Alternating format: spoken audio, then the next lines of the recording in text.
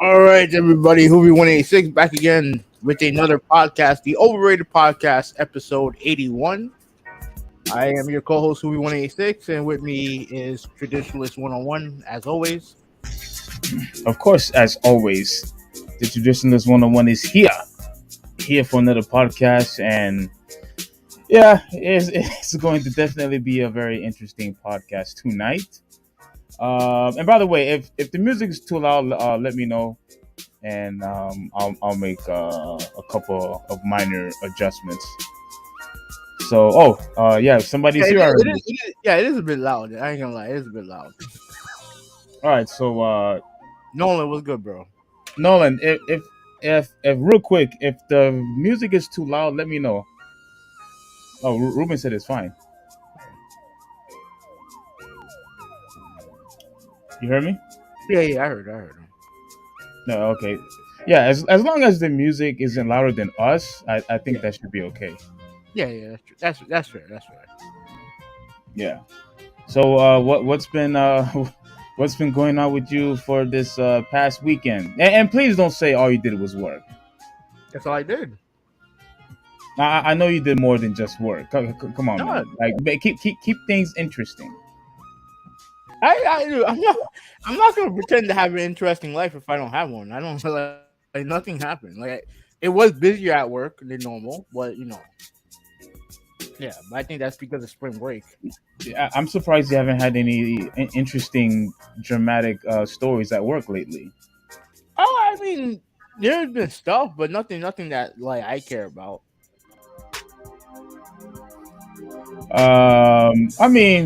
I guess, but usually you have interesting stuff to say regarding to work.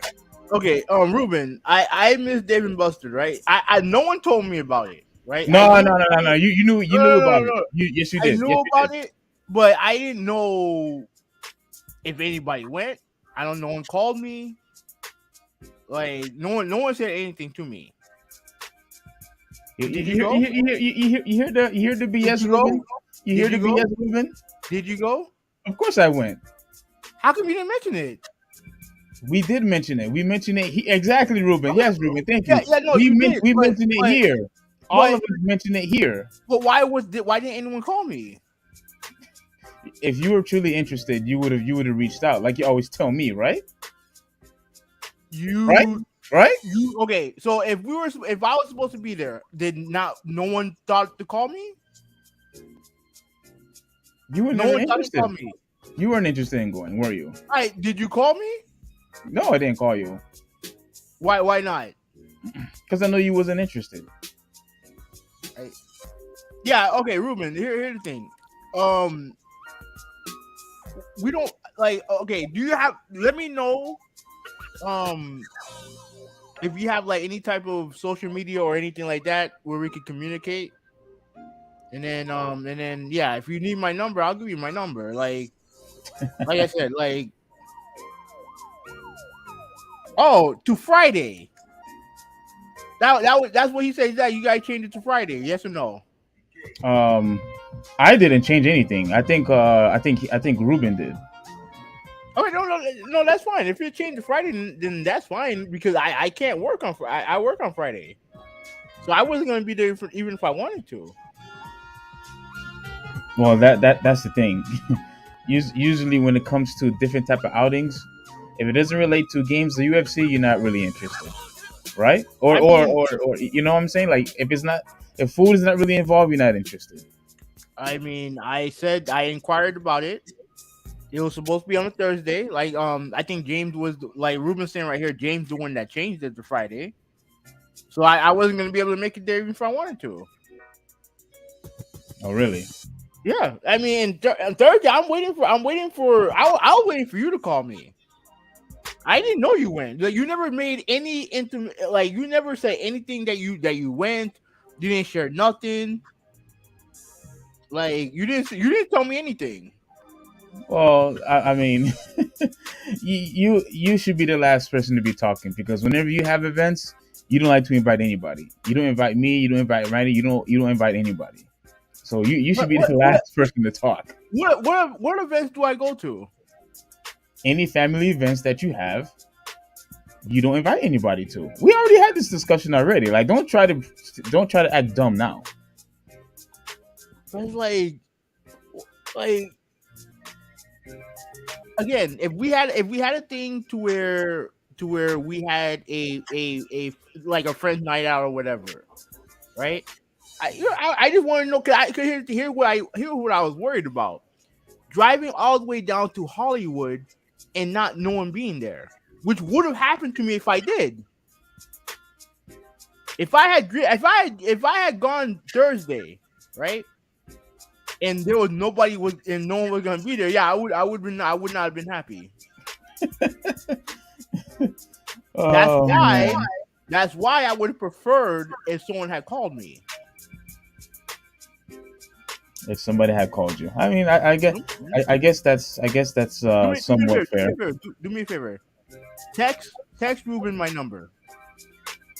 Yeah, I'll do that. I'll do that. Yeah, text him my number, and then I'll save his number. So whenever any information that you need or anything like that, you can just you call me or text me or whatever. Right. So he said that yeah. So he said that once James changed, I assumed that I couldn't make it because I work Friday.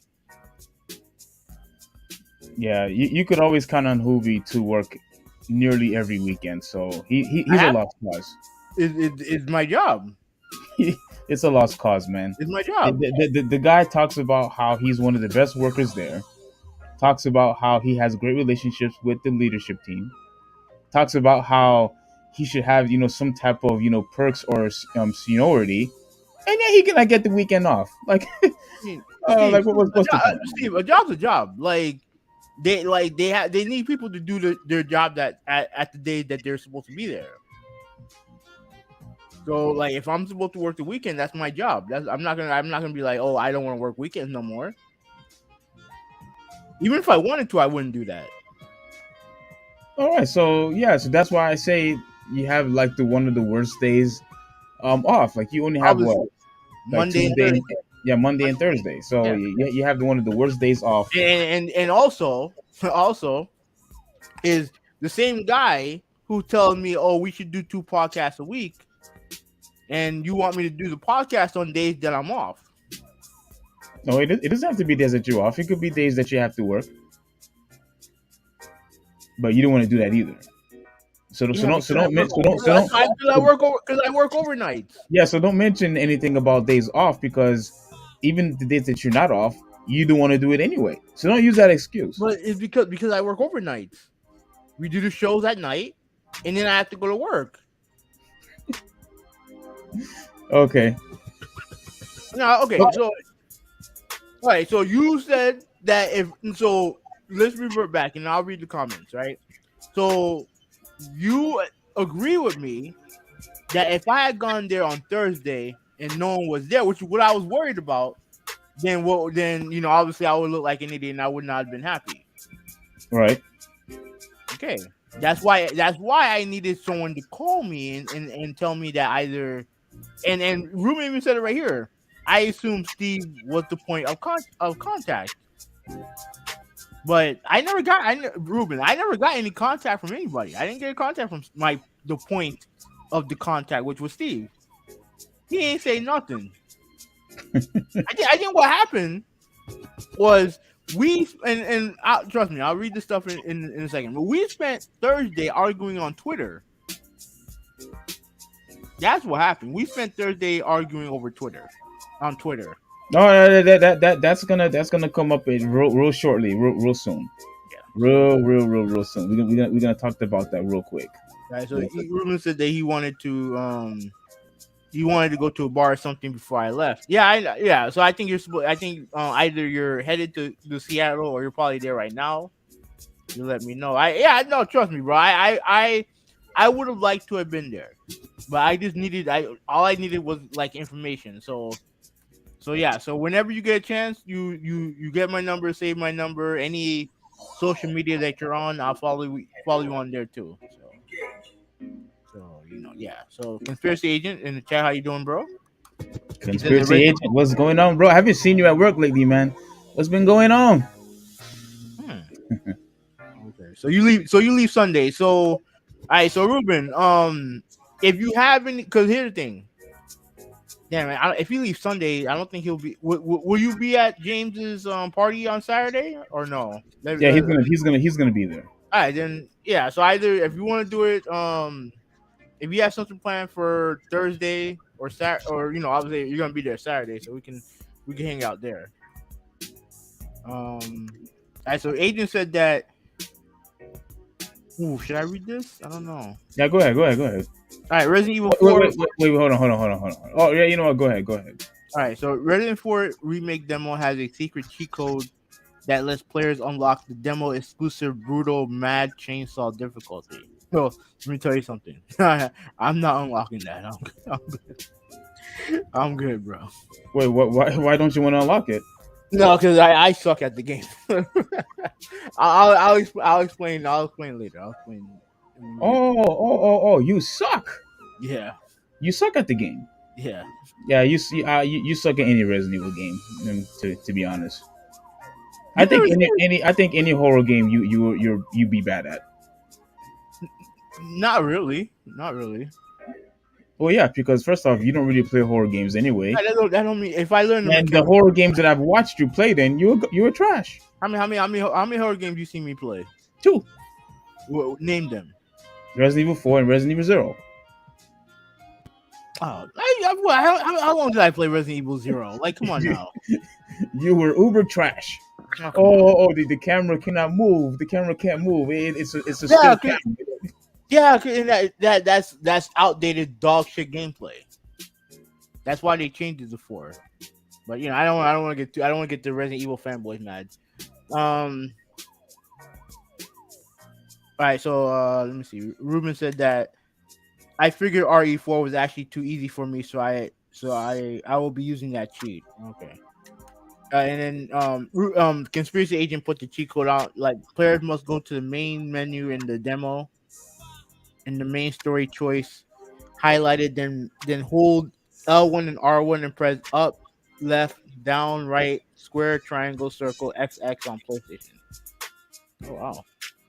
Yeah, actual cheat code. Like that's the last. When the last time you read a cheat code on a modern day gaming?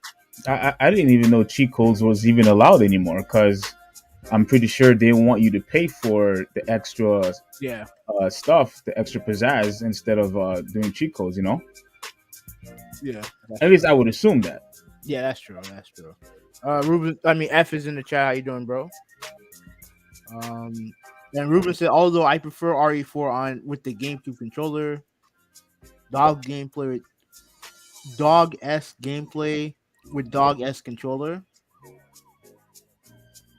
Oh, wait. Are you saying that the game controller is S tier, sir?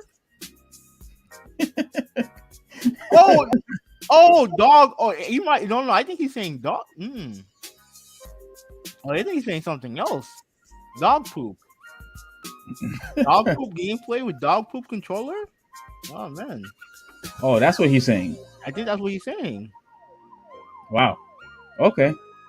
Yeah, we got something to say about that. But all right, that's fine. That's fine. Okay. Well, anyway, thank you guys for being here. Well, okay.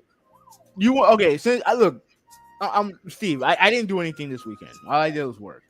Like I did download the RE. I did download the demo, which we'll talk about.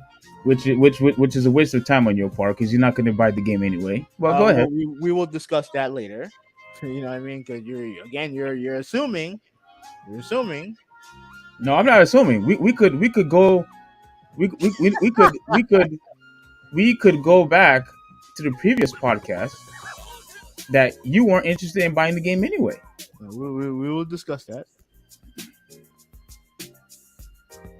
So I mean, like, there's really nothing to say. I have the receipts. Okay. Anyways, so I'm not assuming anything. All right. So you want to talk about what you did this weekend? Well, I mean, it's pretty much more of the same things that you and Jabonis despise. What do I despise?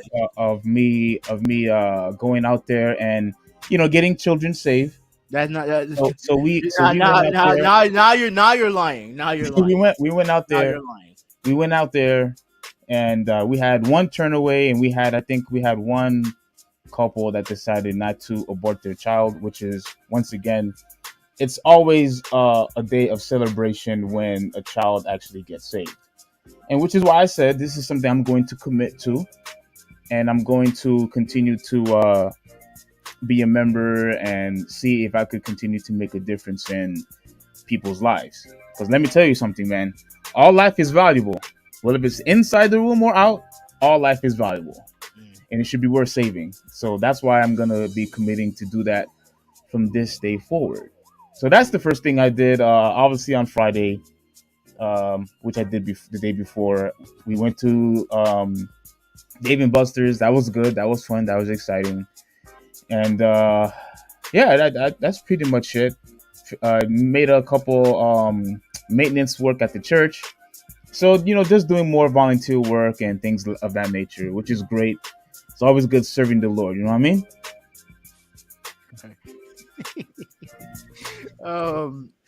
Are you intimidating people? No, I'm not. I'm not intimidating anybody. What we do is we go to the abortion clinic. We pray, we sing, pretty much praising God. We don't go into any type of arguments, disputes, quarrel, whatever term you want to use.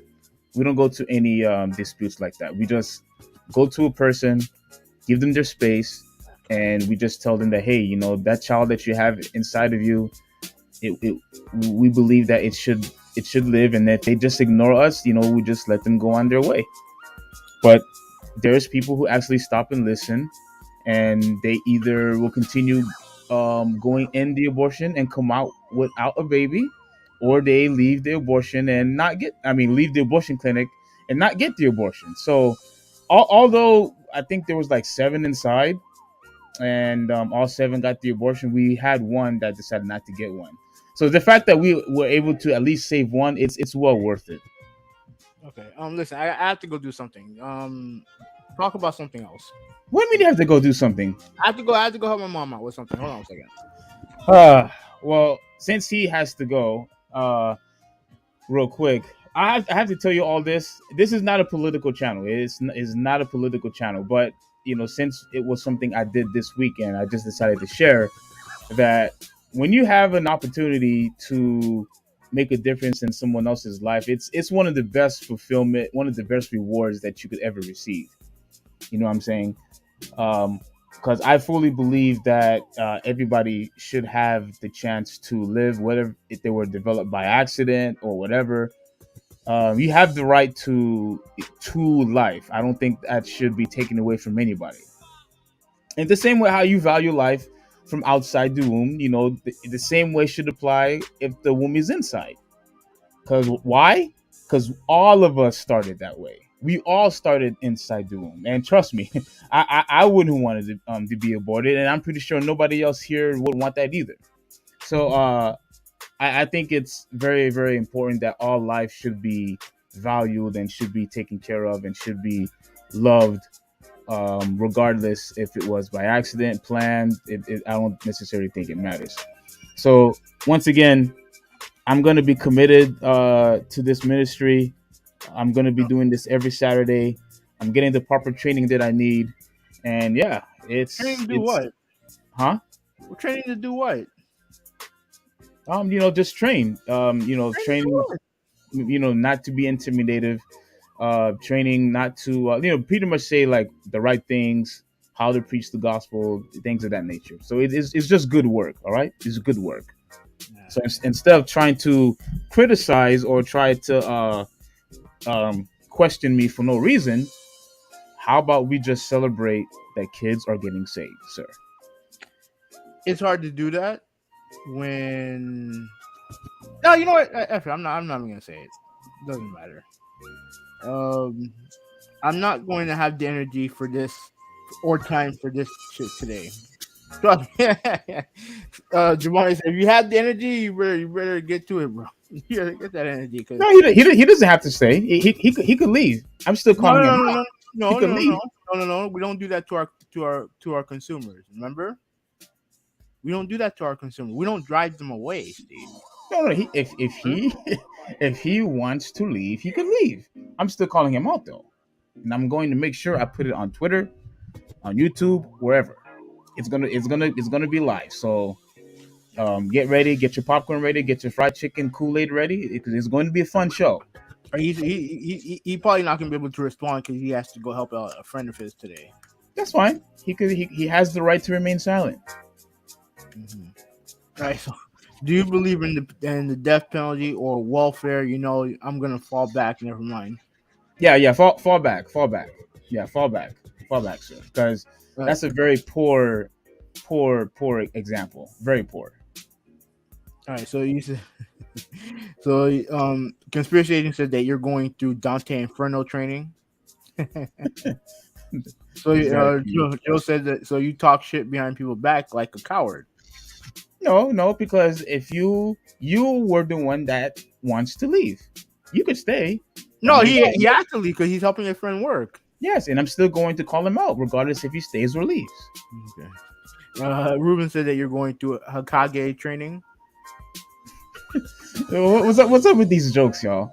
How about we all just sit and celebrate when a kid gets saved, and again when a kid gets saved? Shall we?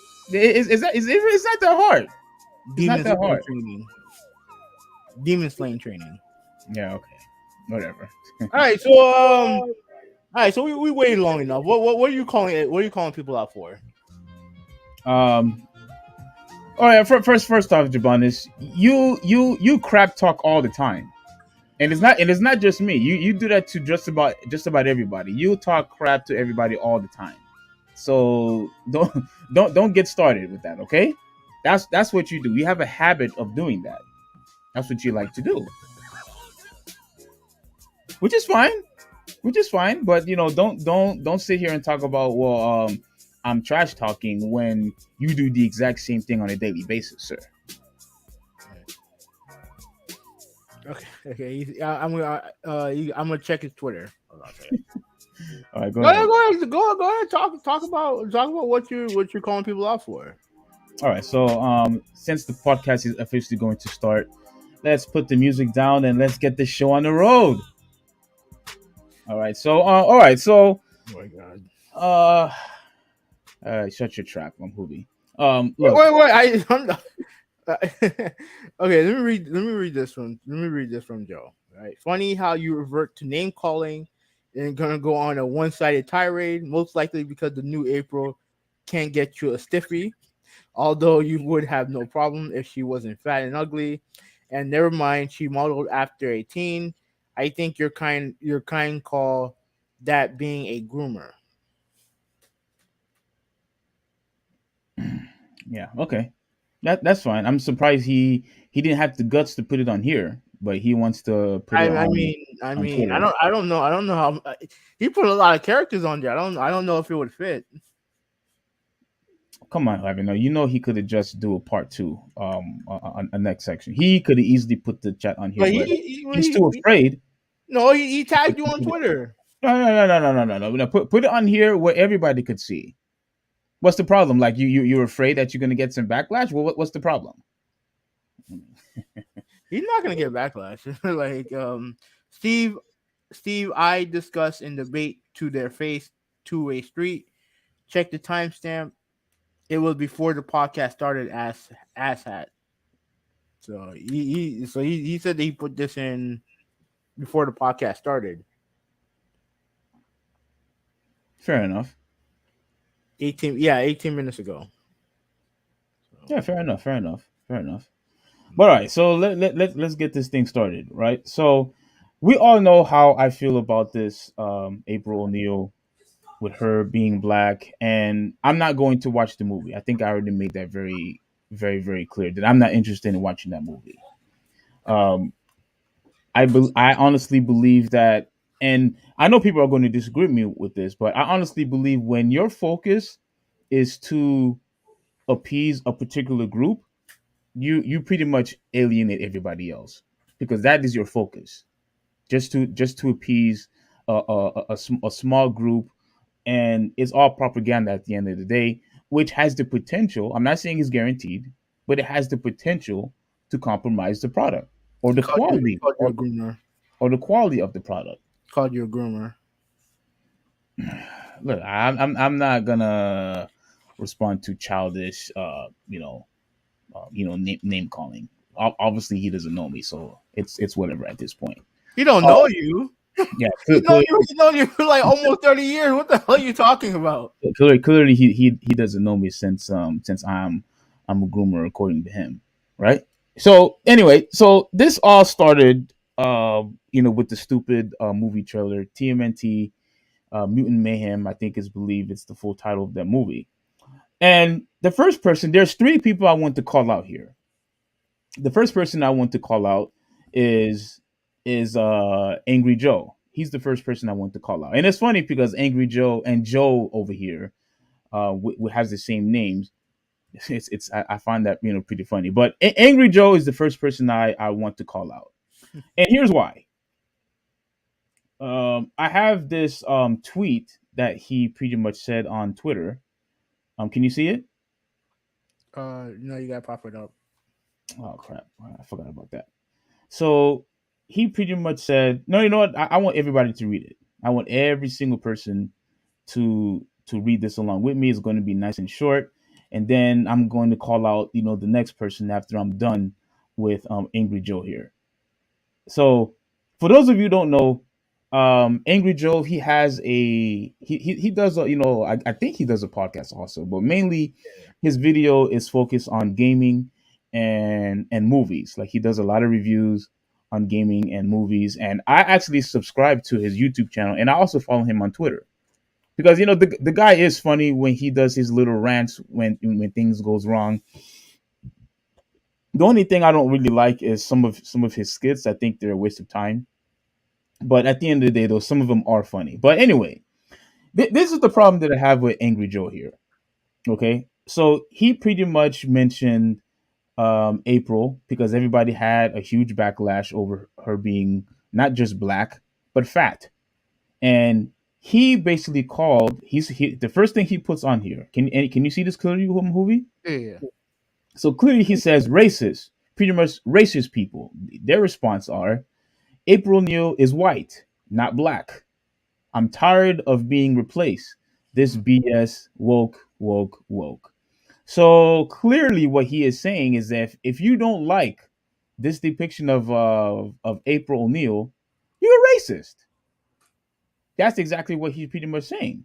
Mm-hmm. And to me, I find that to be very, very interesting because it seems that now, whenever we have a problem with the race swapping or the sex swapping and whatnot, it's automatically means that you are a racist or homophobe or whatever. Like it seems like that is your automatic title, where you don't even try to do any type of digging. You don't try to look beneath the surface area of why we have a problem with or any other race swaps, for that matter. Can I say something real quick before you continue? Fine. Okay. If let me ask you a question. Who would complain about a race swap of a movie featuring turtles who fight crime and a rat who's their sensei? Who would waste their time complaining about a race swap of a character in a show, in a movie featuring like crime fighting turtles and a rat who's their sensei? Who would complain about that? Who would Who would likely complain about that? pretty much all the fans. No, no, no. Because like I said, because despite what you may believe, I'm a fan. No, you're not. Yeah, I am. Your bias is a fan, and you can't use the excuse to not call him a fan that you do with me, right? Because he reads all the comic books that you do, and probably even No, we don't. I don't read the but same. he's a comic book reader. He's a comic book reader. Yes or no? We don't He's a comic read book the same. reader. Yes or no? We don't Yes or read no? the same comics. Like He's a comic book reader. Yes or no? that's fine, but don't. Okay, But I have to say my piece first. No, I have to say my piece first, because what you're saying is irrelevant to this conversation. No, because I need to correct you. Go ahead. Because I need to correct you, because we had this debate a few years ago. Because he tried to claim that the only comics that I read was just DC comics, which was not true. Mm-hmm. There's plenty of other comics, that I read that he doesn't read. He doesn't read Street Fighter. He's a comic book reader. Yes or no? Let me finish. He doesn't read Street Fighter comics. He doesn't read Superman comics. Now he claimed that he reads, his son, John Kent, which is fine, but he doesn't read Clark Kent comics. You know Is what I'm saying? he a comic book reader? Yes or no? I am making the correction of you saying that we read the same comics and we don't. A comic book reader? Yes or no? That's fine. He is. That's all. Yeah, that's all. But we don't read the same stuff. That's fine. My bad. Okay? That's right. At the end of the day, get it right. Yeah, I know you're thirsting for that. But anyway, he's a comic book reader. Okay. Finish your point. No. My point is, I never denied that he wasn't. But finish your point. Okay, but the point is that the only people who would get so crazy over a race swap would be a racist. If they're gonna get that upset over it to the point where they're not gonna watch the movie, because if they're not so racist, then why are they getting so upset over it? Seriously, Hovi? No. Realistically, why would you get so ass hurt over it to the point where you're not even gonna watch the movie? You could come up with all the reasons that you want, but the facts are the only reason why you're not watching the movie is because of this. It's because of this. Now, it had nothing to do with the plot, because we don't know what the plot is. It had nothing to do with the storyline, because we don't know what that is. The only reason why you're not watching is because of this. And the only people that I can think of, and now again, I'm not calling you a racist, guy. I know you don't hate black people. You might as well. You might as well call me one. No, you're going down that route. No. So you might as well call me one. Here's the difference. Because I know you. That's why I'm not calling you a racist. But if I didn't know you, if I didn't know you, I would have to assume that this is the only reason why you're not watching the movie, and I would have to call you a racist, because it doesn't make any sense why you would get so acer over this, and especially when we have situation in this universe where they have done gender swaps, and yet you still watch the movies, you still play the games. So it's like, what are we doing here? What are we doing here? Man, that's all I got. I'm not calling you a racist. You might as well call me one. That's exactly what you're calling me. You said if people who decide not to support the movie or watch the movie in any way because of a character swap, you said they might as well be called a racist. That's what Angry Joe is saying. That's what he's implementing. And you agree with that?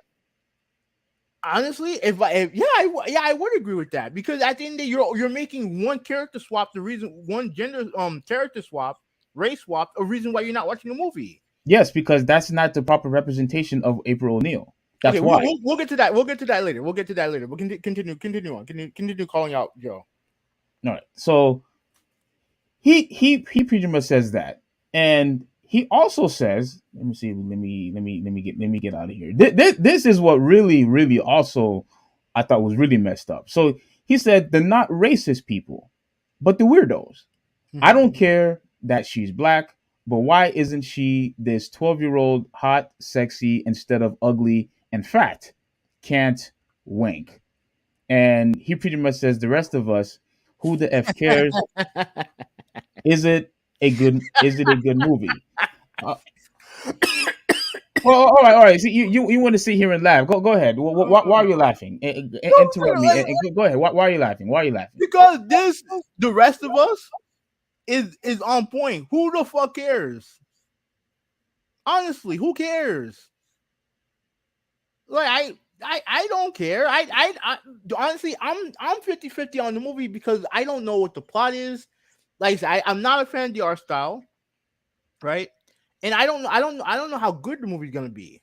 Because I'm not particularly interested in watching the turtles as preteens. And which is who they're portrayed in the movie. They're portrayed as preteens. They're not like how they are in pretty much other adaptations of the series. They're pretty much like starting out as Ninja Turtles, basically, right?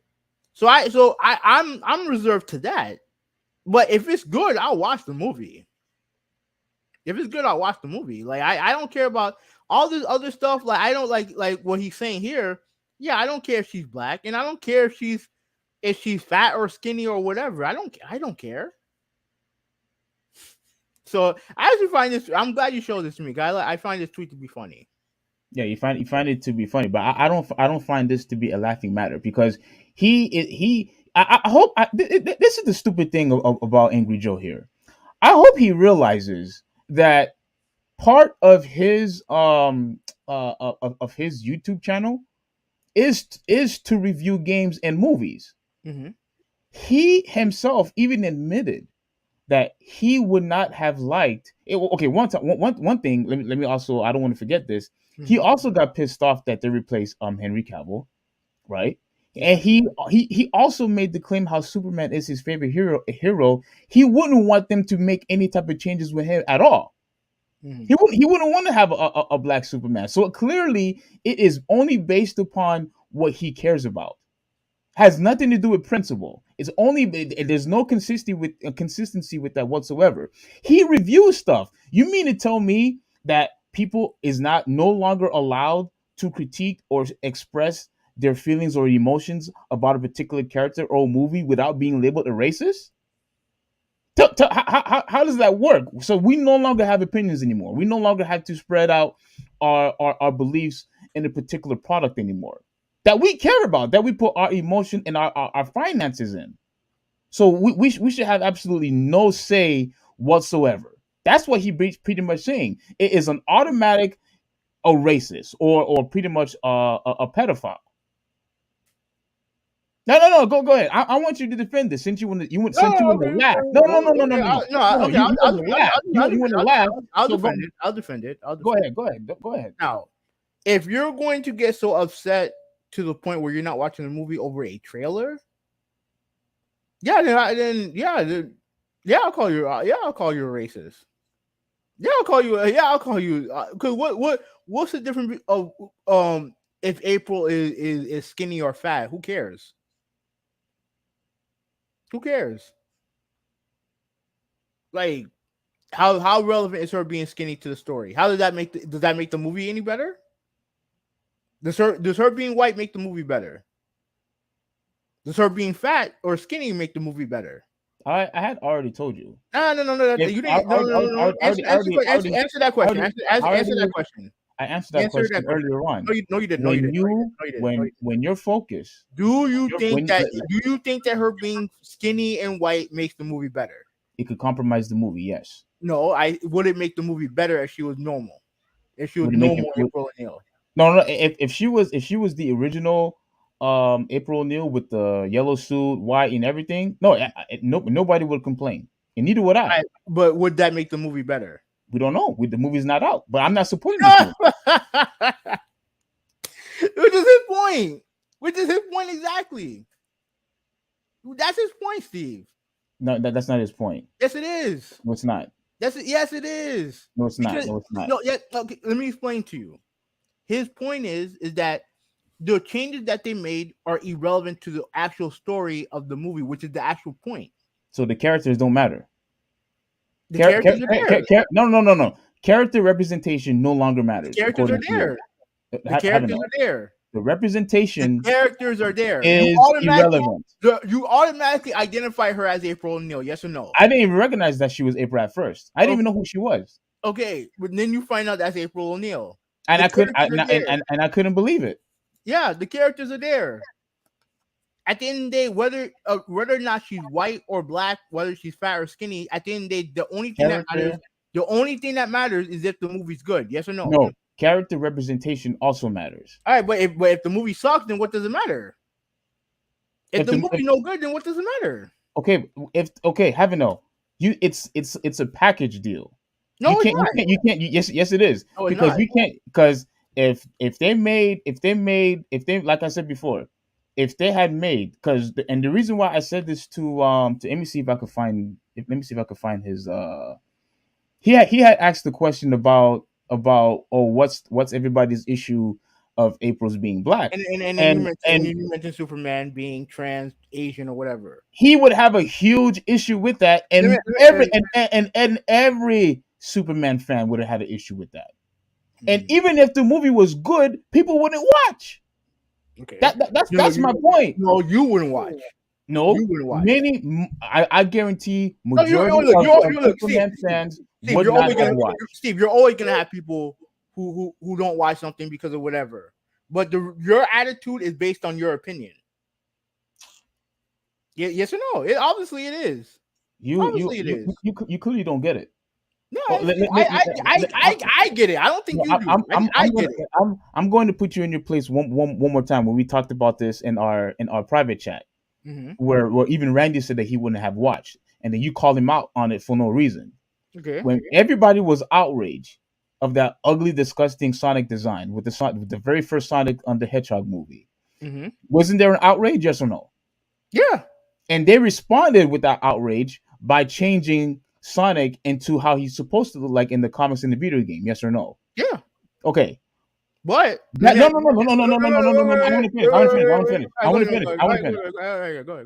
want to finish because this is where I'm going to catch you and Joe and the other Joe. Okay. Would the story have been the same? Yes or no? Of course. Would it have? Would the cast would have remained the same? Yeah. So everything would have remained the same, which means the movie would have the movie would have been good. The movie still would have been good. The only thing that changed was the character model of Sonic. That's it. Yeah. But guess what? Many people said they wouldn't have watched the movie if they did not make the change. Okay. Why? Because we care about what Sonic looked like. We actually care about his proper representation, what we grew up with. Okay. We grew up with Sonic. We grew up with Mario. We grew up with Batman, etc., Ninja Turtles. All of these iconic characters. And if they make a huge drastic change with those characters, that's not the character who we invested our emotions in or who we invested our money in. Okay. That's not the same character. It's a false representation. It's a counterfeit. That's why, regardless, even if it is good, people will not support it. And neither will I. That's my point. Okay. That's my point. Okay. Representation still matters. It's still relevant. So it has nothing to do of a person being racist. All right, then where'd you catch me on then? Where do you catch me on then? Because to me, the only thing that matters at the end of the day is if the movie's good. Again, I agree. They improved the model of Sonic. Props to them. But if I watched the movie and I liked it, that's all I really care about. I don't give a shit how Sonic looks. I wouldn't have watched. I wouldn't if they had kept that. If they had if they had kept that original Sonic model, I wouldn't have watched, and I Okay, guarantee you, millions of the comic Sonic readers wouldn't have watched either. I okay, know you would have watched. I know probably. Jabonis would have watched, but I No, no. wouldn't have watched. Here's the funny thing. I didn't watch it originally. I was just bored at work, so I decided to pop it in. And to my surprise, it's a good movie. But I didn't watch it because of some model or anything like that. No, I watched it because I thought the movie was good. It didn't make the movie better or worse. It just means that they just changed the model. That's it. Which is what he's talking about. Anyway, That's his point. anyway, so he pretty much said, okay, so he was responding to Gabe and Eric July. I don't know if you remember who he is. Yeah. So April O'Neil is white, redheaded lady. Just stop it, you dummies. And Eric July, he also said, I don't know if you could see it, but he said, I'll read it to you. He says, tell me, you didn't pay money for this. He asked the question. New TMNT animated reboot opts to tokenize April O'Neil as a fat black woman. This has resulted in fake fans spreading already debunked misinformation. DOA full video is live, so he pretty much has his YouTube channel explaining further of what he was talking about. Pretty much her being tokenized and changing the character for no apparent reason. Like, why bother making a change? What is the issue of keeping the original model of April? What's the problem? That's not the original model of April. What is the problem? That's not the original model of April. Let's make that clear. Let's make that clear. That's not the original model of April. Let's make that clear. What is the issue? Why do the race swapping? Why? You gotta ask Seth Rogen. No. You want to defend people. Give me a reason why make the sex change? Why make the race change? I don't know. I don't care. Because she's not the reason why I'm watching the movie. If I watch it, she's not going to be a reason. So why would I care? No, you don't care. You don't care about anything. Like I said, talk to Seth Rogen. I'm not talking to that weirdo. I mean, you have all these issues with the movie. Talk to him. I'm not talking to him. What's he going to do? He's going to keep it the way as is, and I'm just going to say that I'm not interested. Maybe you can change his mind. Maybe. Maybe. I don't know. Okay. What are you gonna call me out on then? No, I don't know. I wanted to. Let me see if I still have it. Please tell me I have it. While you look for it, let me read some comments. All right. Go ahead. All right. So, Ruben asked, "Is April still skinny? At least, based on what we can tell, no." He said, "As long as she's skinny, I'm fine." Well, bro, like you're not Ruben, you didn't see the pictures? Ruben, where have you been? Like, you haven't seen the pictures? She looks big in the pictures, but she's obese. That's what she is. Go ahead. I think you're over exaggerating. Go ahead. I went to his house and he literally had comics I had: Boogeyman, Justice League, MMPR, TMNT.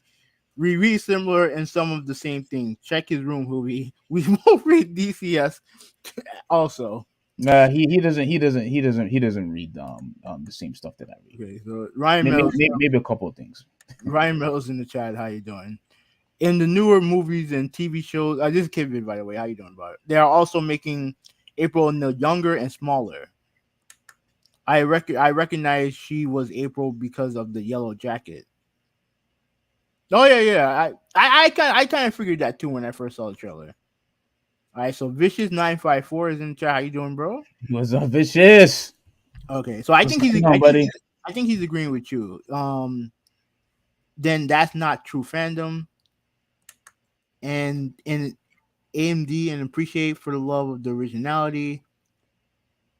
And why isn't she black? Why is she black? Why she gotta be fat? You gotta ask Seth Rogen, bro. You gotta ask Seth Rogen. No, did you find the thing you were looking for? Yeah, I found it. So here, okay, good. Yeah, good. I have it. All right, awesome, awesome, awesome. So let me. Crap, I gotta share this again. That's why you. Yeah, this. Yeah, what you do for now on, just push remove and just leave your screen there. You don't have to. You don't have to completely delete it. What do you mean? When you actually, Go ahead. I have to see how it is from your end, but Well, yeah, but go ahead. Go ahead. You could explain it. What you're saying? no, like when you're like, let's say for me, like when I have like a screen that I want to when I want to show, right? Mm-hmm. What I do is I just push remove and it'll remove, and then when I want to add it on screen, I go to the new screen. Oh yeah, yeah. I can't do that on my end. Oh, okay, Only you have full control of that. okay. All right. I got it.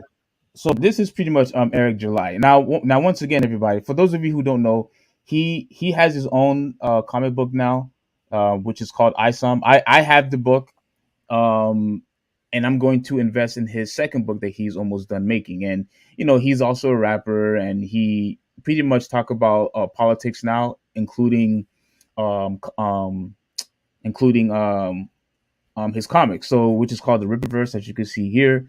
And I love watching him. I think he's very knowledgeable when it comes to comics, because similar to Jabanis, he read comics way earlier than I did, because I started reading comic books like after high school, like way after high school, because I started officially reading like during a little before the Flashpoint, I believe.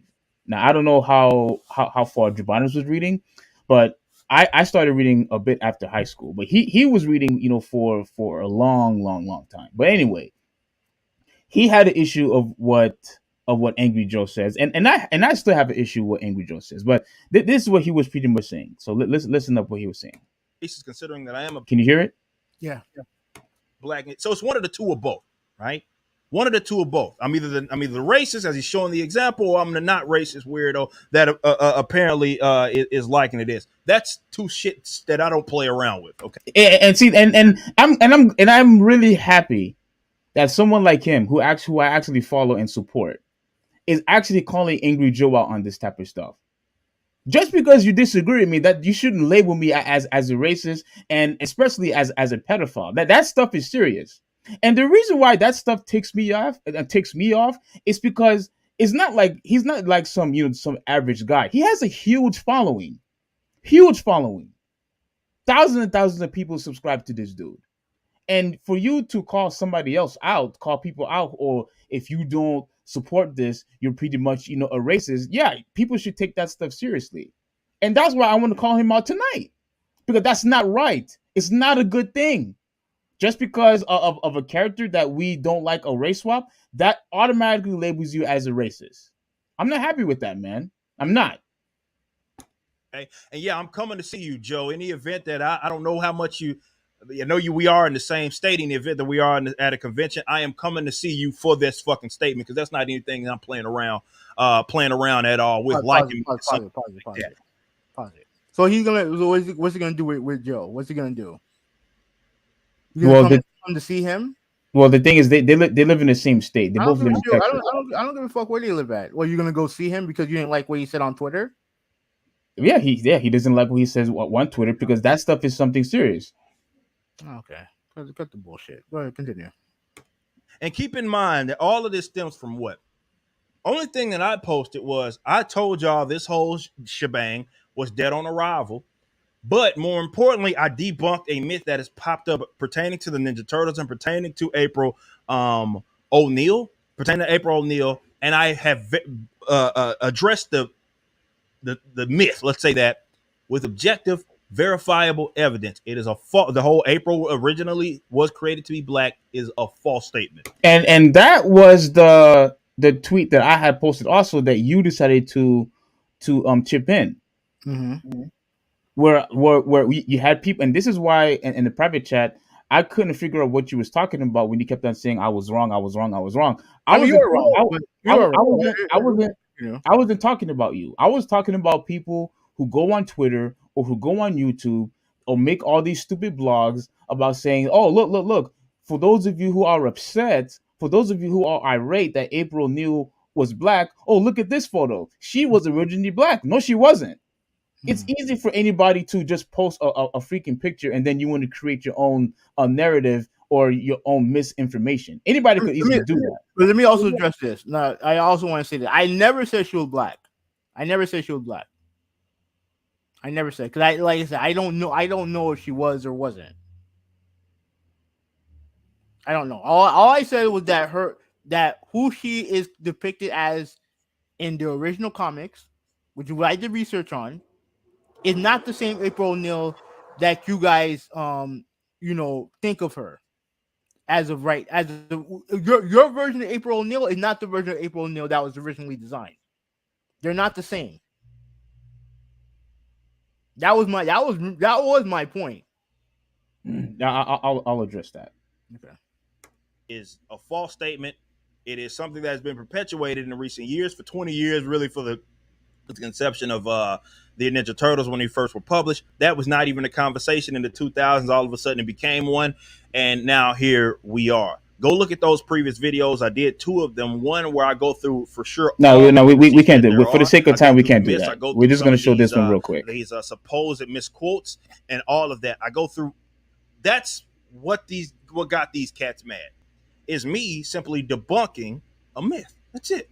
And of course, it came up. Why? Because there was a new movie trailer that was announced, and the myth resurfaced. And I just simply said, "Hey, here it is.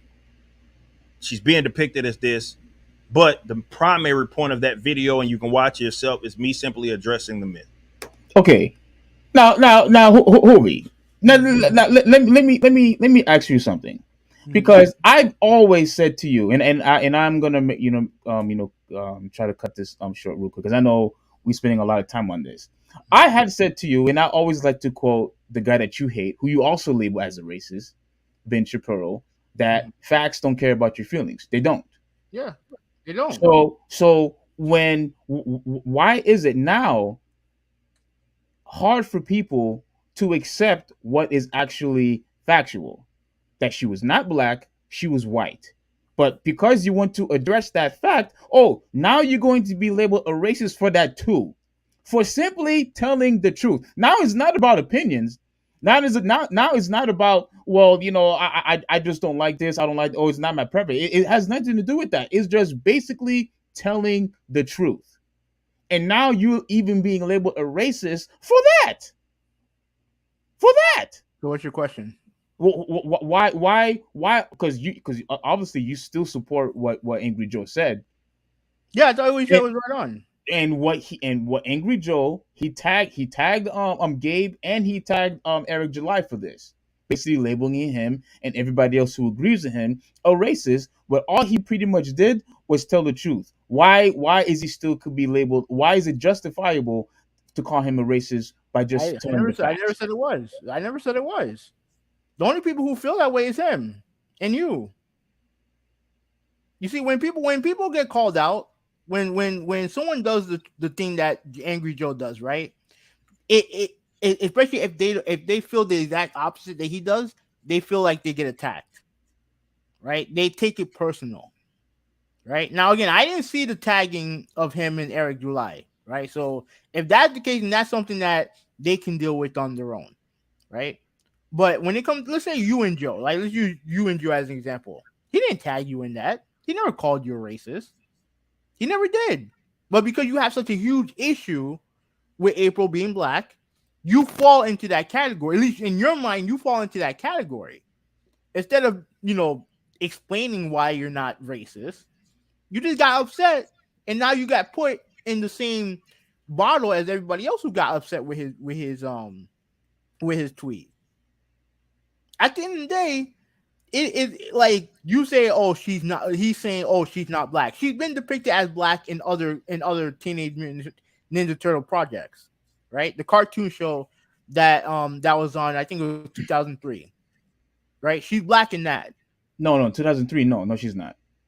No, is it 2003 or 2000? It was one. I think talking about 2000. I think talking about 2013. 13. Okay, yeah, she's black in that. Okay, now maybe they use that as a source to They use that as a source, to make the justification to making April O'Neil black in this one, because she's been black. She's been black in other Teenage Mutant Ninja Turtle projects. That's a fact. That's a fact. Like, you could say that she wasn't originally supposed to be black. Okay, I can hear you out on that. But a fact, and also a fact, is that she has been depicted as black in the past. She has. That's a So fact too. so we have 2 Aprils now. I mean, we have more than two. We have a shit ton. We have so many. So continuity, consistency doesn't matter anymore. Like I said before last week, everything should be a free for all, right? I mean, if you just want Just make her fat, make her trans, make her anything, right? If you want the same shit over and over again, then that's fine. Continue reading the stuff that you grew up with. But every adaptation of a series, especially a series as long as Teenage Mutant Ninja Turtles, is gonna have differences. Well, there's things that has been longer. Of course, and guess what? They've had differences. Going in, and yeah, I don't need to read a fucking comic book to know that. Superman has pretty much been the same. Has it? Has it? If you're gonna follow the continuity, yeah. So it's been virtually the same. No difference in origin story. No difference in character. Like how Superman's portrayed. Nope. It's pretty much the same. Now if you want to include all the different universes and him being evil, that's what I'm talking about. But no, I'm talking about the main story arc, like everything that's been canon. You know what I'm saying? Okay, but if that is going to get me not liking to fucking pedophiles, like I say, you gotta fucking come. You gotta see me, Angry Ho. Excuse me. He has to see me based on that, because that's not anything that I'm playing around with.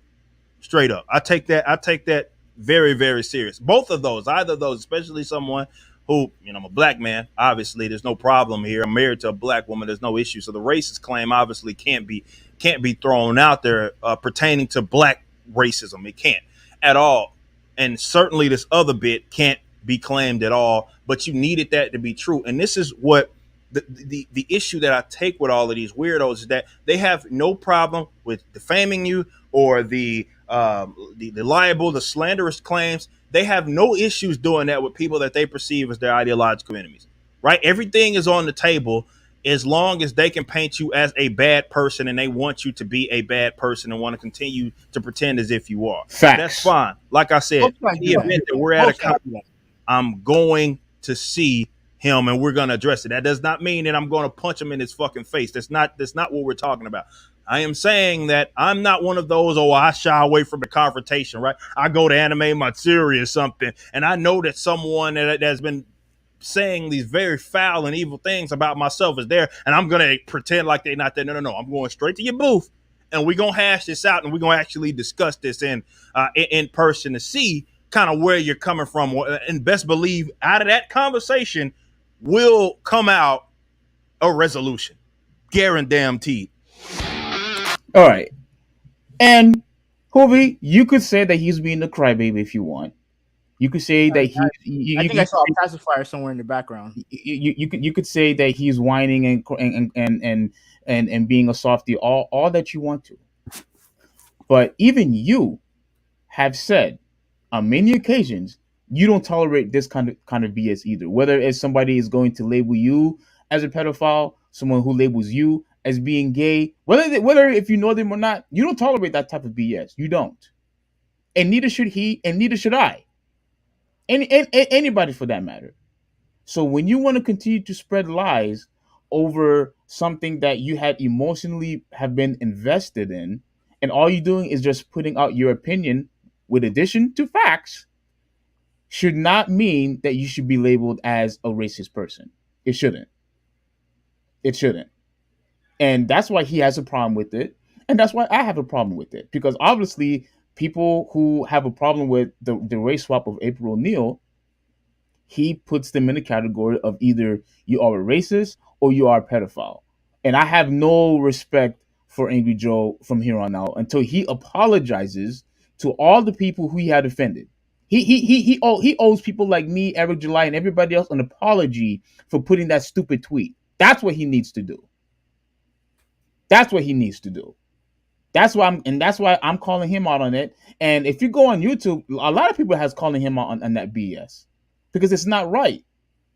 You're defaming people's character and ruining their name. That's not cool. I'm sorry, Hoovy. You may think that that's funny, but I'm disappointed in you for finding that to be funny. Because you wouldn't like that either if somebody have labeled you as a racist or a pedophile or a homosexual either. So, but if you want to go and pick and choose, go ahead and do that. It's not about picking and choosing. It's not about picking and choosing. It's about showing your ass on Twitter.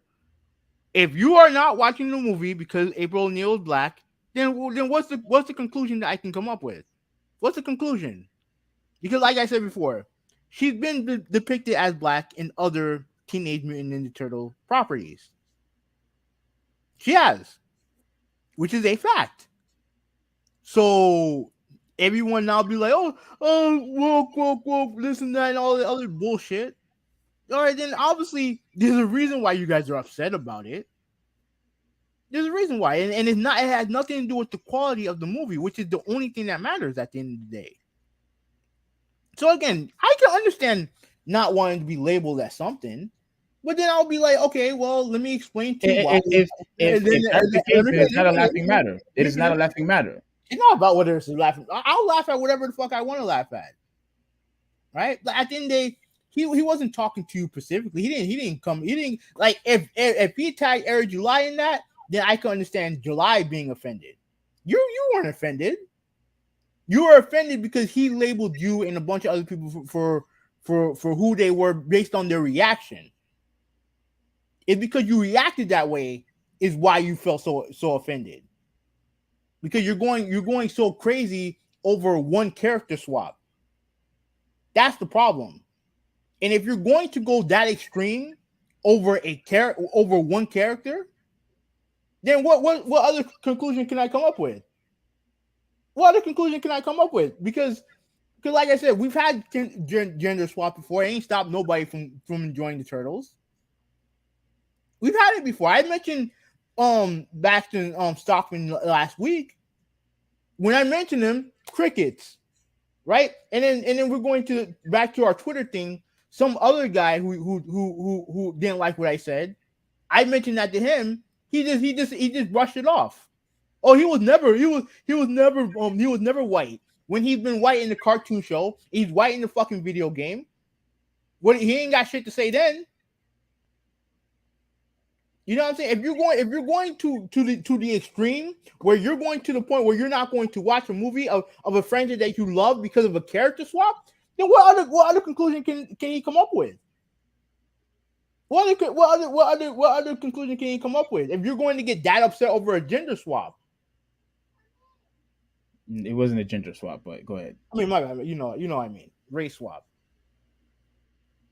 You know what I'm saying? Like if you're going to react to such an extreme way over something that's not important, then clearly there's something that you have a problem with that's a bit deeper than I just don't like the fact that she's black. No, it has to be something more than that.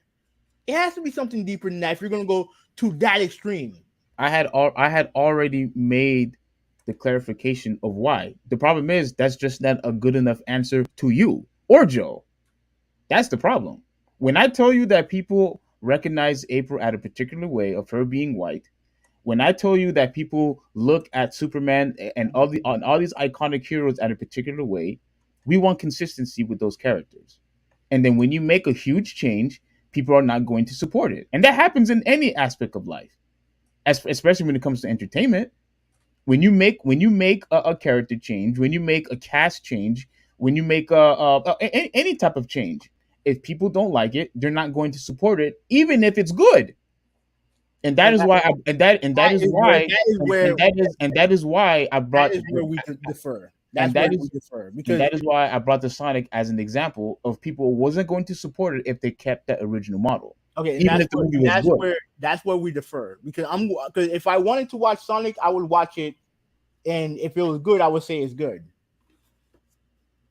Like I think they the people who created the franchise gave it to these creators to represent the game, to represent whatever it is that they're representing in the movie screen, right?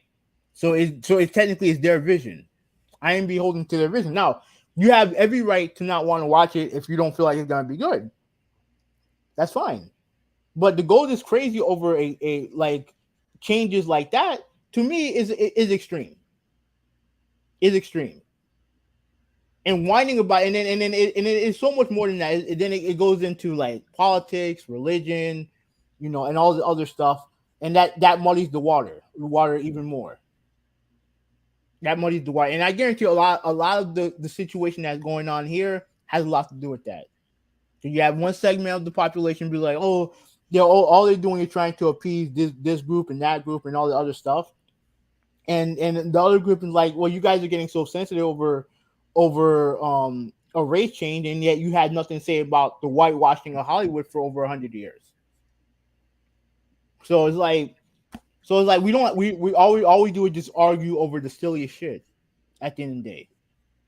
And at the end of the day, all it is just silly. All right, go ahead. Fine. Let me read comments let me read some comments because we have a lot. Okay. Kid Vid said that April O'Neil was originally black. Look at the 2014 article above. Kid Vid, you were already proven wrong, buddy.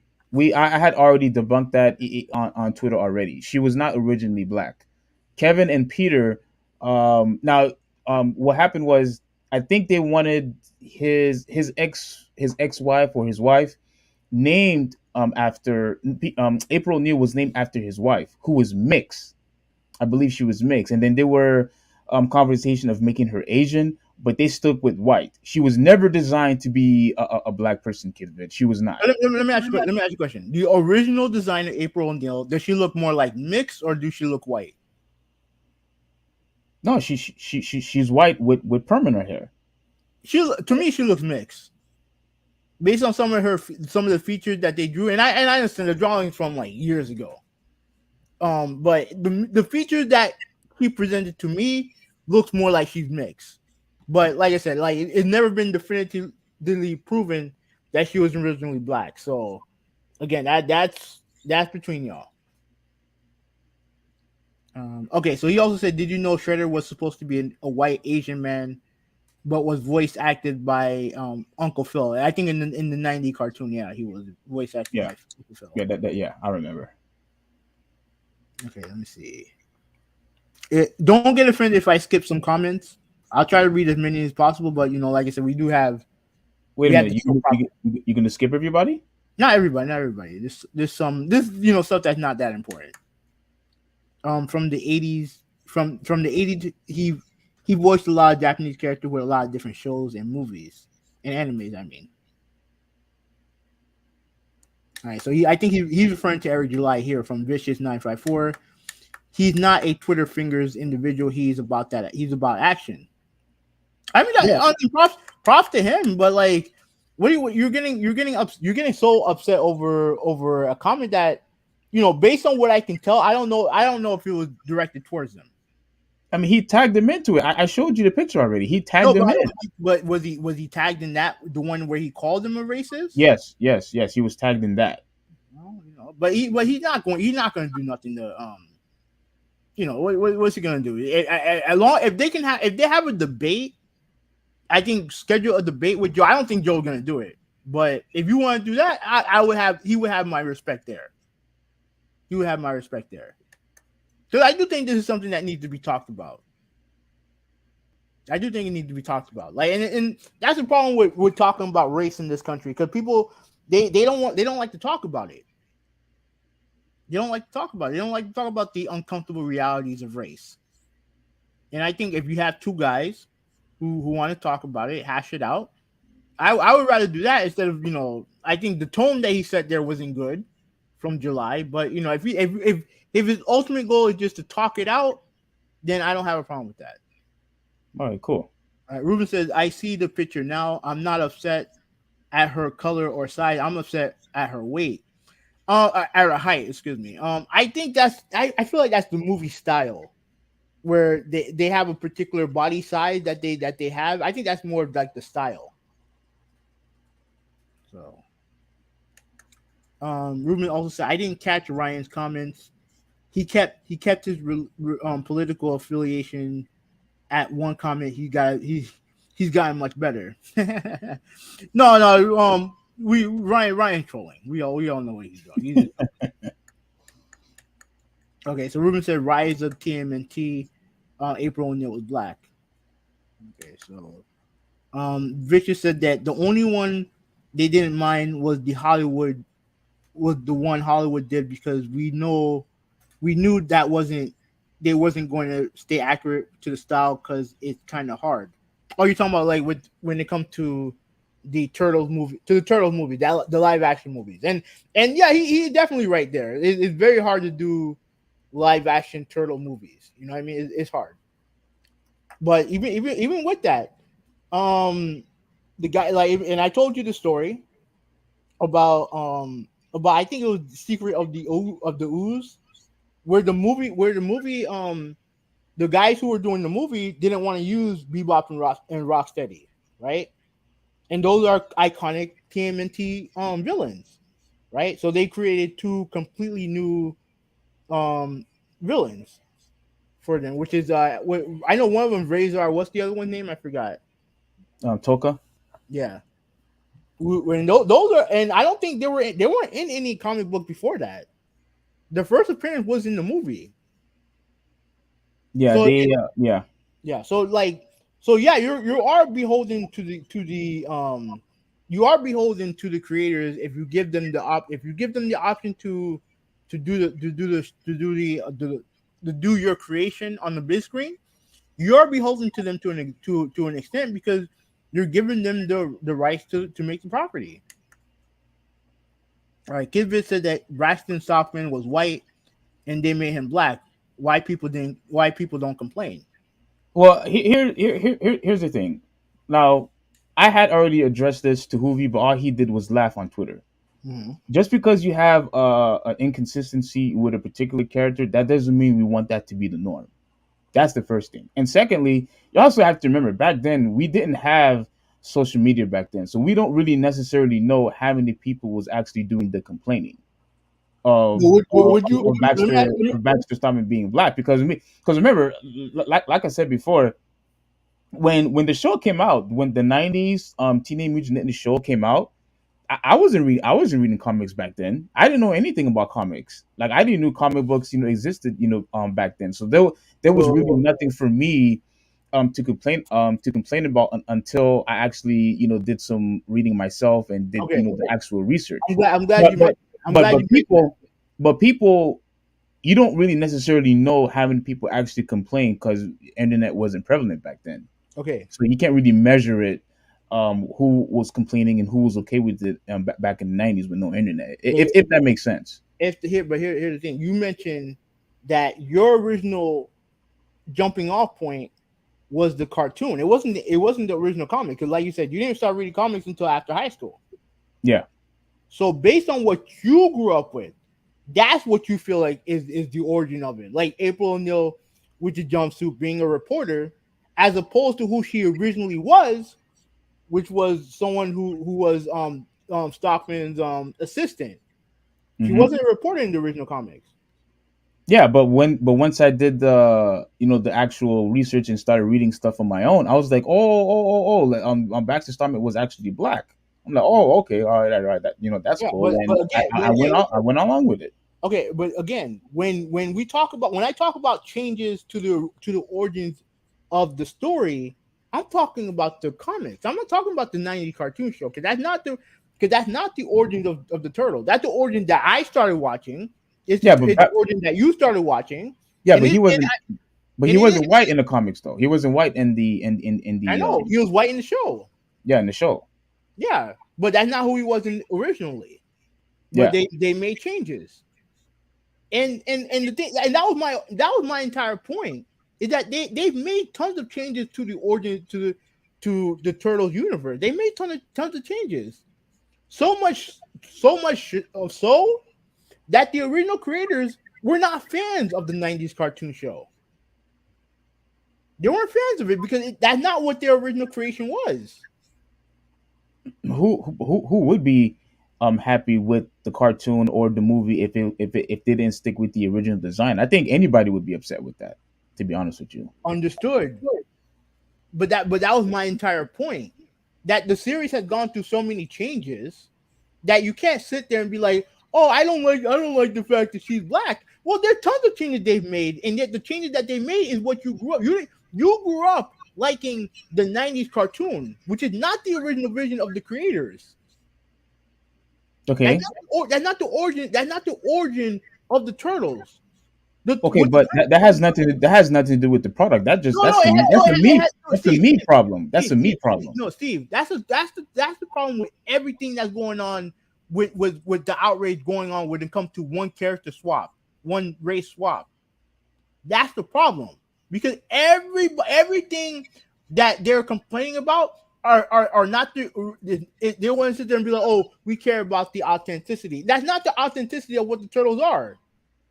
If you really gave two flying fucks about the authenticity of the turtles, you would be going by what the original comics were about. What you got with the '90s version of it is a PG version of what you got, and because a lot of people grew up on that, that's what they romanticize about. And look, I understand, I get it. You want to see all your characters how they were when you grew up. I get it, but at the end of the day, regardless of what changes they make, the only thing that should matter to me, the only thing that should matter to you, the only thing that should matter to Eric, the only thing that should matter to Angry Joe, Raggedy Joe, and everybody in the chat is if the movie's good. That's the only thing that matters. You want to know why I didn't watch the Michael Bay movies? Because I don't like Michael Bay. I'm not a fan of Michael Bay. I knew those movies weren't going to be good. That's why I didn't watch. You want to know why I didn't watch some of those cartoons in the 2000s and stuff like that? Come on, I knew those shows weren't going to be good. I knew they weren't going to be. I knew I was going to like them. You want to know why I bought Shredder's Revenge? Because shit looked good, so I bought it. At the end of the day, if you don't like it, that's perfectly fine. If you're not interested, that's perfectly fine. But I don't want to hear this whole stuff about, oh, I want it to be authentic, because that's not what you guys want. You want what you grew up with, not authenticity. No, That's obviously not true. That's obviously not true. Because All like right, I then said, we'll disagree to disagree. Then we'll disagree to disagree. no, Because no, I already put everything out there. I put because everything out. you're trying to say that, how do you know what people care about, or what they don't care about? Like, come on, man. I mean, Like, don't, that's very in disagreement with it you. depends on what everybody. It depends on the individual. It depends on the individual. If you care so much about April O'Neil being white, skinny, and attractive, then all right, then that's your prerogative. Then Yeah, that's your because prerogative. because look at April right here. Like I said before, I didn't even recognize that was April in the first place. I didn't know who I didn't. I'm like, who is this chick? So when I found out that it was April, I was like, what the hell? What the hell is Seth Rogen doing? Like, what is this? And don't get me started with Splinter with his stupid afro. Now you claim that you like the afro with Splinter, and look, that's fine. You think it's cool. You think it's nice. That's fine. But once again, that's not what he looked like, and I don't appreciate them changing a particular character and say, "Well, here you go. This is what we have for you. We don't care about authenticity. We don't care about representation. We just want to do what we want, and you are going to like it." No, I'm not going to like it. I'm not going to watch it, and I'm not going to buy it. Plain and simple. Now, look, I really lost track here, but the reason why I wanted to call out Javonis is I'm just gonna do the tweet real quick, and then I'm gonna just move on. All right. Be careful with the trailer, please. Um, Okay, so I pretty much said another product ruined.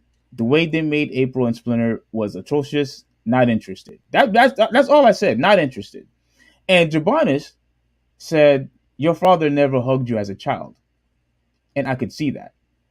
Now, okay, you see, when people got upset, the reason why I got ticked off with Angry Joe was simply because instead of trying to, I guess, give a dialogue, maybe express your opinion about why you think the character change probably is going to be good. What he did instead is attack the people. This is what Jabonis did to me. He attacked me. He didn't even bother of trying to explain his position. All he did was attacked me. And why bother get my dad into this? Well, he knows my dad. He came over so many times. This guy has been fed. This is the same guy that people always, my family is always asking, oh, how Jabonis is doing, and instead of just saying, oh, shut the f up like he always liked to do, instead of just saying, oh, you're just being an idiot like he always liked to say, he wants to say your father never hugged you as a child. Where did that come from? Why are you attacking me for? And Hoovy, you could defend Jabonis if you want, but I don't take stuff like this lightly. I don't. Isn't that something that you should talk to him about then? I don't take stuff like this lightly. And if you want to defend him, I honestly don't want you to talk. I don't. I don't. Well, no. If you are going to defend Jabonis, I actually don't want you to talk because that's where I would just leave this podcast right now. Listen, Right? listen. And like I said before, he has always insulted me because of my opinion. And I always like to enjoy calling him out on it, saying things like, "Oh, you don't even have any reason why you disagree. You just disagreeing just for the sake of disagreeing." All that is fine. If you want to curse me out, that's fine. But when you say stuff like this, that's what you're crossing the line. If you That's when you're crossing the line. if you're offended, you should And call. then what else did I say? I said you obviously have no standards in regards of anything in life. You enjoy garbage and mediocrity. So I don't want to continue on with the because look, we're already what? How long are we in? We're already a half hour, an hour and a half in already. Like this is, I didn't expect it to be this long. I wasn't. I'm not surprised. I knew this was gonna take this long. You were I, calling out 3 people. yeah. I wanted to call you out, but at least had a little a minor discussion of No, what no, went go on ahead, with call me you. out. No, call No, me no, no, out. no, no, no, no, no. Like it's a lot. It's a lot. Like it's too much. But the thing is, my overall point is that if you don't like somebody stance, you don't like somebody's position. My thing has always been talk to the person about it, but don't go ahead and insult the person and attack the person like Angry Joe did. All he did is just attack people. That's all he did. He attacked people. And why in the world are you going to get another family, a family member involved here when it comes to me? I mean, that doesn't really make any sense. And clearly, he's going to be all prideful and now apologize for it. But I am a Christian. I have no choice, but to forgive him for it. But stuff like this, like I don't tolerate, stuff like that. All right, then you I have I, to I, talk I, to I him. really I really don't. All right, so instead of airing it out on a podcast, you couldn't call him. You have his number. If it bothers you that badly, you should just call him. You don't have to air it on the podcast. No, no, no, no, no, no. Look, I did what I did. It already been done. It's already been done. All this just because of an opinion I had with April. So you're gonna call me out or no? No, no, we gone far. You know what? Fine. Let me call you out since you brought it up again. Let me see. When you get there, let me read some more comments. I'm already here, but go ahead. Okay. I hope they change street sharks and biker mice, and it pisses off traditionalists. This from Ruben. Kidvis said, "Is it because Baxter Stockman is a bad guy or not a good guy? So it makes sense for Baxter to be bad and black?" Question mark. Yeah. That's your question. Is it because Baxter Stockman is a bad guy? No, I don't think it's because he's a bad guy. I don't know I don't know why they wanted to make him white. I honestly really don't know why they wanted to make him white. But they actually made him black like he was in the 2000 Ninja Turtles. In the 2000 anime, which is I think is the best one out of all of them. But they made him black on that one. Okay. All right. So Ryan Meadow said, "Bro, Steven, the way you be talking down to people, someone would think you've been reading comics for decades." I mean, no, like there's a lot of catching up I need to do, but no, I was reading comics like I said, a little after high school. So yeah. Okay. So Kid Vid says, "Just saying why people don't complain about Baxter Stockman being black." Well, good, because he was originally black. See, Yeah, this is what happens when you don't read comics. He was originally designed as a black character. In the original comics, he was a black character. A but black he's saying that they changed him white and no one gave a shit. Again, you don't know that. We didn't have social media back then. You don't know that. Okay. He said also America was founded on pedophilia. That's true. Oh yeah. No, he's right. He's right. So you want to talk about more political stuff now? Is No, that what you're gonna do? he's right. He's right. Malta said, "Hey guys, here we go with the Teenage Mutant Ninja Turtles." Yeah, I'm sorry. Yeah, I'm sorry, man. But Oh man, that's yeah, funny. that's how it is, man. So he said that he saw Motley Crue and Def Leppard last night. That's good shit, man. That's good shit, man. Bro, stop complaining about a cartoon. It's for children. Okay. All right, so Kevin said that Sonic character design was terrible. That's different than from being black or white. I think you guys are just racist about April. Wait, hold on. Wait. What? Why is it different? When you One is a risk change. That's the difference. okay, it's still a change. All right, but The result is that there was a character change that people did not recognize because it was the wrong depiction. It was a false representation. okay, That's a fact. okay, but that's not the difference between black and white. Well, okay. Well, why not? Why? Tell me why.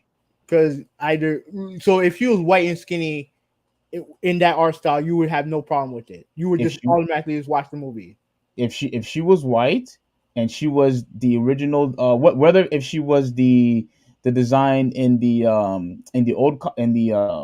original comics or whatever, if she wasn't race swapped, yeah, I would watch the movie. Absolutely, I would watch the movie. Oh my god. Chris said, I like this comment. I feel like when they race or gender swap, they are pandering to said people. It was a change. It was changed to. I feel like it's a disservice. That's exactly what it is, Chris. I'm glad you said that, Chris. I'm really glad you said that. Let me ask you a question, Chris. Right, and then you can comment. You can comment whenever, right? So I'll try to read your comment. Who is it a disservice to? Who is it a disservice to? Because like I said before, when you look at all the different variations of April O'Neil, there's lots of them. There's different variations of April O'Neil. Okay, so who is it a disservice to? To the fans of the 2013 cartoon where she's also black? To the 1990s cartoon where she's white and she's a news reporter? The original comic book when she's Stockman's assistant? Who is it a disservice to? That's just a question. Nothing. I don't. I'm not saying you're right or wrong, but I'm just asking. I'm trying to figure out who's it a disservice to. It sounds like you are saying that he's wrong. No. Also, he also said this. Hold on, let me get this. He said also if a race swap and I feel it's annoying, that does not make me a racist. Thank you. That was the whole point that I was trying to say. What Eric July was trying to say. Just because you don't like it, that doesn't mean that you were racist. or pedophile for that matter. But why? But why do you not? But the facts are that you're going to the. And again, Chris, I don't know if you're going to watch the movie or not. But if you're not going to watch the movie, why are you not watching the movie? If you're going to go to this extreme over a simple, swap, then like questions have to be asked, because I would not go this hard over something so meaningless. That's my point. At least that's my point. Let me ask you a question. Who 186? Because I think you didn't want to answer the question. Mhm. But when people was asking Angry Joe, would you be upset if they made Superman the size of a sumo wrestler? Mhm. And so are you saying that if people decided not to watch that movie, that they're being racist too? I mean, it depends on why they're not watching. No, don't play dumb. You know why they won't. You know why they're not watching. You know Because why they won't. here's the thing. When it comes to Superman, my opinion of Superman has been front and center. It doesn't matter who they create him as. He's an alien. The way that you guys depict him as is a white man. He's an alien. So he could come in with 3 toes and one ass cheek. Like it doesn't matter to me. Why? Because he's an alien. You didn't answer the question. What I because like Steve, I don't know. I don't know. No. Okay, I don't know. I'm gonna tell you why. Because if people are getting so asked over Superman being black, what am I going to assume? What am I going to assume? If they get asked over him because he's Asian, what am I to assume? Going to all this, what if he was a fat Asian, donkey or whatever? Like, what am I supposed to do with that? What am I supposed to do with that? You know what I'm saying? Because you know what they're trying to say. You just trying to ignore it. You're trying to dismiss it. Even if some miraculous way that they were able to make the movie good of him being portrayed as a sumo wrestler throughout the whole entire movie, like that. This is the new Superman from now on. We are going to make Superman fat, and he is a sumo wrestler. Yeah, and a tranny and a cross dresser. If I like all of that, all the other stuff. Everything. Give him everything. What you're saying is we should still watch if the movie is still good. Yeah. That is ridiculous. That you sound ridiculous. Go ahead. Next. No. Why is it ridiculous? Because I'll tell you why you think it's ridiculous. Because I watch good movies. You'll watch any dog shit as long as you have your favorite character in it. That's already been proven. You play or watch anything dog shit as long as it has your favorite character in it. You'll watch anything. I'm not that way. It's a package deal. Go ahead. Okay. All right. So Forte 89. Of course, they don't want to talk about it. Even the infrastructure was built using racism. Okay. All right. So that's interesting. But go ahead. Mm-hmm. All right. So Ruben said Tolka and Razor was a Harley Quinn situation where they were adopted to a book instead of from. I think he cut off there. I don't know if he continued. So Harley Quinn, like, where is she? She's obviously from the comics. That was the first time she appeared in the comics, or? Yeah. Well, hold on. I'm trying to remember if she first appeared in the comics or was it the anime? No, I think it was the comics. Yeah, but there was a whole huge controversy with her because they were saying that she was originally supposed to be bisexual from day one. Mm-hmm. And a lot of people was the creator was like, you know what, no, let's not do that. Let's just keep her straight. And she's straight up gay in one of the Batman shows. Like it's more of a comedy. Yeah, it's more of a comedy more than anything else. But Yeah, similar to Teen Titans Go to a degree. No, no, no, no, no, no, no, no, no, no, no, no, no, no.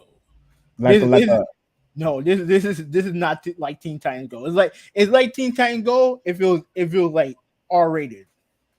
yeah, that's what I mean. Yeah. Yeah, okay, but yeah. So she's pretty much straight up gay in that one, and I do want to watch that show. That show looks funny, and all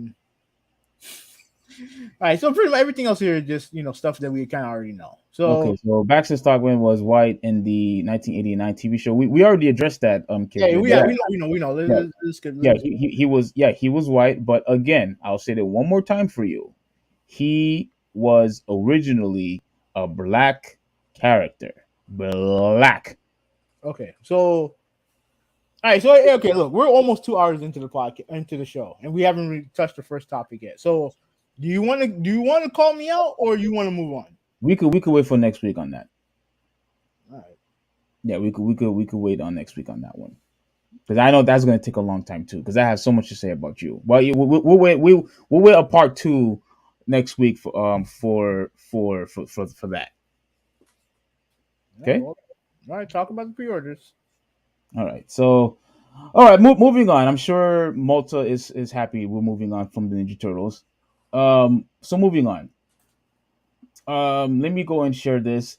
I pretty much dodged the bullet, and and although I'm happy that I dodged the bullet, I'm still kind of like something like I think I actually feel bad for the people who actually pre-ordered these.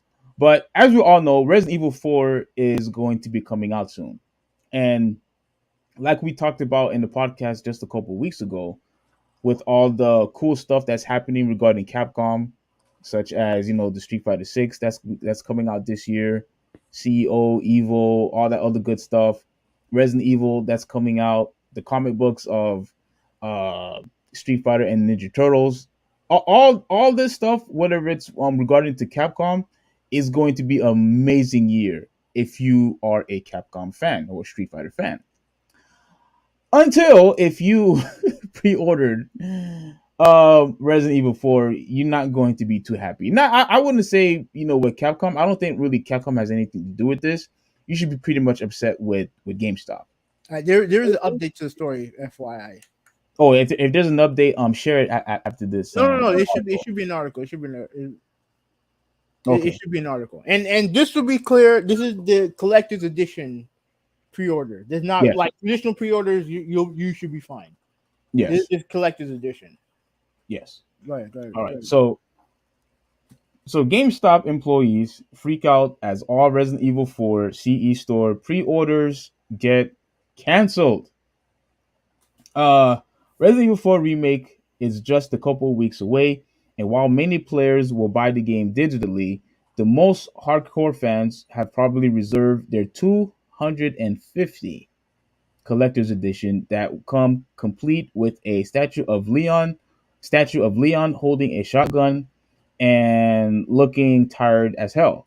The collector's edition were GameStop exclusives, however, and on Tuesday the company announced all in-store pre-orders has been canceled. Now, once again, everybody, the $250 collector's edition that people have pre-ordered, usually you have to put like 25 or more in order for you to qualify for that pre-order. You have to spend a lot of money, similar to what I did with the Street Fighter 6 um, collector's edition, where I had to actually put in 25 for that. I think you had to put that amount or more for this edition. And so here's what happened. So now employees are as exhausted as Leon at the prospect of having to call their most local customers and deliver the bad news. If you pre-ordered Resident Evil 4 Collector's Edition in store, see that's the key one here. Like inside, if you went inside the store at GameStop, they just issued a memo stating that the CE won't arrive in stores and will not be fulfilled arriving. Pre-order King Wario 64 posted on Twitter last night. Does not mention anything about online orders, so I assume online orders are not affected. No, I think I did a little bit more research on it. People who ordered it online, they're not affected at all. Oh, okay. So if I go online, then I can pre-order it. Well, the thing is, I tried to pre-order it online and it's sold out everywhere. Yeah, I just did. I checked just now, and yeah. Yeah, I checked like a while back, and I bro, they sold like hotcakes. So this is Wario 64's tweet. So shout out to him with the news. So big shout out to you, Wario 64. Yeah. If you pre-ordered Resident Evil 4 Collector's Edition in store at GameStop, they just arrived a memo stating that CE won't arrive in the stores. Um, God. and this is pretty much how the collector's edition is supposed to look like. And if it would just load real quick, come on, come on. Okay, here we go. And I'm pretty sure you don't care about any all this other extra stuff. No. But I don't know if you remember when I showed you the Cammy statue that I just got from Ed.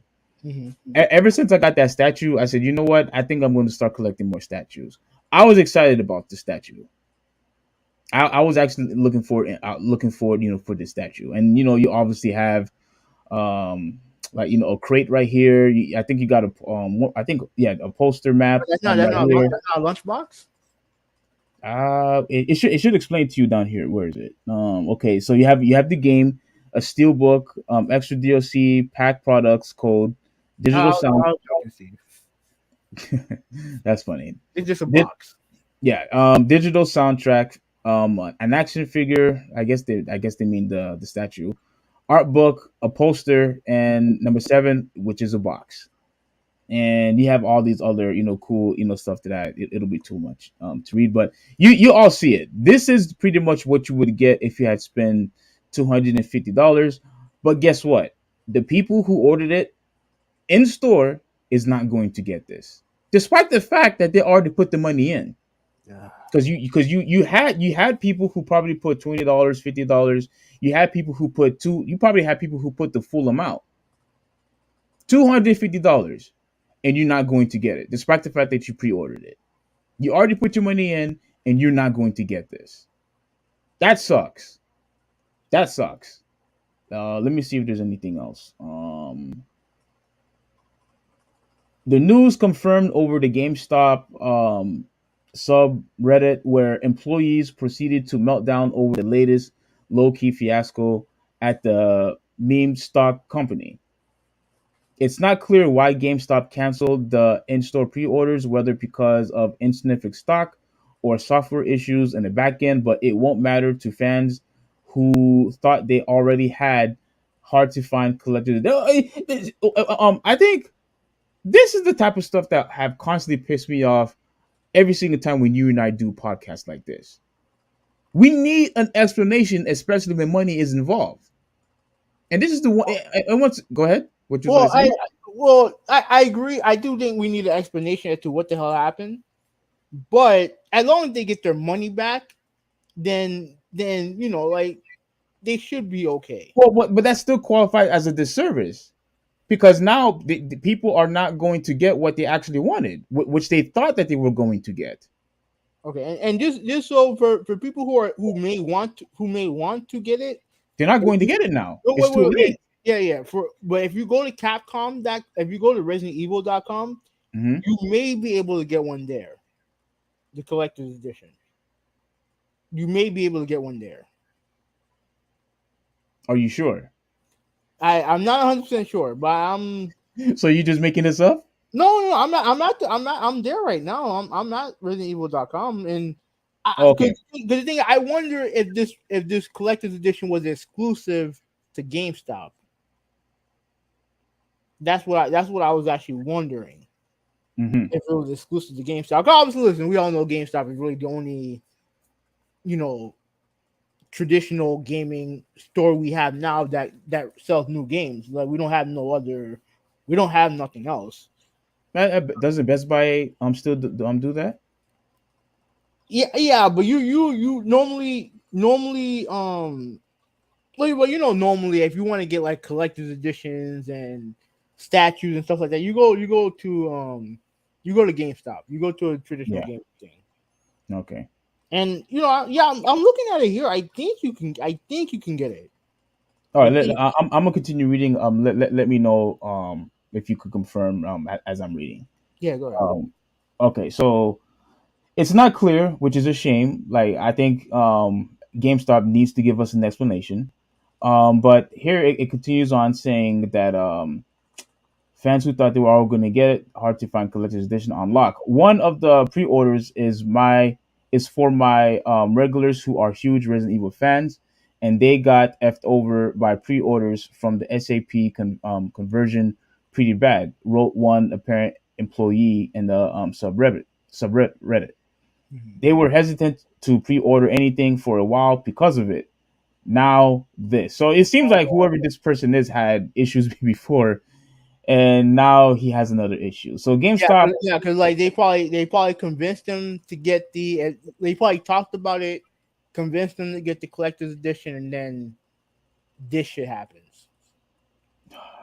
I can understand being ticked off about that. dude, and look, Because I go wait, ahead. before you go, because when it comes to GameStop employee, that's their main thing to do. Their main thing is to sell you on pre-orders. Correct.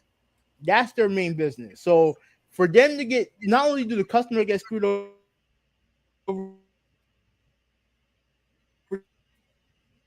they can hear me, bros. You can hear me? Yeah, I can hear you. I can hear you. Can you hear Oh, me? yeah, I can hear you. Okay, okay. It froze. It'll come back on. But here's the thing: their main thing is pre-orders. That's what they're thinking. And if you can't guarantee those pre-orders, then you're screwing. Not only are you screwing over the customer, but you're screwing over your employees also, and that's not right. Exactly. Yeah, That's not right. yeah. This is is a very big deal because look, you are a hardcore gamer, and although you may not have a huge collection of horror games, I know you played I know you bought the original Resident Evil 4 for the PS2, Mm-hmm. and I remember Malta, shout out to Malta. Malta. You already gave him a shot already. Yeah, he played on the PS2 also. Oh, okay, okay, okay. Yeah. Oh, okay, all right, all right. I had the GameCube version, which is the far superior version. But let me continue. So, like, anybody, regardless if you are a huge Resident Evil fan or not, we all know that Resident Evil is a huge franchise and it's a AAA title.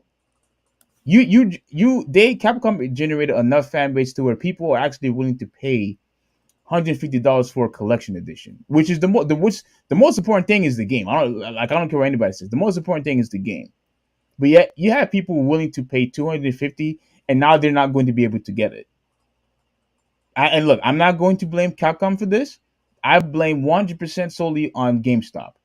And this is the reason why, like, I get really sick and tired of a company like GameStop, because not only do I get annoyed when they try to push me to buy used games, I get annoyed when they try to push all these stupid, they want me to subscribe to Game Informer, and I feel like the customer service is not as good like it used to be. Because I don't know if you agree with me on this, but I remember back in the day, a lot of the people who were working on GameStop, like they were expert on games. Now these employees on GameStop, you could tell that they are just workers and they don't know anything about games at all. Like there was one time I was talking to this one girl, and she said, "Oh, I mean, I'm sorry, but I don't know anything about video games. I just work here." Mhm. Like the culture that business used to develop back in the day, was amazing. It used to be a great hangout spot because they had games on display for you to play. All the demos that they had, like it's not the same anymore. All it is now is just about business and try to pickpocket your pockets and try to get as money and nickel and diming you as much as possible. Like I just don't feel the same welcoming or enthusiasm, I should say, of going to a GameStop anymore. And it just constantly have more problems, and now we have more problems regarding to Resident Evil 4, the remake. Come on, man. Do you have anything to say before I continue reading? All right, let me address that point. Honestly, they shy away from hiring gamers, because if they hired gamers, then half the shit that they try to get away with, they wouldn't get away with. You know what I Oh, mean? really? Like me, for example, you think I'm going to tell somebody that if you bring in Madden, like let's say you bring in the last Madden game, right? that we're gonna give you like $1 for it, and we're gonna sell it for 40 when you come back. You know what I'm saying? Like I'm not the type of person that they're looking for. They're looking for people, for salespeople. That's who they're looking for. They're looking for Does salesmen. That's it. Yeah, that's it. Hmm. And as long as you have like a basic knowledge of video games, they'll hire you. Like I remember a long time ago. I don't know if you were with me or not. Right? I was buying Soul Calibur 3. Right? Hmm. And I asked the lady, and she was older. I don't even know why I even asked her. She was an older lady. But I asked her, "Oh, how have you heard anything about this game or whatever?" And she's like, "I don't play video games." You know what I'm saying? Like that's when I knew. Right then and there, I knew. Okay, well, they're not really gamers. They're salespeople. They're salespeople. That don't mean that if you like video games and you know how to sell, then they'll still hire you. But like if you're like a straight up gamer and you don't have any sales experience, they won't hire you. Yeah. Because at the end of the day, they want people to they want to sell people on the game. It doesn't matter if it's good or bad or whatever. No, they just want you to sell the game. That's it. Yeah. Yeah. That makes sense. That makes Yeah. sense. Yeah. All right. So just a couple more. GameStop, which has been battling declining revenue and stretching employees thinner and thinner, even as its stock prices has soared to historic heights, suffered a major inventory system glitch last fall. As Kotaku reported at the time, the system-wide software conversion completely broke most stores' pre-order records, leading to tons of cancellations and shipping issues throughout the season. Um, should I read this tweet? All right, let me read it. This girl named Peach, hi GameStop, is there a reason my store had to call and tell me that you guys no longer selling the collector's edition of Resident Evil 4, something I was willing to pay 250 for have had pre-ordered for months and now have no way of getting. Like, all right, I'm pretty sure there's a lot of people probably responding to her, and I'm pretty sure there's a lot of people who tweeted about this too. Mm-hmm. But you see, having when you had, this is why I wanted to respond to what you had said, because you mentioned, oh well, as long as they could get their money back, that's fine. People are still going to be highly irate that they're not going to get this. No, I agree. I understand that. Like I trust me. I totally understand that. And there's no excuse for what GameStop did. Like there's no excuse for it. Yeah, If you offer something and you especially for that price, you should deliver on that. absolutely. You should deliver on that. But I'm just saying, if I had spent that money and I couldn't get my money back, then trust me, the bad things were gonna happen. I'm not Yeah, I'm not, that's all I'm gonna say. yeah, I believe it. I believe it. We're gonna go Karen. You ain't seen no Karen yet. Trust me. Uh, We're gonna call it like Kivana or some bullshit like that or something like that because trust me, I would not. If I lose 250, I'm not happy. yeah. Oh no, no, no. They won't give you. They won't give you 250. They'll give you 250 store credit. That's what they'll give you. That store credit ain't worth shit to me.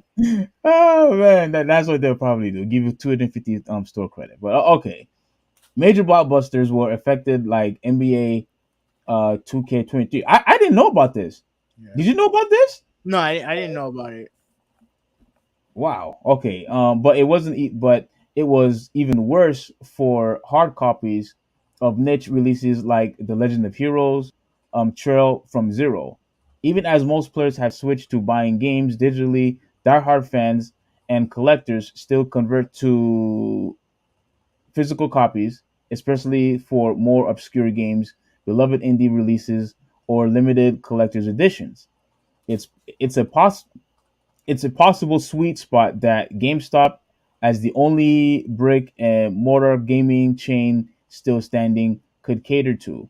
Instead, pre-orders and unpredictable than ever, and consequences fall on underpaid and understaffed stores. We take our cuts, and now they expect us to make phone calls to people who were super excited about this game, who are 100% going to turn around and be angry or extremely upset over this, wrote one person on the GameStop subreddit. Wrote another, it's like holy crap, they are actively trying to kill the stores. I mean, that's exactly what they're trying to do. It looks like it's like they're purposely trying to sabotage everybody from within. Like they push trying to sell pre-orders, and at the same time, oh yeah, if you pre-order in store, those are the first to get canceled if there's supply issues. Oh Wait, my wait, god. wait, wait, wait, wait, wait. There's a part that's there. Y'all play. Uh, oh, okay, okay.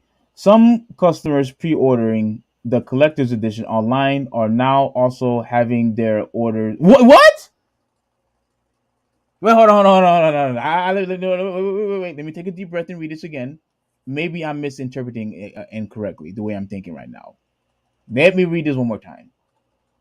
Some customers pre-ordering the collector's edition online are now having their orders canceled. Here's an email we received earlier this evening. We regret informing you that we will not be able to fulfill your pre-orders for Resident Evil 4 Collector's Edition. PlayStation 5 due to a change in inventory. You will not be charged and you will be receiving a cancellation notice from us in the next 24 to 72 hours. We sincerely apologize for any inconvenience this may cause. Your friends at GameStop.com. You're not my freaking friend. Right. No, I don't want. No, trust me. If I get that, I don't want. I don't want to see that last statement. Friends, You my ain't, yeah, you ain't my freaking friend. What the hell is your problem? What kind of business are you guys running? You are here talking about having how important pre-ordering is. You constantly talk about to employees how important you have to sell used games. You constantly talk about how you have to be subscribed and subscribe to Game Informer and all these stupid warranties that you want us to get. All, nickel and diming people. And now that you actually have people pre-ordering your stuff, you canceling pretty much everything. Like what like and once again, Hoovy, this is the reason why I try to stay away from GameStop as much as possible. I don't want to deal with the inconvenience like this. I don't. yeah, I but let me cannot. ask you a question. Where if you want a collector's edition, where are you gonna go? I mean, I would, like you said, go online, right? Yeah, I guess so. But like, this is a situation for me when it comes to Street Fighter 6. Because remember, I know you got your collector's edition that you're gonna buy, right? Yeah. I'll think about doing the same thing. But Oh, really? yeah. What if the same thing that happened to Resident Evil happened to Street Fighter? Oh, jeez, dude, I didn't think about that. You know what I'm saying? Like, what if the same thing happens? Wow, I dude, mean, I didn't. Wow. where am I gonna go? What am I gonna do? Hmm. You know what I'm saying? Like, yeah, this is not good, bro. Like, this is not good. Wow. No, Wow. man, this update's important too. Okay, so GameStop confirms in an internal email reviewed by Kotaku that a significant number of collector's editions pre-orders have been canceled. We apologize for the impact this has on our customers and associates. It reads. The email goes on to blame the pre-order debacle on inventory software conversion from last fall, stating, this situation was one of the last major issues presented by the SAP implementation last year. The email also states that GameStop will be offering customers who lost their pre-orders at $10 discount on standard copies of Resident Evil 4 Remake, though the company hasn't yet officially confirmed this policy. What the fuck? Yeah. What the fuck? Oh yeah, man. This is why I had to make this a topic because I just cannot believe this. All right, so this is probably the last. All right, this is the last one. Store employees have been dealing with the brunt customers. Dude, I could only imagine how many customers probably picked up the phone and just cursed out all the staff that works at GameStop, or probably called corporate or somebody relating to I know, but GameStop. it's okay. They'll give you a $10 discount on the game. That's great. A $10 discount. All right, and frustration and at least two reportedly used it as an excuse to quit on the spot and walk out of the store somewhere in Kansas. Like, oh my goodness, dude. Oh, all right, Hubie, go ahead, man. Go ahead, bro. I mean, $10. That is that the best we can do? $10? Like, bro, like, my goodness, like, like I said, man, like, this is not good because, like I said, this is the only store we have when it comes to like dedicated gaming. This is the only store we have, and if they can't get their pre-orders correct, if what they're saying, oh, this is one of the last issues for their whatever implementation they did, it's not an excuse either. Either way, it's not an excuse. Yeah, It's not an excuse. And I mean, you have people who are who still want to buy physical. You still want to bring those people to buy physical. This stuff can't happen. Simply can't happen. yeah, You have to be and better than this. yeah, you got to do better, and you have to also remember a lot of people were on the assumption years ago that when we go full digital, that GameStop is pretty much going to go out of business. You would think for a company like GameStop, you would do everything you can to constantly make your customers happy because you want them to continue to buy your physical stuff. Whether if it's the games, accessories, you want them to continue to come and and do business with you. But when you do stuff like this, like first off, you're already annoying as hell already. GameStop, pisses me off so many times already, which is why I always go elsewhere, whether if it's like at Best Buy or Target or just order online. Like freaking GameStop is already annoys me, a huge nuisance they are, and now, oh crap, and now you're gonna pull a stunt like this. You just making yourself look bad, and you're just gonna make yourself worse to the point where people just no longer gonna do business with you anymore. I mean, I don't really know what else to say, bro. Like Resident Evil 4 is a huge title. It's a AAA title. It constantly sells millions. People want to constantly invest in this game, and when you have when you give us and you provide us options, you need to follow through with it.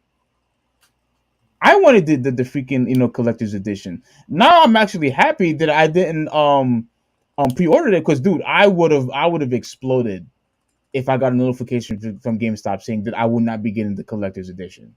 I would be pissed. At least for me, that I was just simply just too late to get the pre-order in.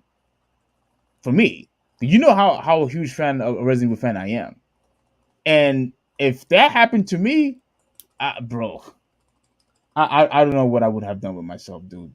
I would have flipped if I had to cancel. If they told me that it was canceled, I would have flipped.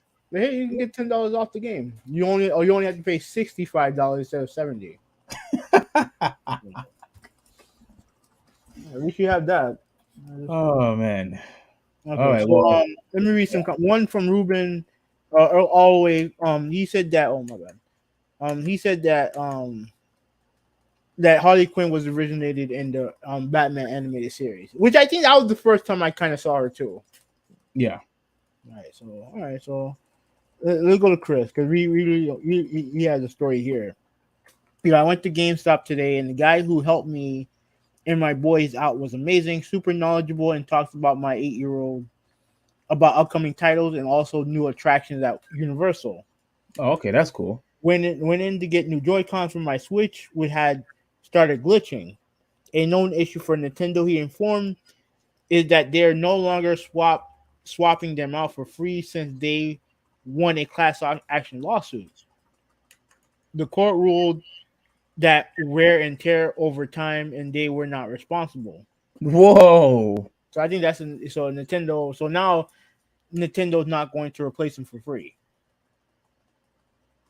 So they're going to use wear and tear as an excuse. Yeah, and Joy-Cons are not cheap. No, they're not. They're not cheap.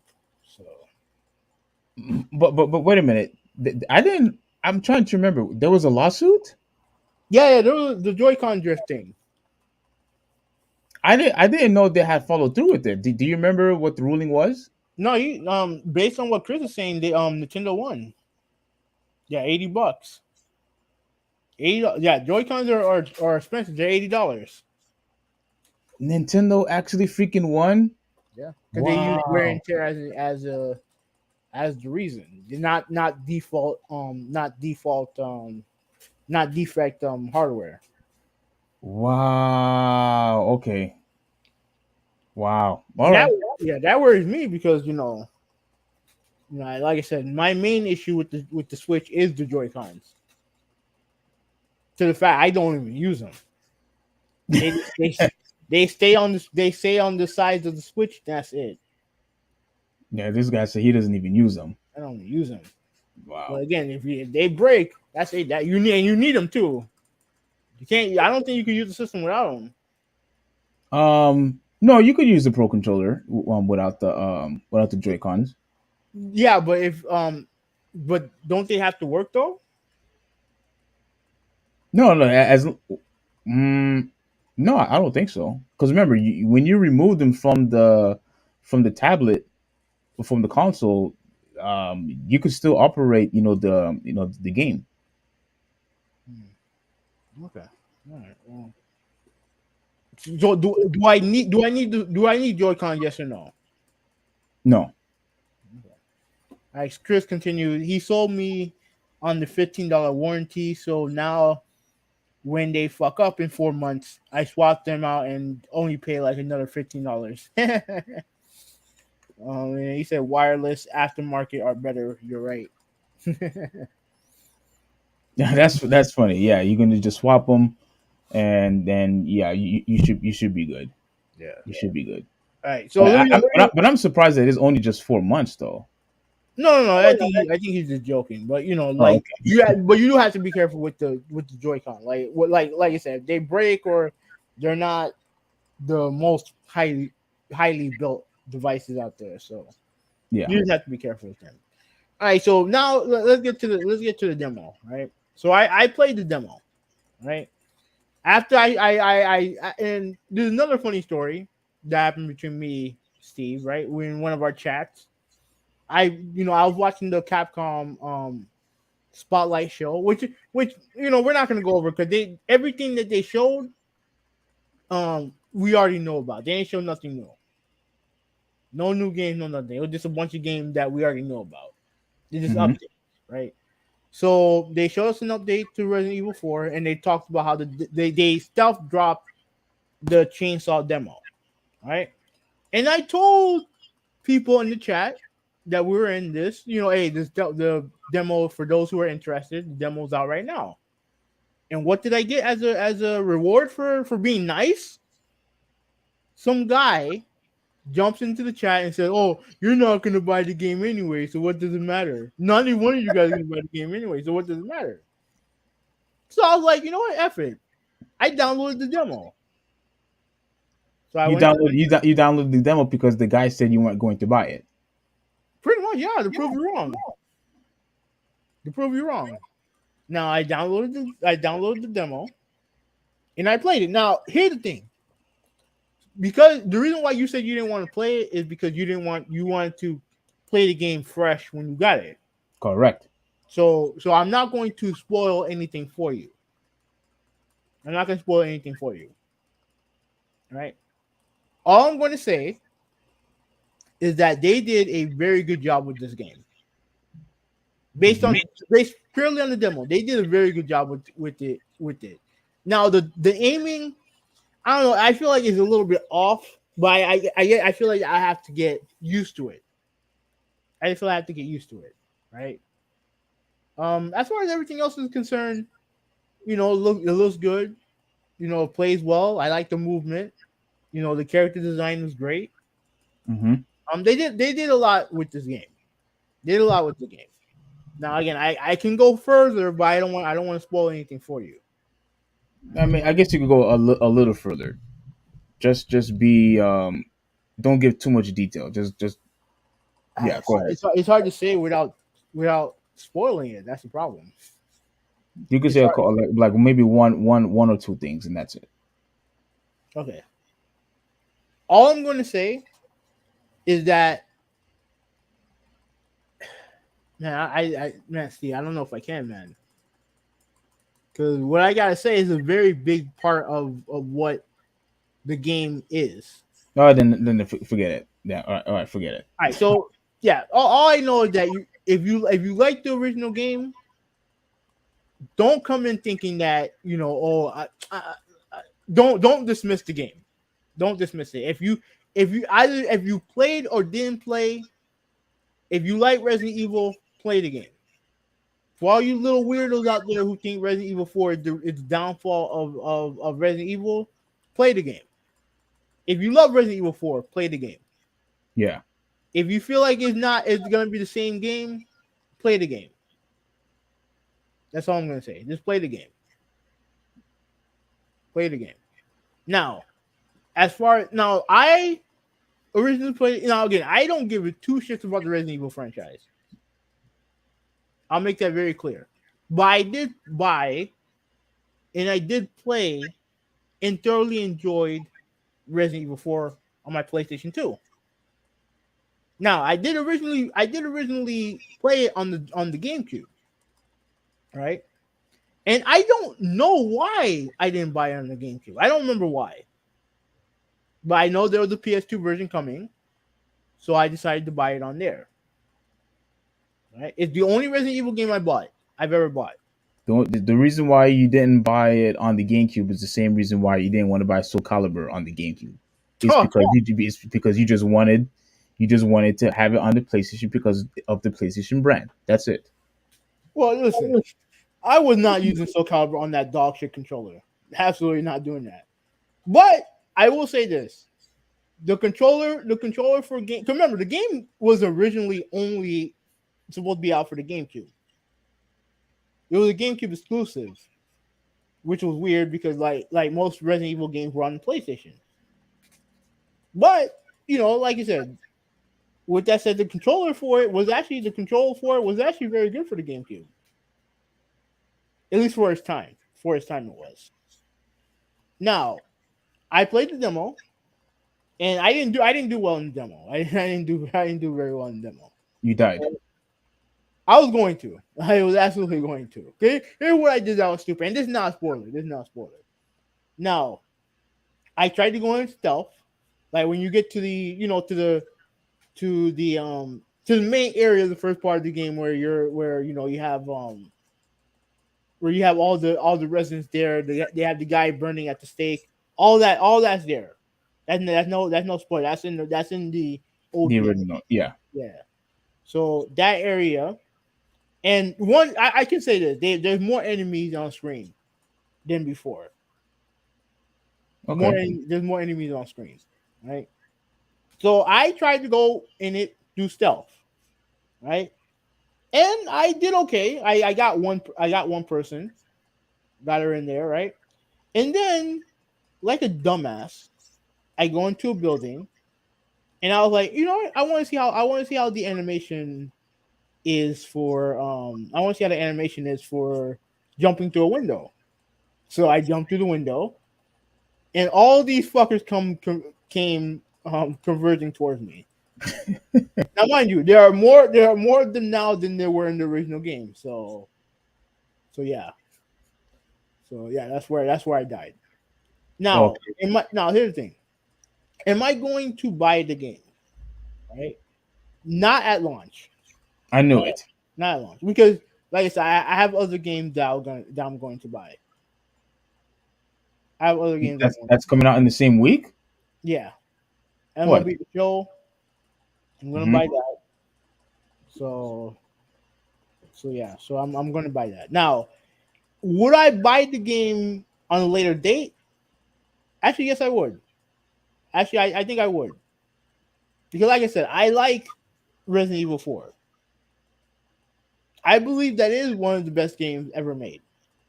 It's a landmark, groundbreaking game, and I don't give a shit what you Resident Evil fanboys are who like that static tank dog shit that you guys were playing before. Right? You only don't like it only because the camera was a still camera angle. That's why. It was dog shit, right? So I do have an affinity towards this game. So I will buy it on a later date. I'm not gonna buy it at launch, but I'll buy it on a later date. So I mean that's pretty much all. That's pretty much all I gotta say about it. Okay. Well, I'm glad that you enjoyed the game. You claiming that you're going to buy it, I'm not. I don't believe you. I don't think you're going to buy it, Okay. regardless of because you for some reason you just don't like horror games. Personally, I think you're just too afraid to play. No, I don't like horror games. I don't. But I do have an appreciation for Resident Evil 4. I do. Okay. All right. All All right, right. let's read some comments before we move on. Critical Drop said you can play a Nintendo Switch without Joy-Con. The best way to do this would be to have two Pro controllers. Okay, so No, well, shout out to you, Critical Drop. Thank you for joining us. Now as far as you saying buying two Pro controllers, like you see, the Pro controllers they're not cheap either. no, they're not. Like they're not cheap But but either. they, but they have controllers that you can buy. Like the one thing I'll give the Switch credit for is that they do have a wide variety of controllers to use. Like if you want to use a Pro controller, you have that. The controller I have, the purple one, it's not a Pro controller per se, Hmm. but it's a variation of a Pro controller to where it has all the same buttons and the layout is similar. Right? So Do you remember how much it cost? this costs 60. No, no, no, no, no, You no, might no, as well have just gotten the no, Pro no, no, controller. no, no, no, no, no, no, no, no, no. No, I couldn't find one. Oh, I okay. couldn't find one. No, but this costs 50. This costs 50. This Oh, costs 50. I know the Pro controller is 70, ain't it? yeah, somewhere around that price range. Yeah. And All right. and if I could find one, I would buy I would buy one. Obviously you have the GameCube remake controllers and stuff like that. So and they have a bunch of wired controllers that are nicely designed with stuff like that. So there are tons of different variation of controllers that you can buy for the system. Mm-hmm. So Chris said that the guy said they last 4 to 5 months. What? So not even a year. That's crazy, Chris. Like that's just especially with the tech with all the advanced technology that we possess, with all the the more intelligence that we've been evolving and stuff, especially regarding to electronics and stuff like that. 4 to 5 months is inexcusable. That's inexcusable. 4 to 5 months. That's it. Come on, And man. Rodolphi's in the chat. How you doing, Rodolphi? He said that there's a product that eliminates drifting. Now he's probably not going to respond anymore. He's probably just gonna just up and leave. Hopefully, I'm wrong about that. But if you would kindly share that in the chat, Riddler, I would be humbly, gratefully appreciated if you would do that. I'll be very much obliged if you could give us that product, because that is something that is definitely worth investing in, because I would not want to spend another $60 just because a previous controller was broken due to drifting. You know what I mean? So you'd be doing a really good service if you could tell us what that product is, because I didn't know a product like that even exists. Do you know what it is? No. Okay. No. All right. So I'm not gonna spend too much time on this. Let me share.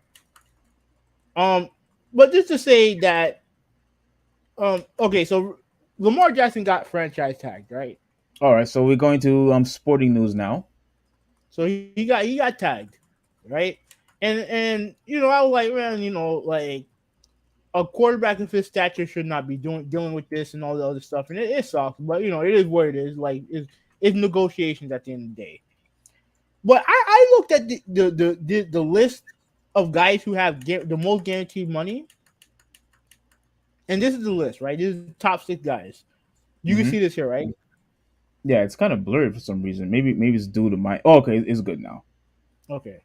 These are the top 6 guys in their guaranteed money, right? Number 5 is Josh Allen, 4 Aaron Rodgers, 3 Russell Wilson, 2 Kyler Murray, and 1 is Deshaun Watson.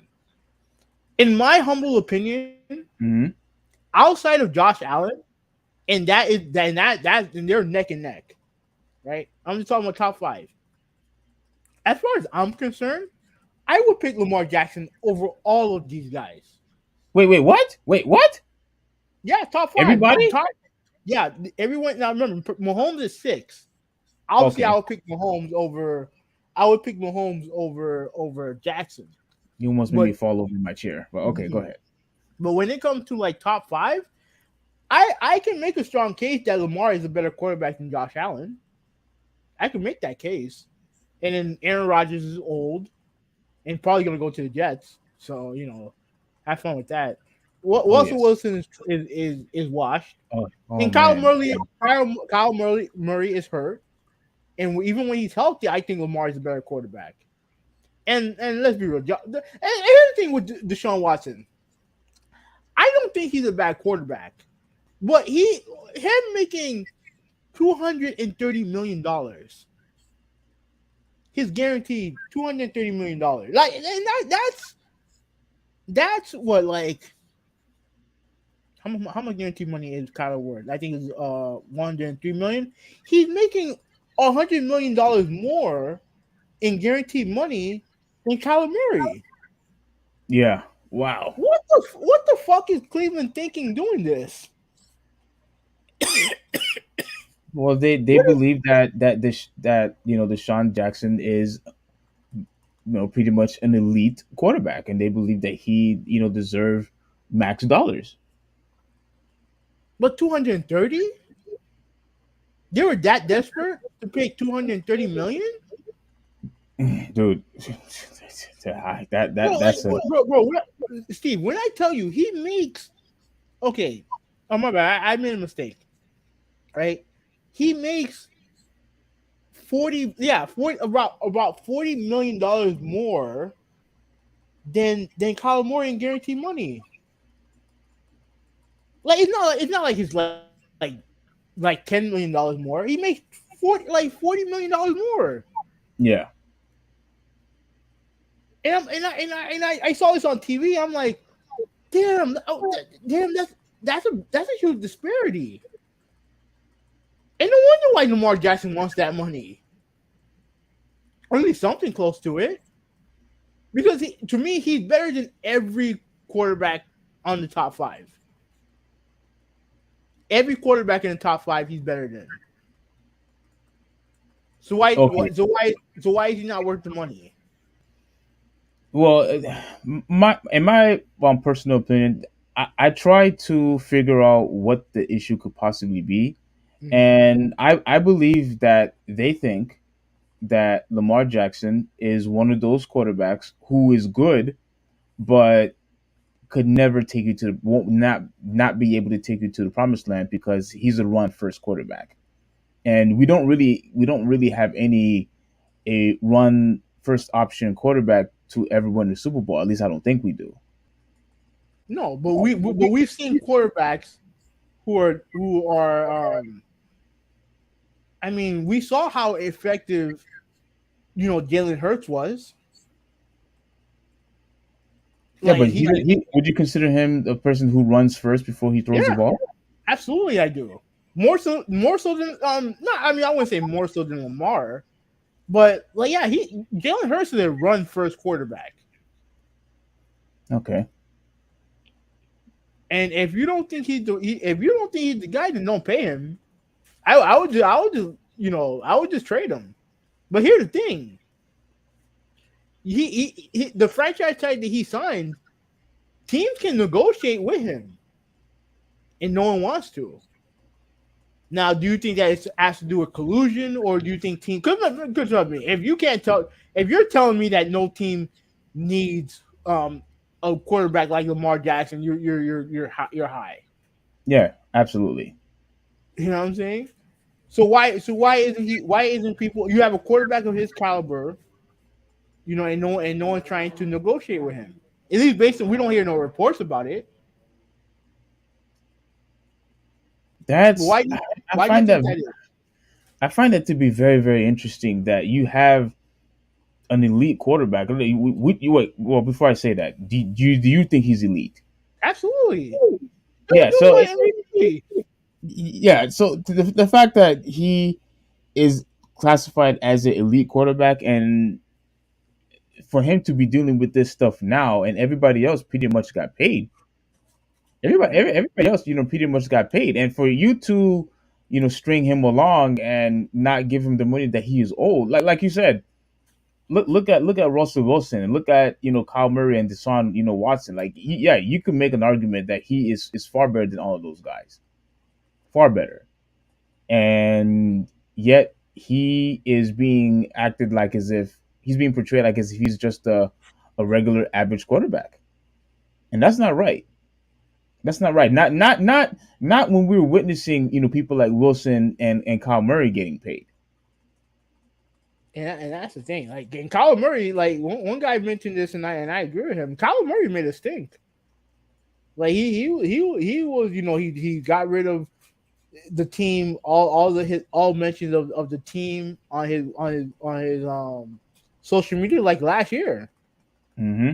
Made us think about it, and that's when they gave him the contract. And Jackson didn't do none of those things.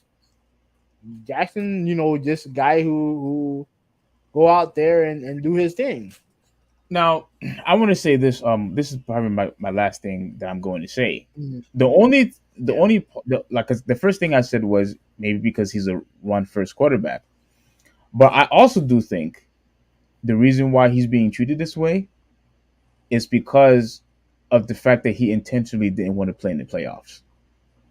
I think that's the reason. That's probably the sole reason why he's probably being treated this way. Go ahead. I don't know if it was intentional, but I think that if you're willing to franchise tag him, then I think you gotta pay him. I think if you're a guy if you're someone who puts all your stock into him, then you need to pay him.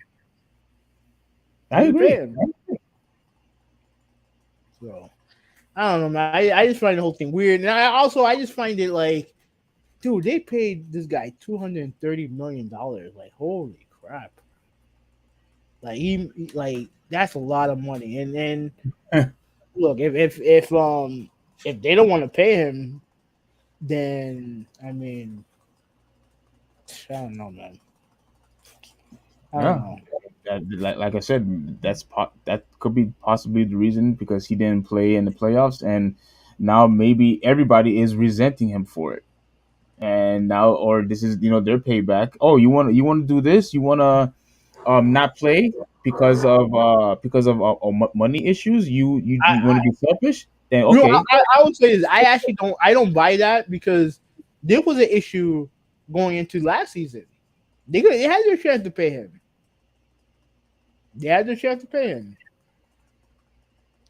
And they didn't. Yeah, I mean, that's true. So, but I don't know. Let me read a couple comments. Rodolphe says off stream, I'm working. I mean, it's funny that you say that, because I mean you did tune in the chat, so I would think it wouldn't hurt for you to tell us the information about. He said he'll give it to you off stream. I mean, I'm just saying, because if you're willing to respond, off stream, I'm working, I think you could also use that same amount of time and energy to tell us what the product is. But I'm it's your decision, and if you want to do it on the private chat, that's fine. But I'm pretty sure if there's another person who is on this chat who also would like to know the information, I think it'll be a good thing for you to share it in this chat. But go ahead. All right, so Chris said that outside of Josh Allen, I agree he's better than the other four. My thing with Josh Allen is that he turns the ball over too much, for my liking, and that's not something that I don't think Lamar Jackson has that issue. He also said that the issue, Steve, is that his mom is his agent, and period, end of story. That's true too. I don't know if that's true. There were like some drama issues. Like I saw on TV where they claimed that his mom is pretty much doing or helping or something with the negotiations, and looks like the organization is not too happy that his mom is interfering. I mean, I guess they could, but at the end of the day, like he's gonna want his money. Like he's gonna want his money. At the end of the day, he's gonna want his money, and don't matter who his agent is, he's gonna want his money. So it could be part of it, but you never know. Well, I mean, then clearly there's a whole bunch of it could be a combination of things. It could be because he doesn't throw the ball enough, or with the addition of his That mom being an that agent. that I don't buy. That I don't buy because at the end of the day, if you want to throw in quarterback, then trust me, you can go get one. But trust me, you're not going to find a quarterback as right now as good as Lamar Jackson. You're not going to. It's very everyone can sit there and be like, oh, switch, get this quarterback, get that quarterback, get a guy who can throw the ball. Well, trust me, there are very few guys in the league who can do that. There are very few guys in the world that can do that. That's true. You know what I'm saying? Like, and people, and I know you always mention this about the whole Tua thing, and I do want to point people out to this is that when Tua was there, their offense was great. When he wasn't there, their offense was mid. That's fair too. And then same thing with Lamar Jackson. When he was there, their offense was good. When he's not there, their offense was mid. that is very very true. Yeah. So So like, no disagreement there. yeah, I mean Rudolph said it right here. That's true. They want a guy who throws the ball. He throws the ball. You see, I told you who we like. Yeah, like He throws the ball. well, yeah, but he runs more than he throws the ball, and I think they have an issue with that. How? Okay, so they have an issue with it when he's running for touchdowns. I mean, I mean, look, like I said, I don't think we ever had a run first quarterback ever win the Super Bowl. I mean, I don't think we ever had one. We almost did with Jalen Hurts. Yeah, but history is still on that point, though. Like, no, we never. I get it, but here's the thing: Dude won MVP, and every time he's been on the field, they've been better because of him. If you get some guys who can catch the ball, then maybe you will get better, and maybe because maybe giving him all that money may hurt that. Yeah. Maybe, but like I said before, like every guy who's gotten talent around him has improved as far as like how they are as a quarterback. It happened with Tua. It happened with Josh Allen. It happened like look at Joe Burrow. Joe Burrow has a good wide receiver core by him. Yeah. So no, we'll see, man. And Rudolph, last comment, Rudolph said convenience. Do you know what he means by that? Well, he's talking about it's convenient for him to wait till he tells you. Oh man! But once again, Rodolphe, I'm pretty sure somebody else in this chat would like to have the information, but if you don't want to share it, that's fine. No pressure. It is what it is. All right, so let's get to the Kendrick Perkins thing. Cause this shit got so many layers to it, and I got a lot to say about this fucking guy. About Kendrick Perkins? Yeah. Okay. Sounds good. You now, are we able to play the? Are you able to play it? Do you want to? As long as if you have the audio, we can play the audio. You can play the audio. I don't want to risk you. Steve, you froze. Huh? You froze. What were you saying? Oh damn, he froze again. Yeah, you froze again, Steve. Yeah.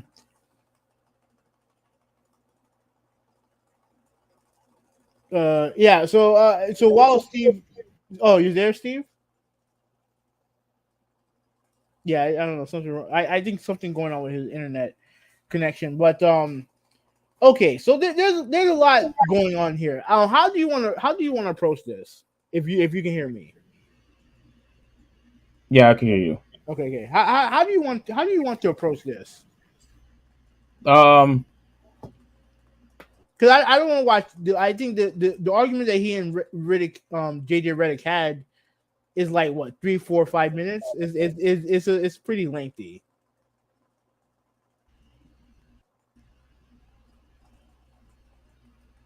You there? Yeah, I'm here. Okay, so how do you want to approach this?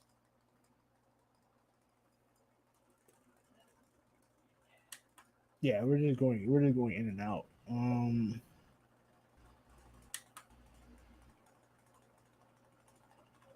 Yeah, we're just going in and out, man. Like okay, he said he gonna fix the internet. Okay, so while he's fixing the internet, right? Let me try to. I'm gonna try to find the audio for so for some of this. So just to kind of summarize what we're talking about, right? So a couple weeks ago, Kendrick Perkins came up with this hot take, right? That he came up with this hot take that he thought that Nikola Jokic, Denver Nuggets center, was stat padding, right? Because he's averaging a triple. I think he's averaging a triple double this year. In my opinion, he is the leading candidate for MVP.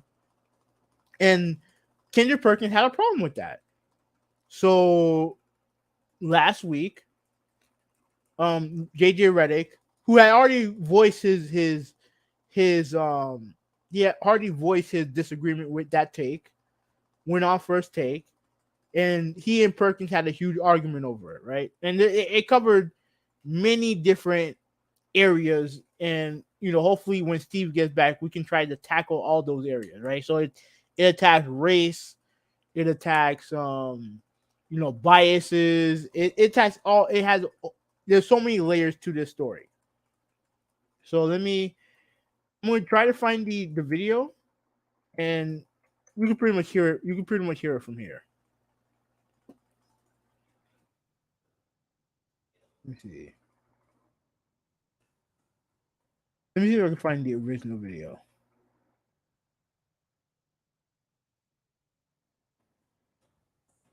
Let's see. Okay, I think this is it right here. All right, so I'm only gonna play the audio because I don't want to get the video.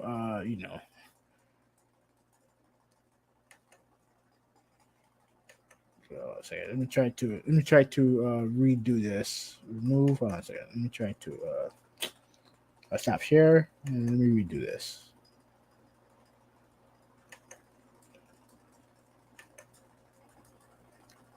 Yeah, share. Okay, there. So hopefully the audio will play.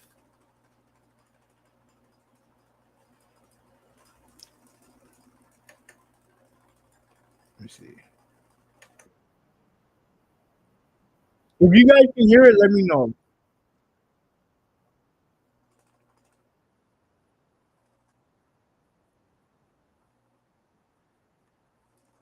If you guys can hear it, let me know. All right. All right. Fuck it. I'm not gonna share. Oh, my bad. My bad.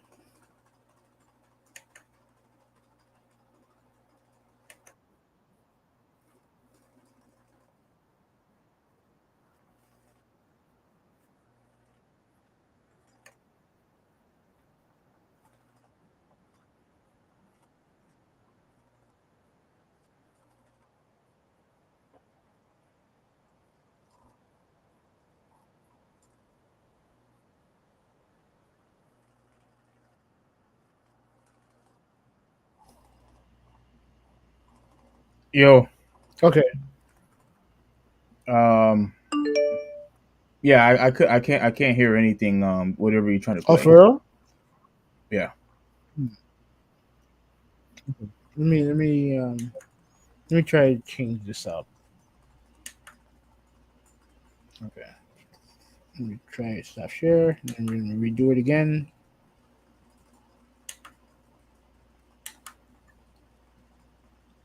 Okay. All right, so this is all right. So let me see. Tell me if you can hear this. Come on. Tell me if you can hear this. Out again. I think I'm out again. And all of a sudden, I saw had an interesting take on the Joker last week on our Can you show. hear it? Listen up. Yeah. When I watch the games, I'm watching Jokic pass the ball, and I'm watching his guys catch and shoot, no hesitation, good or bad shot.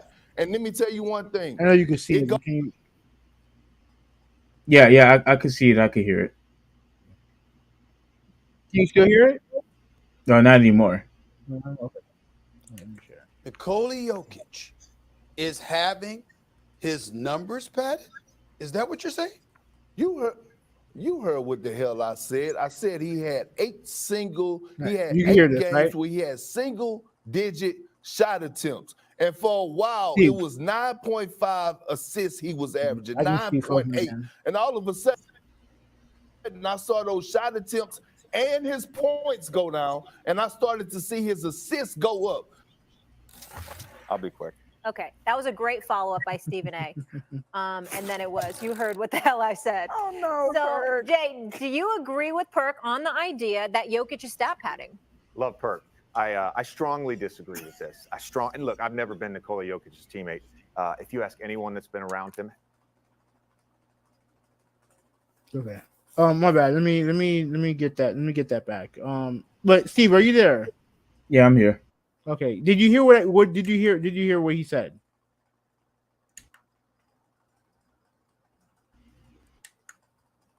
Yeah, there's something going on with your internet, bro. Like there's something really bad with your internet right now.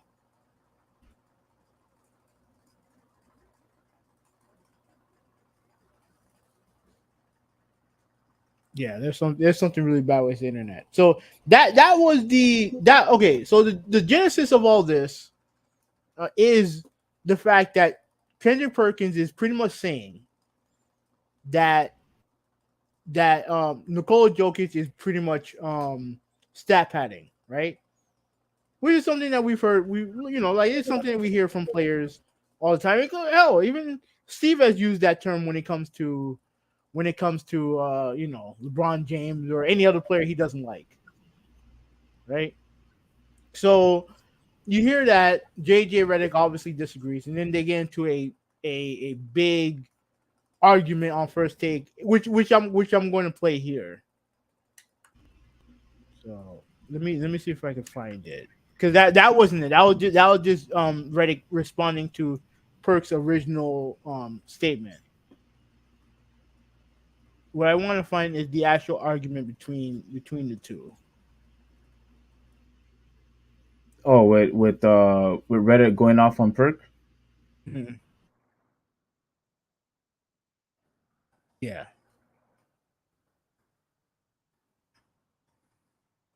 Okay, this should be it right here. This should be it. Did you hear that? I could hear you, but not whatever you're trying to play. Oh yeah, okay. I didn't share it. Hold on, let me share.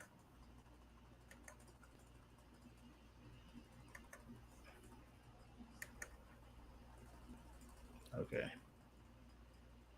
Skip this. All right, you should be able to hear. Jamal Murray led Denver's comeback win over the Yeah. Raptors. Jokic almost had another triple-double, finishing with 17 points. Make that make sense to me. Nikola Jokic does not care about stats, does not care about averaging a triple-double. Nikola Jokic, I hate to tell everyone, doesn't care about winning MVP. And I want to tell the Denver fans, I am not associated with Kendrick Perkins' pace. If you ask anyone that's been around him, This he is doesn't all, fight this is the game. all driven He just by makes the right play every time. Perkins He cares about trying winning to a make championship. it Guys know if they're 3 points That- away that, from having you know, 50. that They're gets 2 them assists away from having a triple-double. Yeah. You start For this, That's all the idea that his teammates shoot good or bad shots. So, Second Spectrum, wonderful company. So they kind of. In all seriousness, we're all teammates, but this is a debate show. So JJ, let's continue it. You're up first. JJ obviously. I'm going to go ahead and apologize to Perk because I know that he doesn't like advanced stats, but often advanced stats inform us. They provide insight. They often reinforce what we see. So they kind of complement the eye test. I know you're an eye test guy and you don't like advanced stats, but I might use a few here. I just want to react because I didn't hear this. The idea that his teammates shoot good or bad shots. So Second Spectrum, wonderful company. They installed tracking cameras in every arena 10 years ago. And their technology has evolved. And one thing we've learned from that is we can actually track which players create good shots for their teammates. And Nikola Jokic is top 5 in shot quality created. So if you watch them play, Perk, and I know you do, sometimes you might not stay up late on the. He giving him too much credit. I know for a fact. I look. He don't watch these teams play. He doesn't. He's giving him too much credit.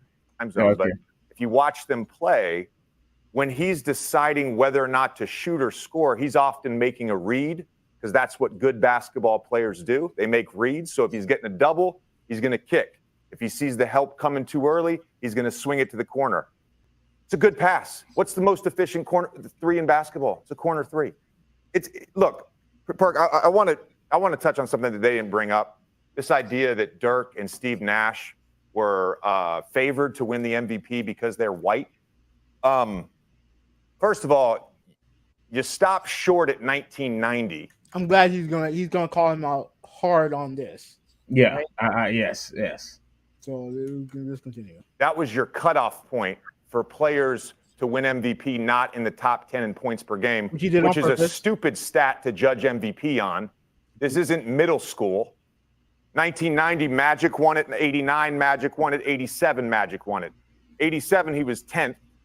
89, he was 15th. 90, he was 18th. Okay. We judge MVP year to year. You also said the criteria or the goalpost change year to year for certain players. No, it doesn't. We vote on the MVP. Hold on. We vote on the MVP based on that season. We vote on the MVP based on that season. It is a regular season award. Previous playoff runs have nothing to do with it. It's a regular season award for the most valuable player. And we can measure that, Perk. So maybe voters have gotten smarter. I want to talk about Dirk and Nash real quick, and I'll let you jump in. Dirk Nowitzki led the league in win shares in both 06 and 07. Led the league in offensive win shares in both 06 and 07. So, yeah, he wasn't top 5 or whatever he was, top 10 in scoring his MVP season. The Dallas Mavericks were 67 and 15. They had the best record in the NBA. In 05, Steve Nash was the driver of the number 1 offense in the league, a team that jumped 20 wins and had the best record in the NBA. In 06 to me is one of the weirdest MVP seasons ever. You can make an argument Nash probably shouldn't have won it, but he was still the driver of the number 1 offense in the league. The 2 best teams that year, the Detroit Pistons, 64 wins, the San Antonio Spurs, 63 wins. Guess what? They didn't have their top scorers weren't in the top 20 in the NBA that year. So that was just a strange thing. You could have given it to Kobe. You could have given it to Shaq. You could have given it to Tim Duncan. They gave it to Steve Nash. It's not because he was white. It was just a strange thing. It was just a strange. But why did you cut it off at 1990 though? Because that was convenient. That was convenient. I'm just saying. That was convenient. Hold on, time out. It was just a strange thing that it just happened. It was just a strange thing. In 2006, when Kobe averaged 31, when he was playing with Kwame Brown and Smush Parker. And what was the record that year? 42 and 40. They were 42 and 40. So let him speak. Was he the most valuable player? They made the playoffs with that roster. You take Kobe off that team, they probably win 8 games. Okay, so let's make that very, very clear.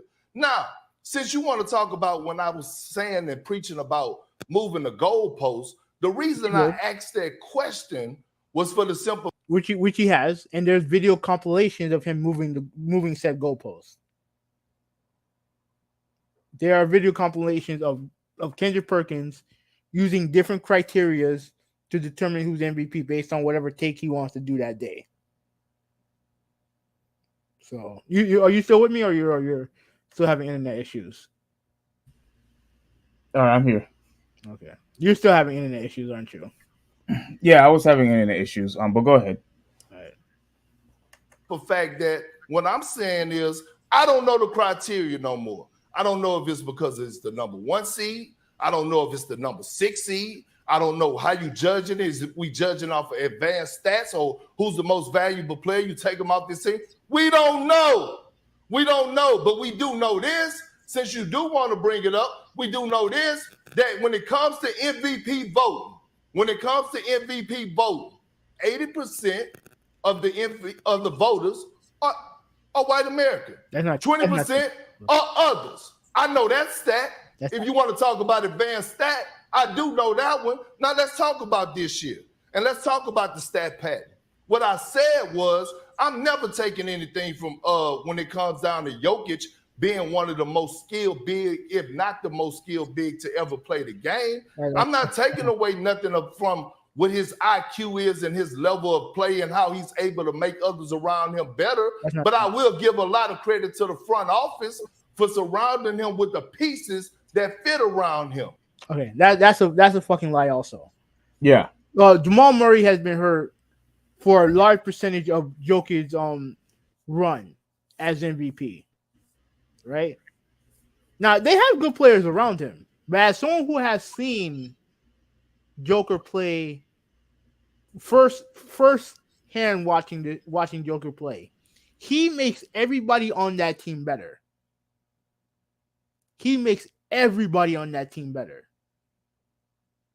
with the way that he organizes the game and the way that he plays the game, right? He's essentially a point guard out there. Yeah. And okay, so because of that, I know he's gonna mention Russell Westbrook and how Westbrook gets hit with the stat padding label, and I've gotten on Westbrook for it, right? But here are the facts, right? And I think JJ is probably gonna mention it here, but I'm gonna mention it right now. First thing first. Russell Westbrook won an MVP, and you want to know why he won an MVP? Because one, his team won. Like I think they were a 6 or 5 or 6 seed, but they won, right? They made the playoffs, and he did something that hadn't been done in 40, 50 years. Average a triple-double for an entire year. When you do something that historic, you deserve an MVP. You deserve an MVP. Right? So saying that, I get on Westbrook for the stat padding or how he does it, but at the end of the day, he won an MVP. So 1. 2, and more importantly, when Joker gets a triple double, they win. I think there's a stat where he's 25-0. When he gets a triple double, they win. They're 25-0 this year. Like how even if you want to say, oh, he's stat padding, is the team winning at the end of the day? They're the number 1 seed in the Western Conference, and they've been that way for a large percentage of the year. So how is that not worthy of MVP? Why is it that we, instead of giving him props for being the driving force of why that team is great, why is it that you had to come up with this whole stat padding narrative? And I don't think he's gonna be here, but I think Perkins said, I'm not saying he's not great, but why is he the only one being considered MVP? That's a fucking lie also. That's a fucking lie also, because you have Joel Embiid, who has a case. You have Giannis Antetokounmpo, who has a great case. I mean, the fact that Giannis hasn't been really considered for MVP over the last couple years is a joke. You know what I'm saying? But this whole notion that, I'm just trying to try to change the narrative on who the main guy is, like, that's horseshit. Because there are multiple guys who are capable of winning MVP. Now, is Joker the favorite? Yeah, he is, and rightfully so. Why? Because his team is number 1 in the conference, and 2, he's averaging a triple double, and 3, when he gets a triple double, they win. The stats show that when he gets a triple double, they win. So let me see if there's any more to this. Let me continue playing. I don't think this is the whole thing. When you go out and get an Aaron Gordon, who's one of the best cutters in the world, when you go out and go get a Bruce Brown, who's also a hell of a slasher, Jeff Green, things to that nature, and you know that you need those type of players in order to play off of him. When you go when you have shooters like Michael Porter Jr., when you have a shooter like Murray. Michael Porter Jr., who's been hurt for a good percentage of the year. Also, need I mind you. Those players complement him well with the system that he has around him. And I'm not discrediting what he's doing. Now, when I brought up to you, what you ignored was when I asked you, I said, hey, JJ, you've been in locker rooms. You know exactly what the hell I'm talking about when I say about stat pattern, right? I said, you know exactly what I'm talking about. And the world knows it, JJ. It's not a crime. It's not a crime that your team wants you to go out there and get something. We just witnessed it with Giannis Antetokounmpo just 2 nights ago. He was 1 rebound away from getting a triple-double. And you know what happened? I saw his teammates over there saying, basically telling him, do it, Giannis. He tried it. The league rescinded it. So what? It happens around the league. And I brought awareness to it. And people. Now, I know Steve is having internet problems. Yeah, he's not even here. Okay, so once he gets here, then hopefully he'll be fine. But here's the thing: when it comes to Steve, right? And I hope he's listening to this, right? Now, I tagged him in that Giannis clip where he tried to, get his own rebound to get a triple-double, and I tagged him. The reason why I tagged him was to show, one, that LeBron James isn't the only guy who 2 stat pads, and 2, if LeBron James did that. Oh, you better believe that would have been a topic on here. Absolutely. Steve might have wanted to call a emergency podcast if LeBron James did that. Yeah, I'm just saying. Now, continuing on. People got offended because it does happen. And guess what? It's okay. It's okay if it do happen. But my thing is, let's not sit up here and crown or sit up here and play this game about, oh, it's just a runaway favorite for us with the MVP candidate, and it's not even close. Because I would not allow it to be. I would not allow Joel Embiid. I would not allow Giannis Antetokounmpo to be disrespected. Giannis Antetokounmpo is averaging a career high in points right now. Team has the best record in the league. Joel Embiid. And I think that's where they cut it. That's where it's cut off here. And I think part of the reason is that after this, JJ Redick went on a rant about how you have shows like First Take, and obviously he's talking about Undisputed also. They sit there and create narratives just for content, right? And I think ESPN might have scrubbed all of that from the internet. I don't know. I have to keep looking, but again, there are so many layers to this, and here's my thing, right? And let me read this from Critical Drop. He said, "Respect to JJ Redick for calling Perkins out and not being afraid to speak his mind on air." Yeah, I mean, the thing that I appreciate from JJ Redick is that he called him out on his bullshit. You know what I mean? He called him out on his bullshit. And the reason why I'm glad he called him out on his bullshit, because the take that Perkins has is horseshit. Because it doesn't apply to Jokic. It just doesn't. It can apply to other guys. We all know that and look, he's not wrong when he said that guys care about their stats. Absolutely they do. They care about their stats, and there's nothing wrong with caring about your stats. The thing is that when you sit there and you act like that he's just doing it and that's it, and then you want to sit there and say, and also say that the reason why he's getting the votes that he's getting is because 80% of the voters are white. That's not true. Because one, yeah, he like Joker may be white, but he's not from this country. And the one thing I also wanted to mention, and hopefully, okay, is Steve here? Hey, all right, so hopefully your internet's is on track. I don't know. I'm just gonna get a new Ethernet cable, man. I don't know. I think what you need is a new. I think what you need is a new internet setup. That's what you need. Maybe. I'll work on all of those. Yeah, on all of those kinks. But here's the thing though, right? Because I was listening to you on the phone while I was getting it fixed, Mm-hmm. That is not true. I would have not want an emergency podcast for LeBron James if you did that. Okay. No, I would not have one. I was not going to let you get away with that. I was not going to do a emergency podcast that LeBron James if LeBron James did what Giannis did, and you don't see Giannis doing that on a daily basis anyway. Okay, but you saw him do it though. Yeah, I saw him do it one time. Yeah, one time. If LeBron James did that one time, you tell me that that's not going to be a topic on here? No, because I'm sure a lot of people would do that once in a while, and that's fine. But Russell Westbrook and LeBron James has a habit of doing that. I think you're full of crap, Steve. But anyway, regardless That's of the difference. That's the difference. But regardless of that, right? There's a lot of where do you want to go first when it comes to this? When it comes to Perkins?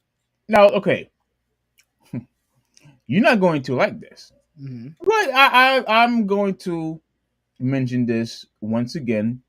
The same reason why, how when we talked about a long time ago about Scottie Pippen, and a little bit before that. I'm glad you brought up Scottie Pippen because I have something to show you. Yeah. Now, I'm going to show you.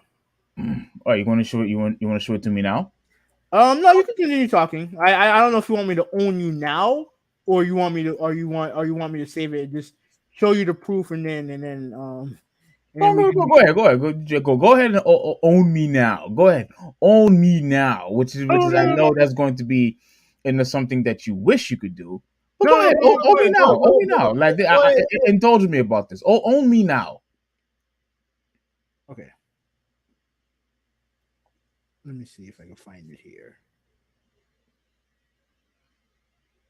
So you had Scottie Pippen planned out this whole time?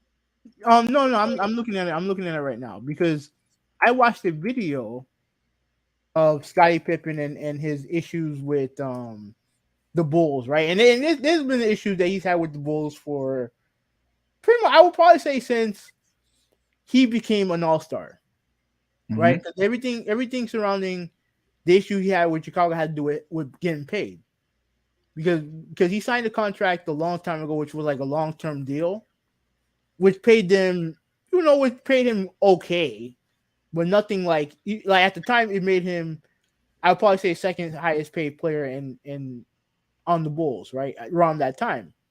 But what happened around that time was that the salaries in the NBA exploded, because of the profits of the the 80s and 90s and stuff like that, right? The league got more popular and made more money. So he went from being probably the second or third highest paid player on the Bulls to being the 65th highest paid player in the NBA.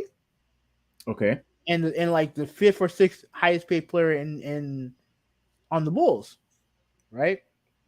And the thing is that in the video that I watched, where they were talking about the history of him and the Bulls and whatever, during a game, after a game, he called the Chicago Bulls fans racist. I don't remember what for. I don't remember the situation, but it's in the video. Okay. Now you were gonna say, this new woke agenda, everyone can call everybody racist. Scottie Pippen's been doing that since the 90s, my guy. Okay. So it's not new. So when he calls Phil Jackson racist, that's not because of woke agenda. You know what I mean? It's because he legitimately feels that some people are racist. And mind you, I don't agree with him. But that's just how he feels. But go ahead. Continue. Go ahead. Yeah. Continue. So on to your first point. Yeah. So for those of you people who are still remaining in the podcast, I know this is a long podcast. Yeah. But the reason why freaking first take, we should probably call it maybe race take, because they always want to make everything a race issue. Yeah, I want to say something about that too, but they always seems to want to make everything a race issue about that show. Now, one of the reasons why is because we had, because again, this is not a political channel, but with all the things that happened over the years, regardless, the Colin Kaepernick situation, the BLM situation, Trump, and Antifa, et cetera, et cetera, et cetera, right? Like I said before, I blame social media. I blame politicians. I blame stupid shows and organizations like the NBA. And I also blame people like you and Jabonis and all these other people who fall for this garbage and constantly go through with it and make it actually seem like, oh, yes, we have a race problem in this country. That's why it continues to happen. And that's why it continues to happen now. Because now that it's constantly being talked about, people constantly want to purposely try to be a victim instead of holding accountability for themselves, and they want to make everything a race issue. When violence goes on in this country, it's because of race. Or when somebody gets fired, or I don't have this award, it's because of race. Every single thing is constantly a race issue, and it's not. There has to be room for somebody who's just stupid, somebody who's just incompetent. Somebody. It doesn't always have to be about race. And I honestly thought that by now, especially when everyone was saying that, okay, now that Trump is out of office, I thought this thing was going to die down. But people are still trying to make everything a race issue, regardless if it's work, rewards, no matter what it is. Oh, it's because he's racist. That's why I didn't get the job. That's why I didn't get the reward. That's why I'm not getting the money. Like, for goodness sakes, man, like, why can it be about, your performance? Why does it always have to be exclusively about race? And I tried to tell you from day one, Hoovie, and you call me crazy, but I am going to get the credit for this. And you could say, no, you Stevie, I don't get any credit, but I constantly try to make these predictions with you. And I told you that, Hoovie, if this race topic stuff does not stop, people are going to constantly talk about it. People are going to try to pretend to be victims when they're doing is just race baiting or victim what they call it. They call it I forgot what the term that they use, but they're purposely trying to be a victim for no reason. There's a word for it. In this case, who's the victim? No, hold on, no, wait, you're missing the point here. No, I just want to know where does this have to do with Perkins? No. You'll get it. You'll see. You trust me. I'll get to that right now. Right. Every single time when all people want to do is talk about race, everything in the near future or way longer later down the line is going to continue to be about race. And now Kendrick Perkins is now making this a race issue. He's making this a race issue. So it has nothing to do with the team being in first place. It has nothing to do with his stats. It is solely only because. Oh, and mind you, the second best player, Murray, is it Murray?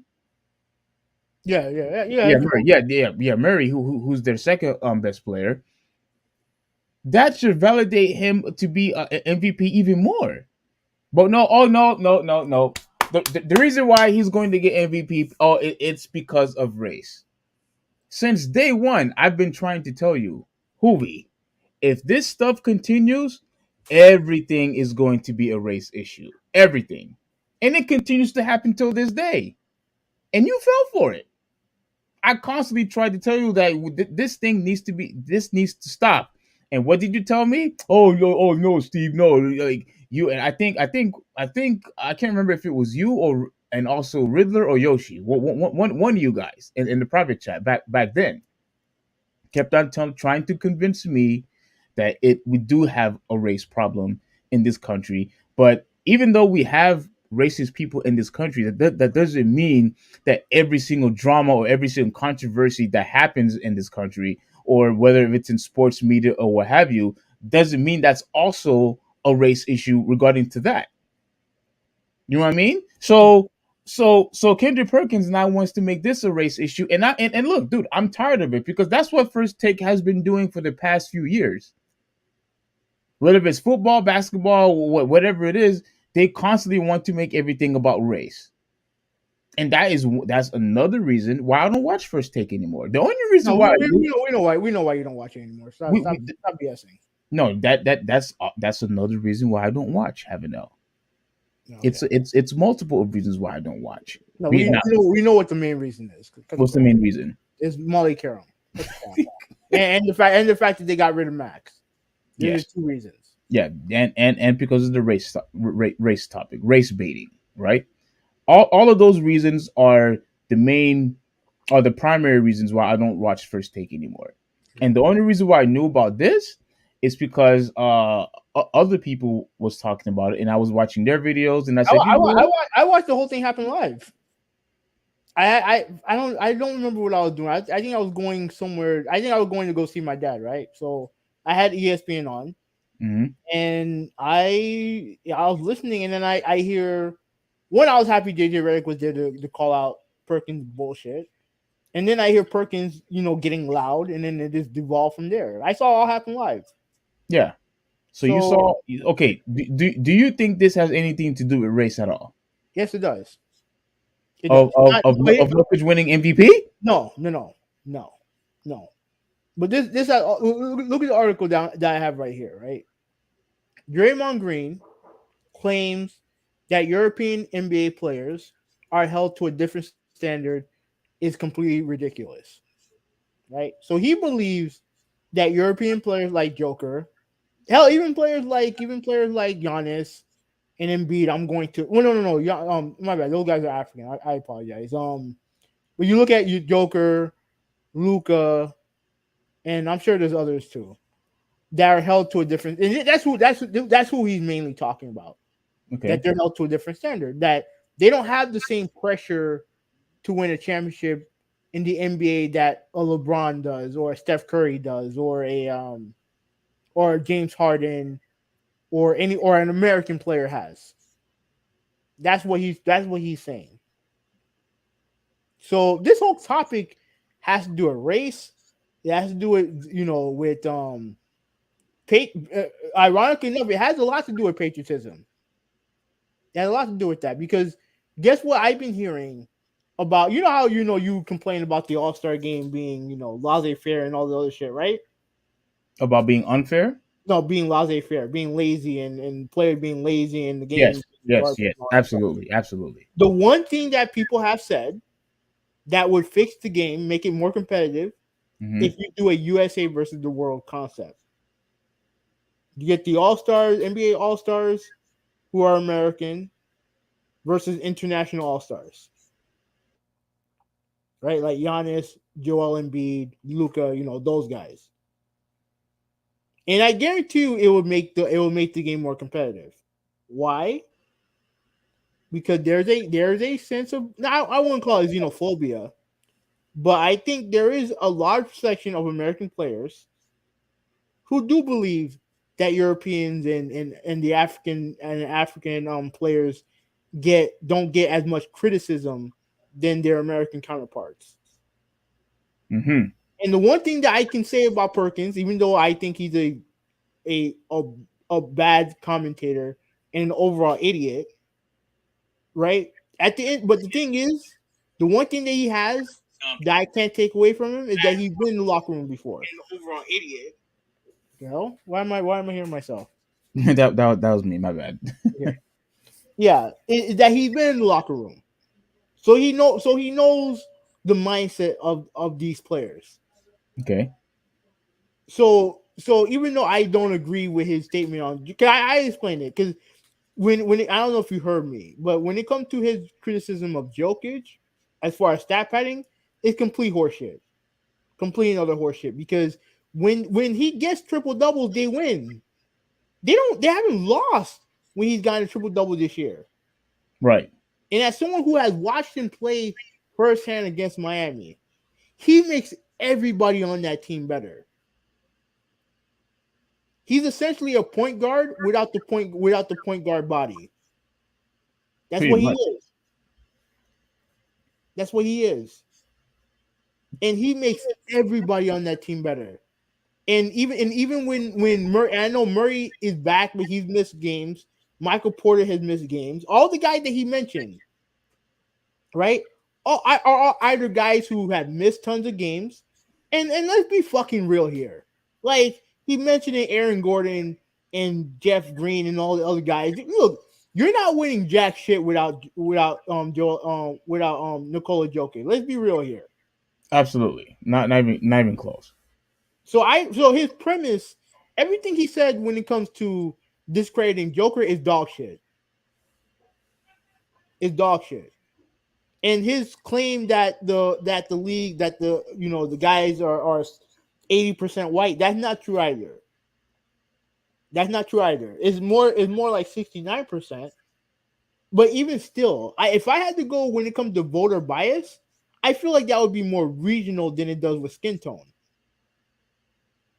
It would be more regional than with skin tone. Because guys who like for example, when LeBron James won MVP, the 1 year, I think it was 2013, right after he got cheated out of it when it came after Derrick Rose won the year before, Yeah, right? He won it, right? And he should have been unanimous MVP, unanimous. He was unanimously the best player in the league that time. There was one voter who voted for Carmelo Anthony. Yeah.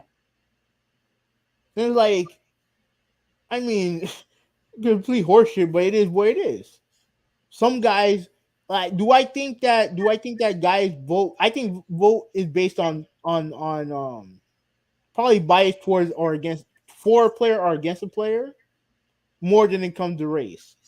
But I can't say with a straight face if you had a white guy as good as Larry Bird was back in his day, right? The equivalent of a Larry Bird today, right? Mm-hmm. I don't know if those guys would be a little bit more biased because they relate to that player or not. I can't say that for a fact. But here's the thing. Joker doesn't deal with that because he's not American. He's Serbian. Right. So he can't relate to that. Like, be like, well, then if that's the case, why isn't Luka a candidate for MVP? You know what I'm saying? Like, why is it that we haven't gotten, we haven't had people try to make claims for Gordon Hayward to be MVP? So what he said there was horseshit also. The stat padding that Perkins tried to do when it came to, cutting off the point of guys who won MVP, but not top 10. When he tried to do that bullshit with Steve Nash and Dirk Nowitzki, and he conveniently forgot Magic Johnson the years prior. Yeah, it tells me everything I needed to know about Kendrick Perkins. He's just a guy who just talks just to talk. He's just a guy who says things just so he can get a hot take in. That's all he is. When JJ mentioned him, or you conveniently left, the 1990s when Magic Johnson. Correct me if I'm wrong, but didn't Magic Johnson like won back-to-back? Yeah, I think he's won back-to-back before. Yeah, he won back-to-back. I think like 2 or 3 times. I believe he won back-to-back. So yeah, I find that very, very interesting that was the cutoff point. Of course, I'm not surprised. I'm absolutely not surprised. Because guys who don't watch the games, guys who just hot take just for the sake of hot taking, of course he's going to do that. Of course he's going to do that. Yeah, and not only did I find that take to be ridiculous. What was so funny was that he named 3 guys, right? White players besides those guys around that time to win MVP. In the 80s? No. In the 90s and beyond. No. So you mean to tell me that we have a race problem when it comes to MVP, but only 3 guys who were white actually won the MVP, and only one of them won back to back. So how is it that we have a race issue when it comes to winners of awards, especially when regarding to the MVP, when you were only able to name three? You see, like his point. And even those guys, they're not American. They're one Canadian and one is German. Yeah, and what that's why he just sounds so stupid. Yeah, he sounds like a elementary school child to And, actually to actually bring this up. Go ahead. and let me mention the whole Steve Nash and Dirk Nowitzki thing, right? Let me mention Dirk Nowitzki real quick, right? So when he won the MVP in 07, right? Now they had just came off of losing to the Heat in the finals. And they were the number one seed in the Western Conference. I think they had the best record in the whole league. Yeah, they did. Right, and unfortunately they lost in the first round. But I think against the Warriors. Was it the Warriors? Yeah, it was against the Warriors. And even though they lost in the first round, dude, like he was the best player on the best team in the league. Obviously, he was gonna win MVP. Yeah. Like who would have been a contender? Who would have been a contender? Like with Steve Nash, right? Now Steve Nash, he won back-to-back years, right? First year, you know, like JJ Redick said, like they won 20 more games than they did last year, and they were the number one. They were the number one offense in the league, and he was a big part of that. Now, a lot of people say, "Oh, Shaq probably should have won." Probably he should have won. Yeah, probably. But at the end of the day, like if Nash won, that is not like Nash didn't deserve it. Like fuck out of here. No, it would be like, oh well, if you when Nash was announced as MVP, you were like, whoa, what? That came out of nowhere. No, he was always a candidate. Absolutely. And then the following year, where Perkins mentioned, oh, Kobe probably should have won. Okay, maybe, but you had a number 6 seed and they were 42-40. And I do think that a lot of it had to do with Kobe Bryant and his popularity, which wasn't like obviously he was always a popular player, but you know, the whole Shaq thing was still fresh in people's minds. And you know, I'm sure that rubs some people the wrong way. I'm sure that rubs a lot of people the wrong way because he wasn't like Kobe wasn't the nicest guy to the media. I don't think he was a jerk, but he was like again, you have all these biases that can occur when it comes to voting. But at the end of the day, if a guy deserves it, he deserves it. Yeah, and the thing is, that dude completely revolutionized that team. Yeah, Completely revolutionized that team. I remember when he first went to Phoenix. I actually, was upset about it because I wanted him to win a championship, with Dirk Nowitzki when he was in Dallas with him, because that team, was phenomenal to watch too.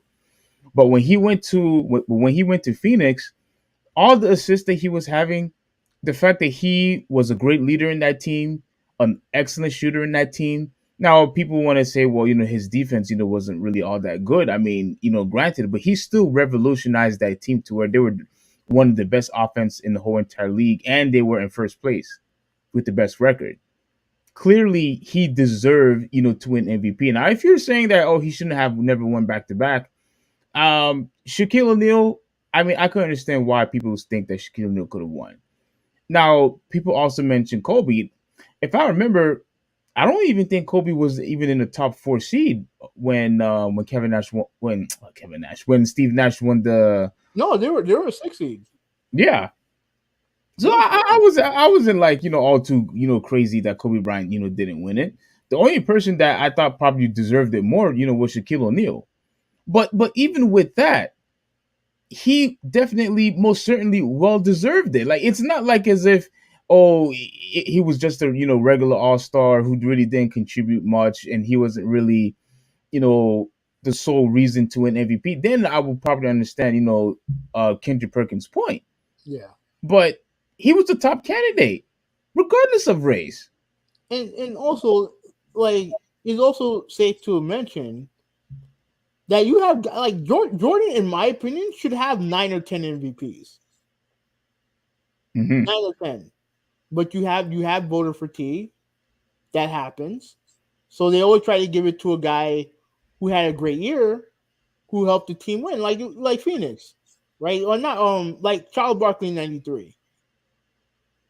He won MVP in '93 because why? Because he got traded to Phoenix and he turned them into the number 1 seed in the Western Conference. Weren't they the number 1 seed in the whole league? Oh yeah, I think they had the best record in the whole league. Yeah, they did. Yeah, they did. But we all know who the best player in the league was. Absolutely. It was Jordan. Same thing in '97. 90, no, not 97, 98. 98, they gave the MVP to Karl Malone. Yeah. And they I think they had the best record in the league.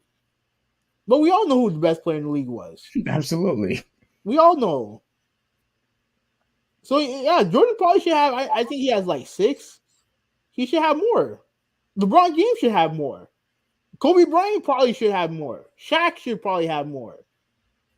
But at the end of the day, you always have guys who win, who the media feels like deserves it or whatever. Well, the whole Kobe Bryant thing, that one was tough because he was playing with Shaq, and because Shaq was obviously, the Batman, in that team, or Superman in that team, it was going to be very difficult for you to say, oh, let Kobe Bryant be the MVP. Well, despite the fact that the offense runs through Shaq and that the Shaq was the most dominant, that was not going to happen. I get that, but you also have a case where and remember, after he left, when he went to the Heat, that Laker team sucked.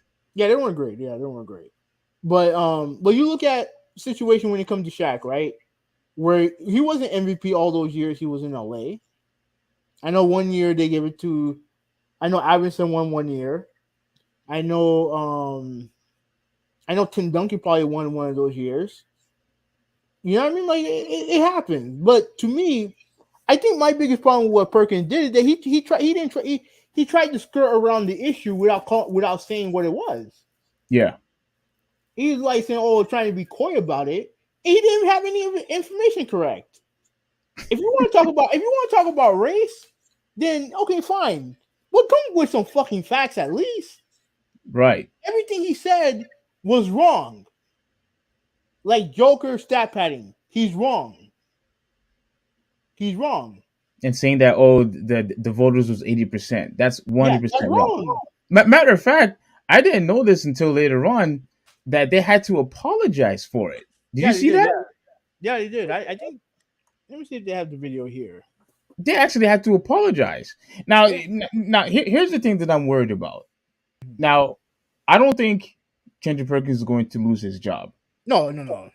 He's not going to lose his job. From what I've heard, this is what they paid him for. This is what they paid him for. They paid him to be a dumbass on TV. That's what they paid him for. The only person that I'm worried about is JJ, because he actually had the guts to call out the show. He had the guts to call them out, and I am worried because this has actually happened in the past. Mm-hmm. Whether if it was with there's the apology, by the way, if you can hear it.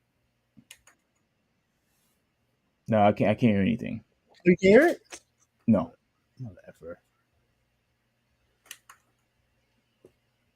No, I can't hear anything. Yeah, so while you fix that, I'm just worried that JJ is probably not going to be in the show anymore. Can you hear this? No. How the hell are you not? Yeah, I can't hear it. Whatever you did before, I didn't do it. Listen, I didn't change anything. That's the thing. I didn't change anything. Yeah, I couldn't hear anything. Hold on a second. Oh my goodness. All right, go ahead. What were you gonna say? Yeah, so I'm just worried that JJ Redick is probably not going to be freaking in the show anymore, because a lot of times when people I shouldn't say call out First Take, but when they say things that a lot of people don't like, they tend to not partake in the show anymore.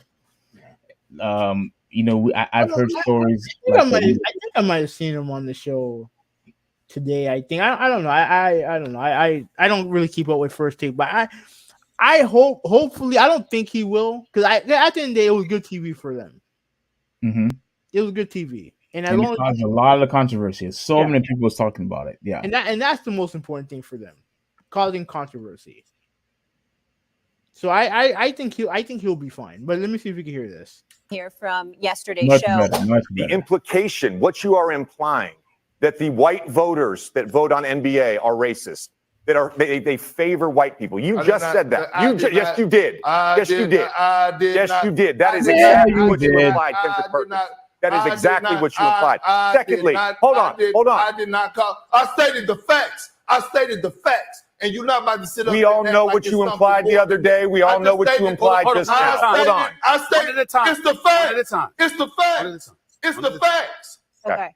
When Kendrick Perkins said 80% of NBA voters for the MVP award are white, the NBA publicly announces the voters each year. And after review, it is clear the panel is much more diverse than what was portrayed by Kendrick Perkins. And we wanted to make sure that we corrected that today. I was hoping that they gave us the exact percentage, because I think it changes. I think it changes per year.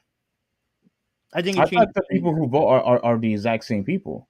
No. They changed it. They changed it per year. And then look, Perkins. I mean, JJ Redick is on my TV right now. Like he's commentating on the game, so he's fine.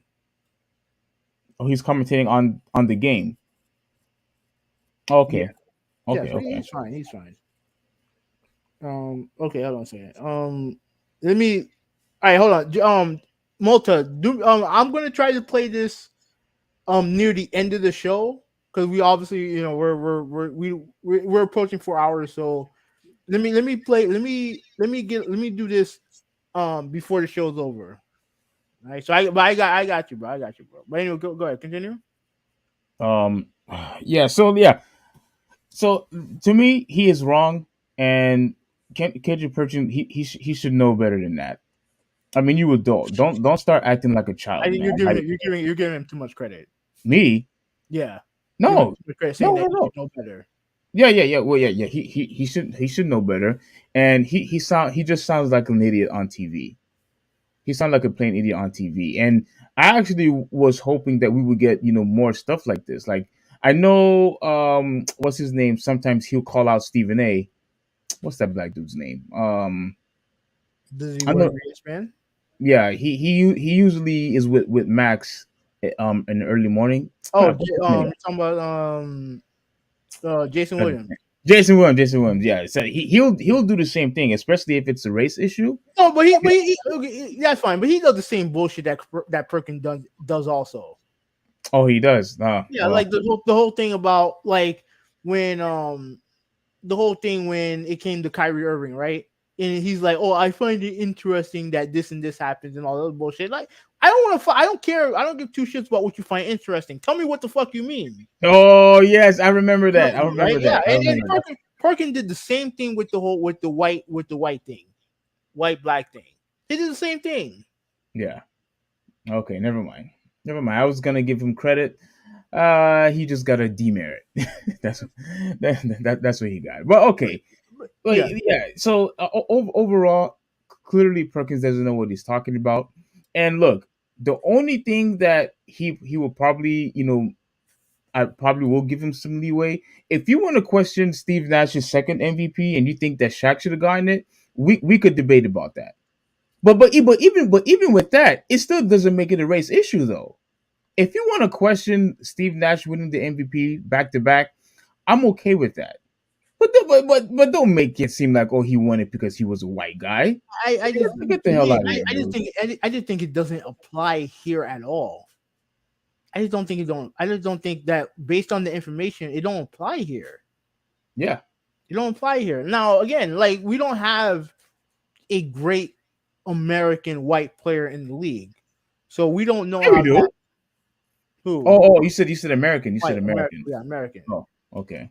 But I have to tell you the story about a game that happened. This made big news back in the day. This happened, I think, had happened either the 86 or 87. No, 86, 86, right? Because Detroit was playing Boston, and after a game where Larry Bird cooked Dennis Rodman, Dennis Okay. Rodman pretty much said that he believes that the only reason why Larry Bird is so popular and whatever because he's white. And Isaiah Thomas was asked this, and he agreed with Rodman, pretty much. Oh, snap. And that caused a lot of controversy Mm-hmm. to the point where him and during the finals, because I think Boston was playing LA in the finals.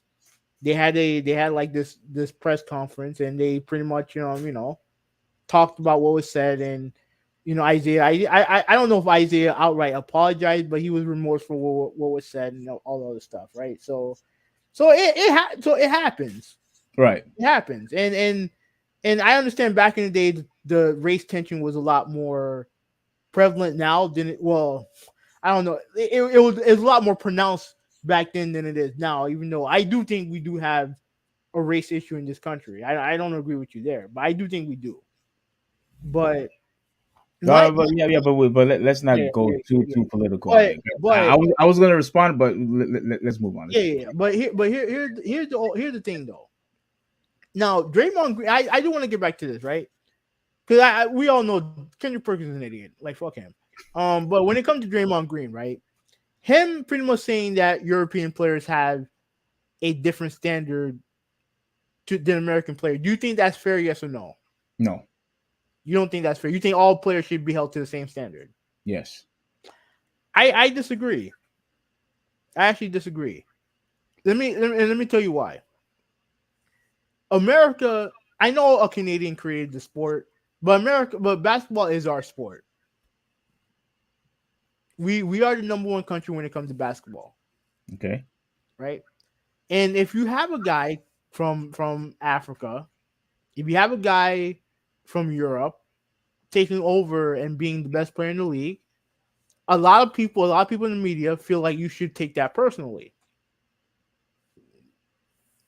And I do agree with that. And I don't want to make it be like, oh well, we hate Europeans like I think some of the NBA players probably might feel.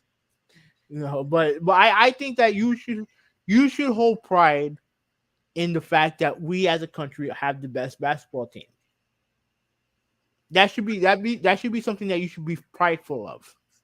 Okay.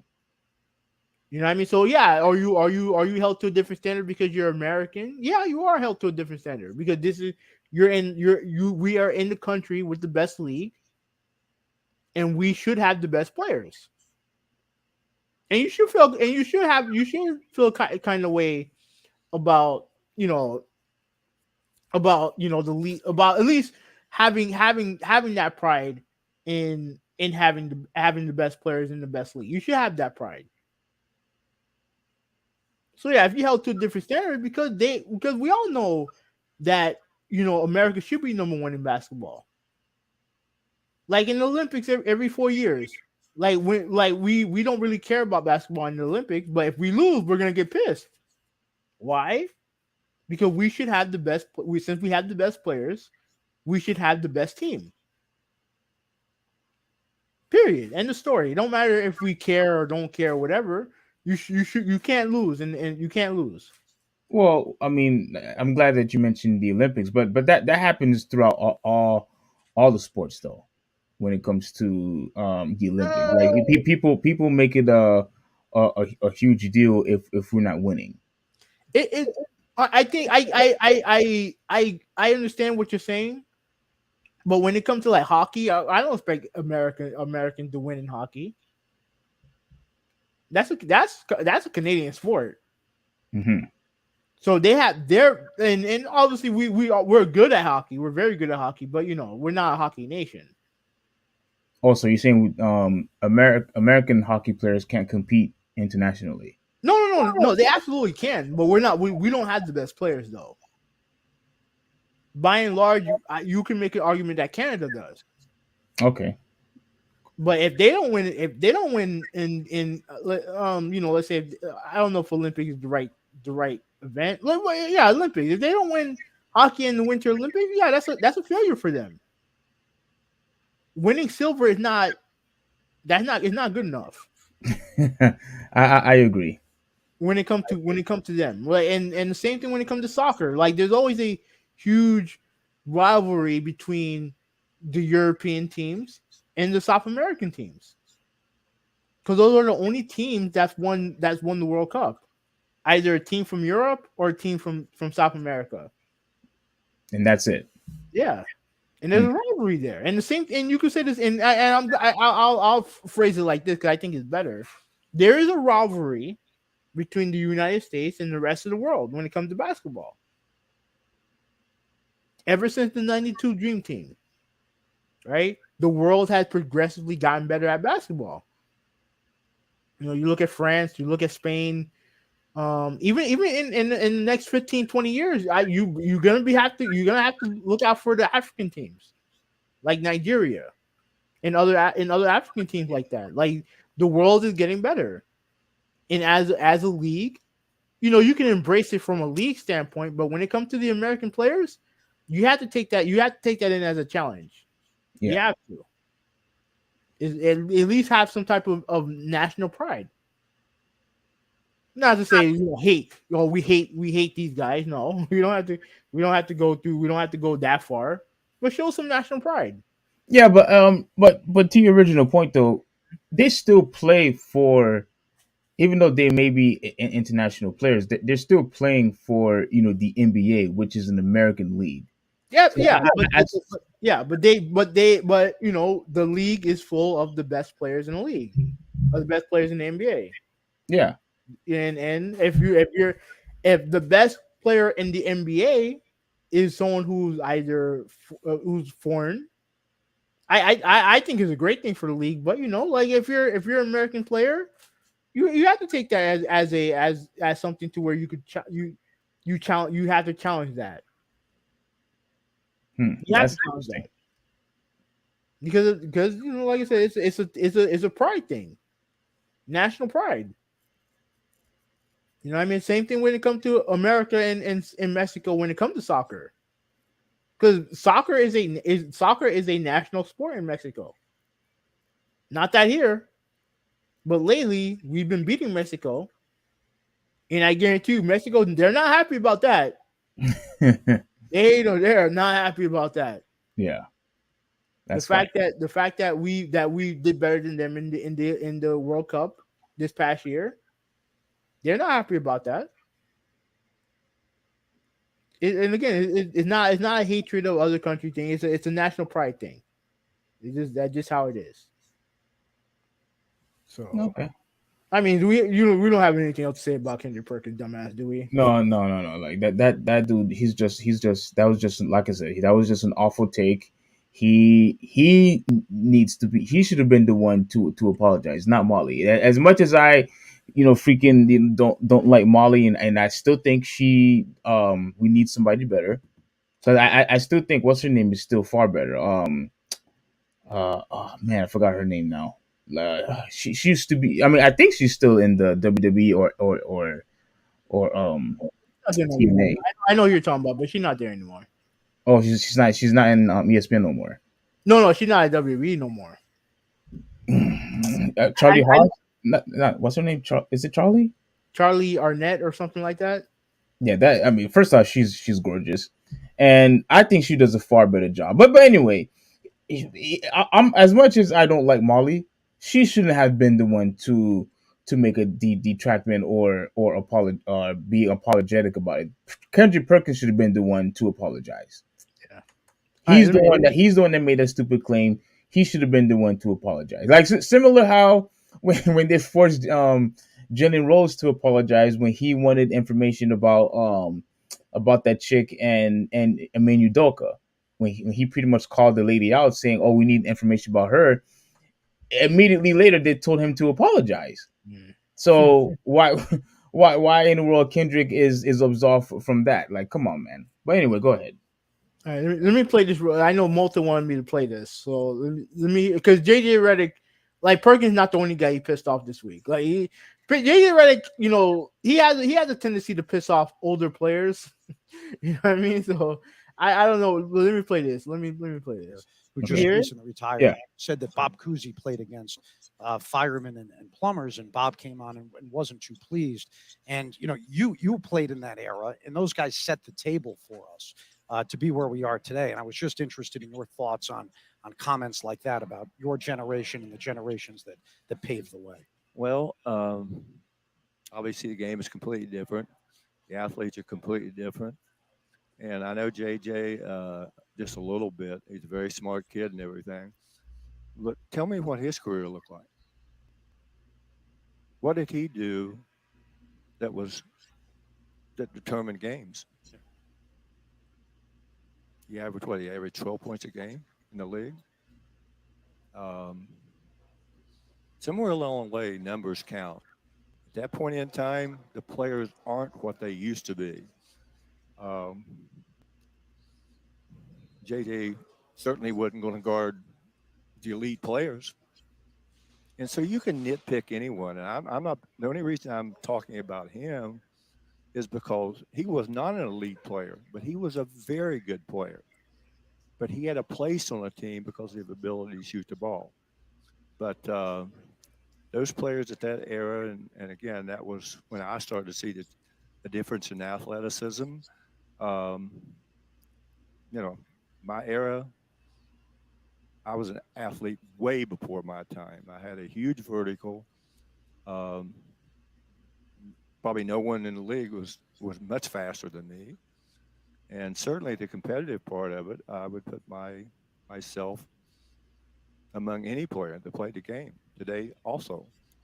Winning is all that matters. That's what drove me. And I subtly got better every year. We didn't have the facilities to get better. We had to work in the summers to support our family.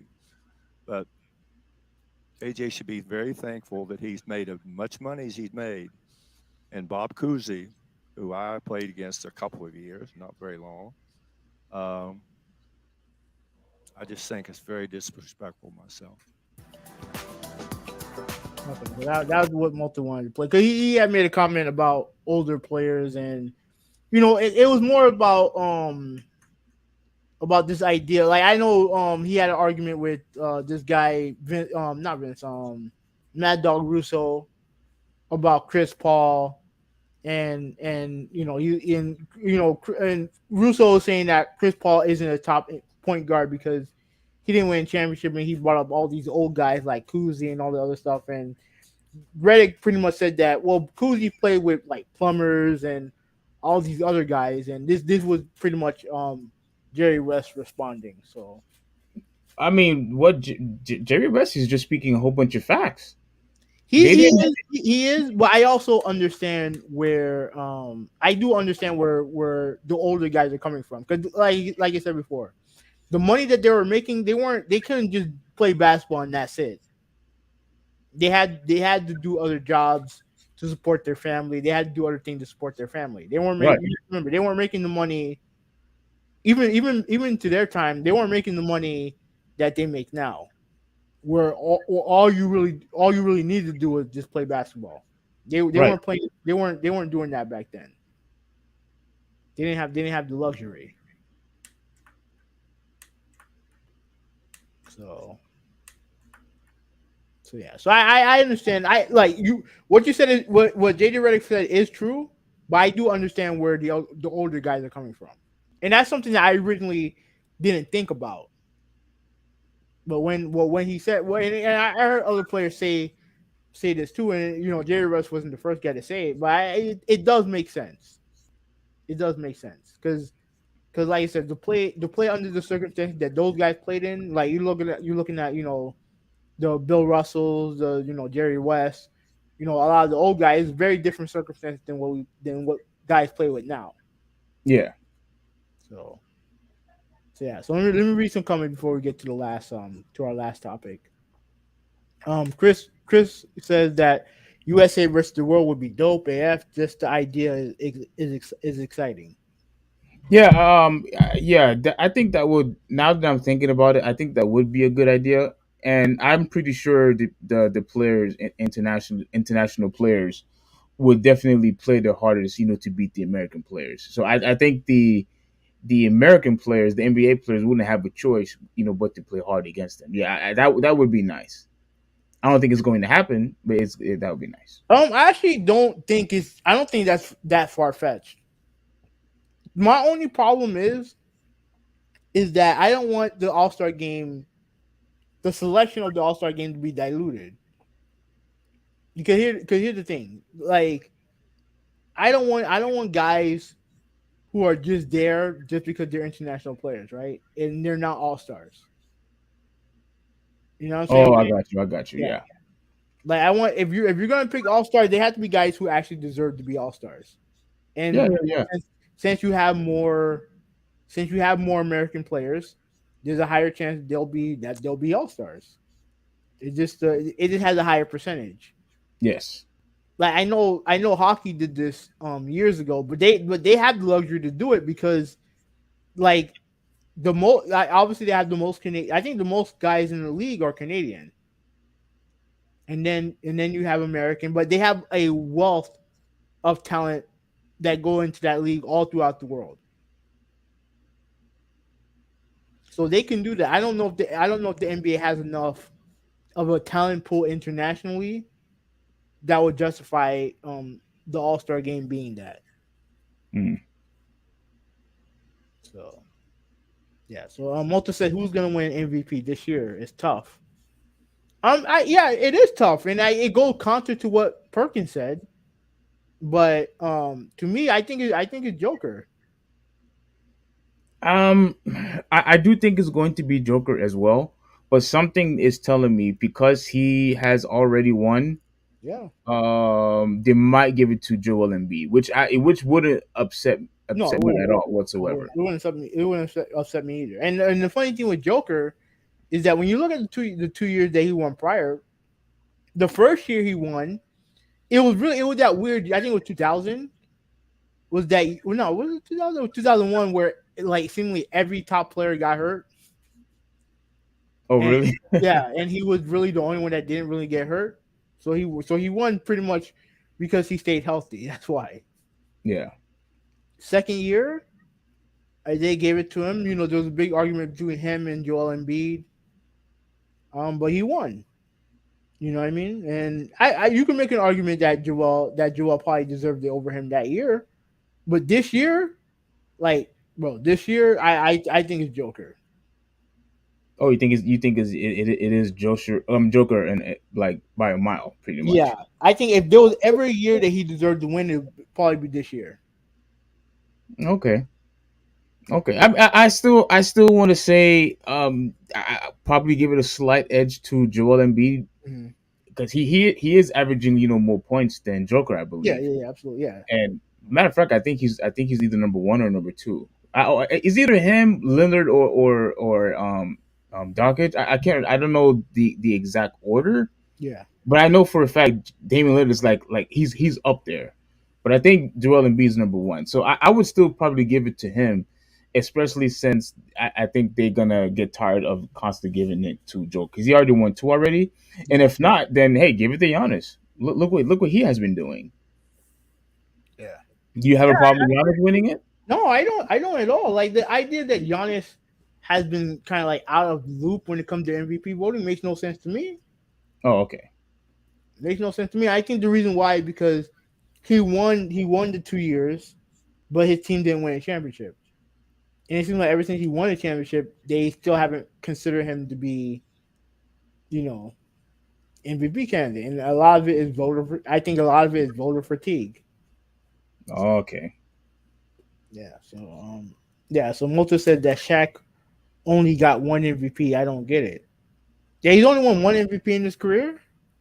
I thought he won two, but I think you're right.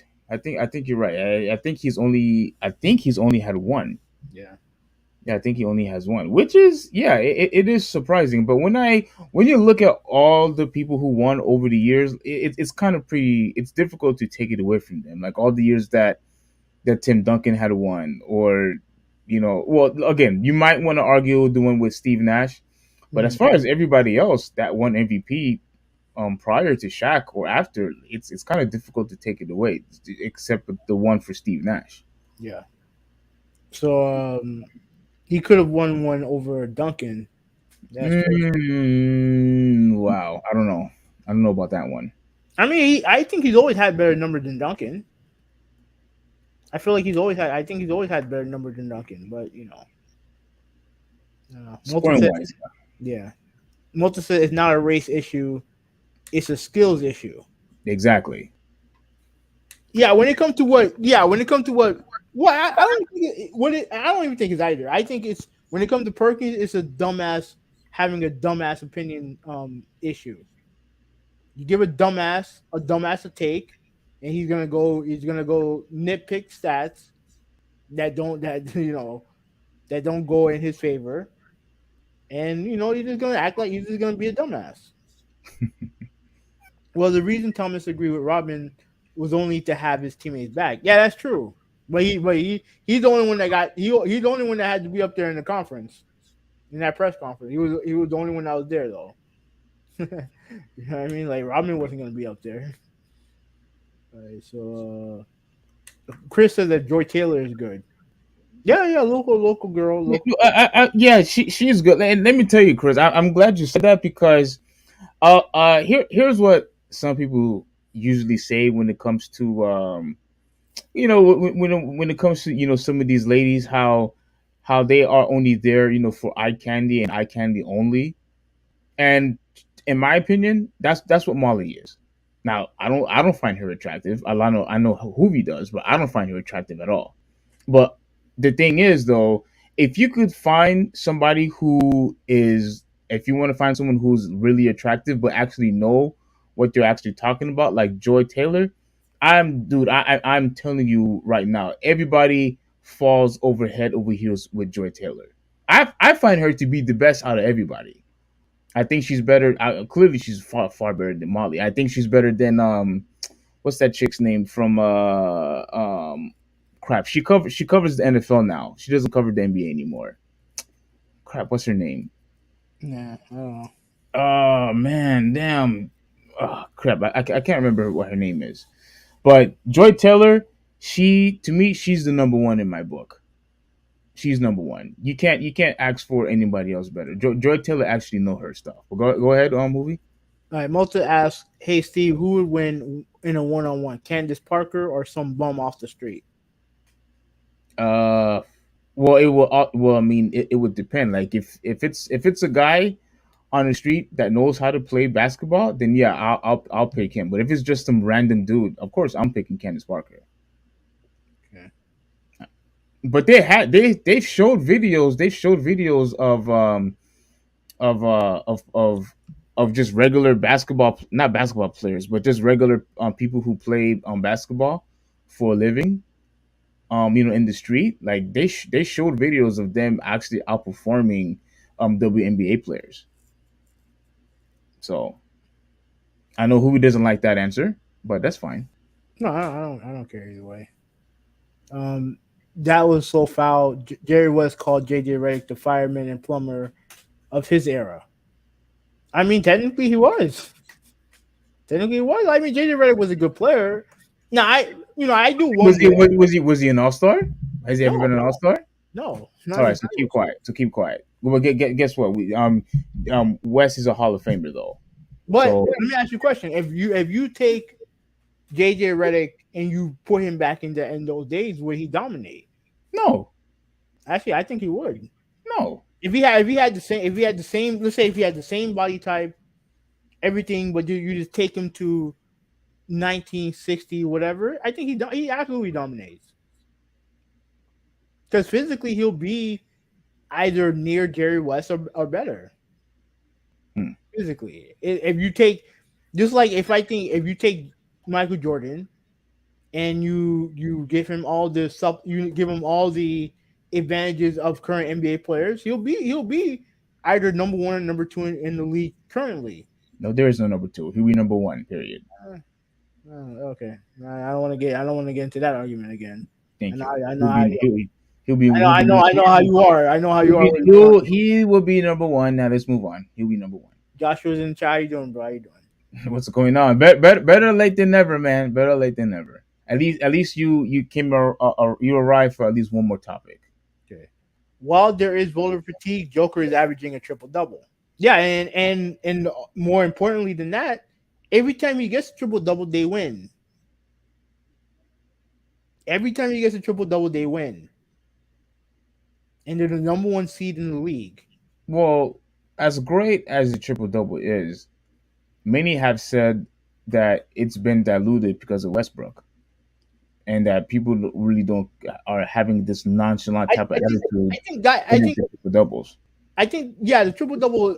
I don't know if it's as valuable as it used to be because guys didn't do that as often back then than they do now. Because guys, you didn't have guys who either were not allowed to be multidimensional on the floor, or just they just didn't do it like they do now.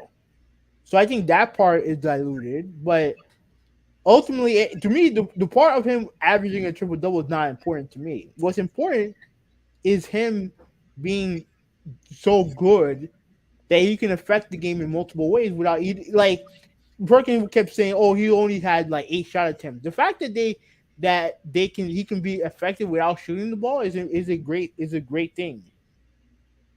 Yeah, he could. He's a very versatile. And remember, the only reason why he's not getting as much recognition, like he's not getting as much coverage, like a LeBron James or Steph Curry and et cetera, et cetera.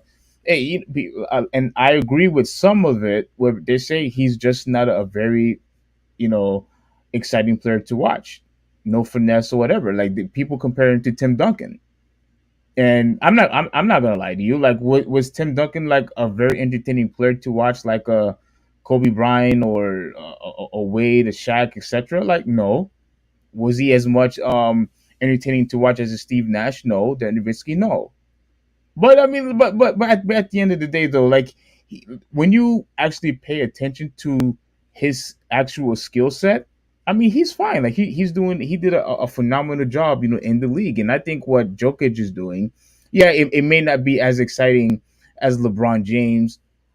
He might be, as exciting as a Steph Curry. But like, if you truly are a basketball fan and you appreciate the person's skill, he could still very well be entertaining to watch. I'm not saying he's should be box office like everybody else, but if you care about skill levels, pay attention to what he's actually doing in the court of making people better. He doesn't have to do 360 windmill dunks and whatever to grab your attention, if you know what I mean. Yeah. All right. Okay. So last topic. We'll do this quick because I don't really have much to say about what happened to Kevin Durant. It said that it kind of sucked that it happened during a layup line. That sucks. And you have the video? No, I actually don't. Okay. I can get it real quick. Bro, while you getting this, while you getting the video, I actually have something to say. Yeah, what's up? I got something to say about this, and I'm going to say, it's not necessarily an "I told you so" from you per se, but I'll say it to everybody else. Okay. What I want you to do, if you can, is pause where his. Oh man, I don't think you could watch because of that. Huh? I don't want to. No. I want you to pause it. I want you to pause it. Okay. When he no, I'm talking when he twists his ankle. That's the part where I want you to pause. No, not here. Like you way past it. Right? Ah, you missed it.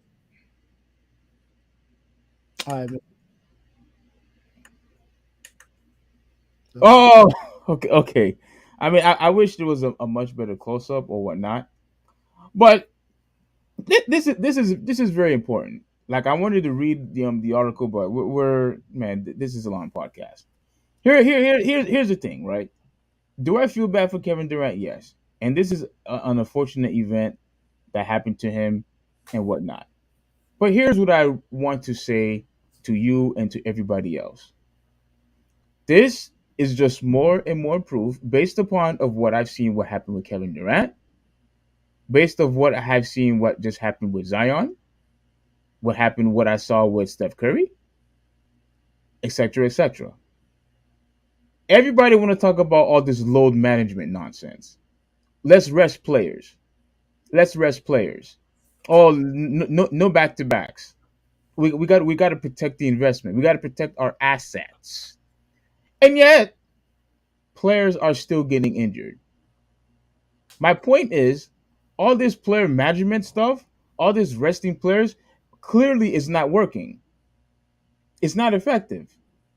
It's not working. So look what's happening to the fan base. And I know you're going to disagree with me, but look what happened, to the fan base. And I'm going to include me, even though I don't buy the tickets.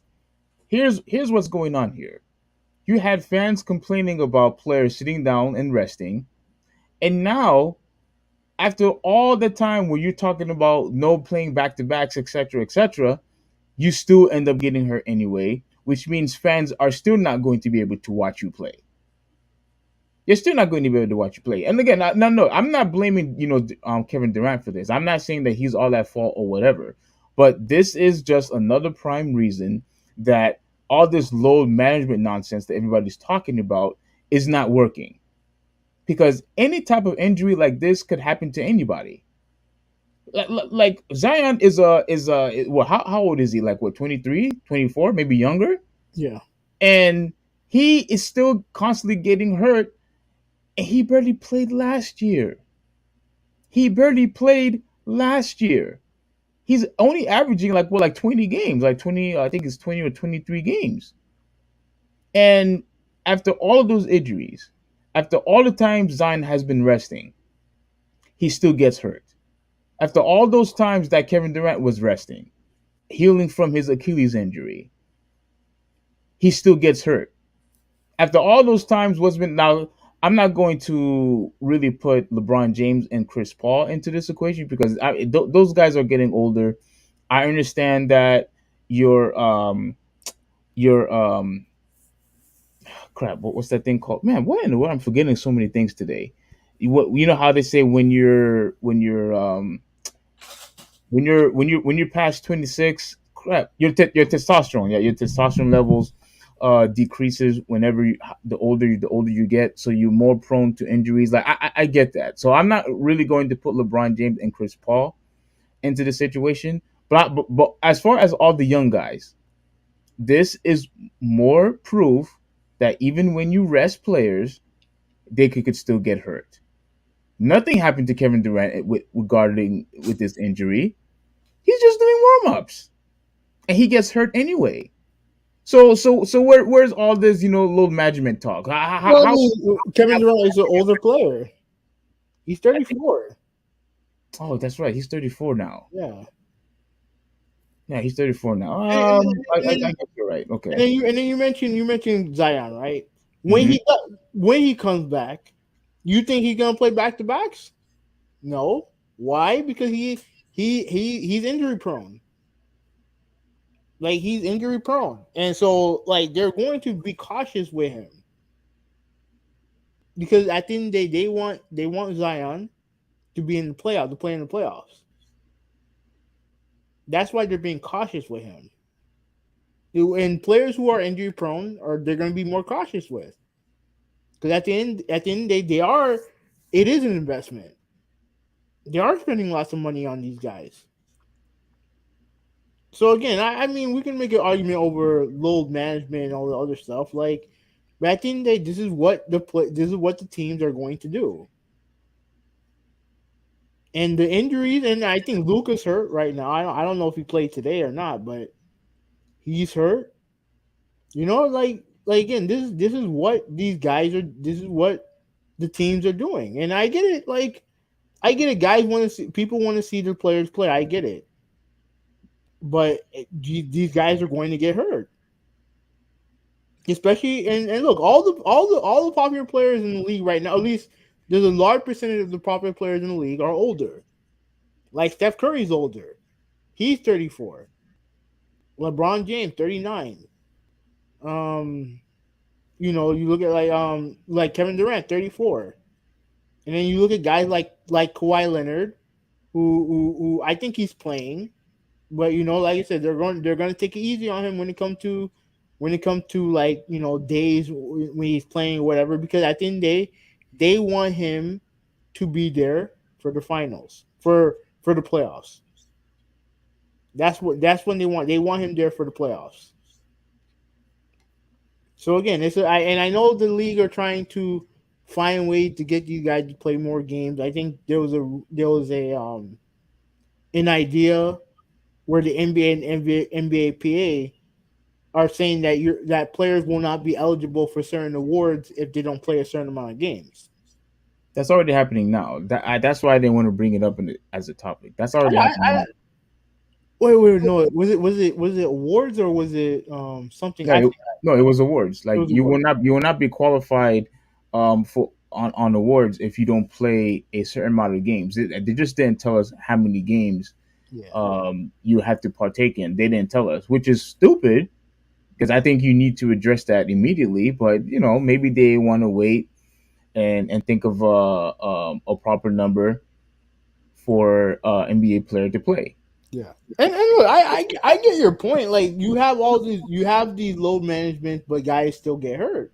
Exactly, that's my And point. I agree with that to an extent, but at the end of the day, look at what happened in the league. Look at what happened in the league, because you have all these guys who either are hurt or guys who got hurt or just coming back. Like Steph Curry just coming back. You know what I mean? Like I'm telling you guys, man. Like this thing is not like people. I tell you, people think that it's just players not wanting to play. That's not true. For one, the only time low management becomes a thing with star players. There's the only one that do it is when they do it with star players. Well, that's who people came to watch. True, but when you look at guys like LeBron James, who legitimately got hurt, you look at Kawhi Leonard, who has an injury history. You have that. You have Steph Curry, who's had multiple injuries this year, and coming off of a championship year where he played a shit ton of games. You know what I'm saying? Like it happens. Like this stuff happens, man. Like and people saying, "Oh, it's a player thing." I think it's a combination of a player and team thing. I think it's a combination of both. I think it's a combination. I don't think it's just a player's issue. Because it's easy to blame the player because they're the ones that are out in front. But when you have the injuries that you have, like, and then you understand why these guys are why they believe in the concept of load management. Okay, if you just let these guys play, if you let these guys just play the game to play the game, they play 3 games in 4 nights. They play back to back. They're gonna get hurt. These guys are gonna get hurt anyway, and then and they're not gonna be on the court anyway. So what happened back then in the 90s, 80s? I guess what's the difference? I mean, look at they played 80. They played 82 games. You keep bringing that up. But then I come and tell you that Isaiah Thomas only played 10 years in the league, 10, 11 years in the league. You like Larry Bird only played 10, 11 years in the league. Okay. Penny Hardaway should have been a much better player than he was. Grant Hill should have been a better player than he was. Mm-hmm. You know what I'm saying? Like, I mean, you tell me, oh, these guys, yeah, they played, but then what? And it cost them a lot of these guys their health. It cost a lot of these guys their health. I don't. Go ahead. You can always bring up outliers. But I'm telling you this right now. I remember looking at Patrick Ewing, especially in his later years, like he was a corpse. He was a mummy. You know what I'm saying?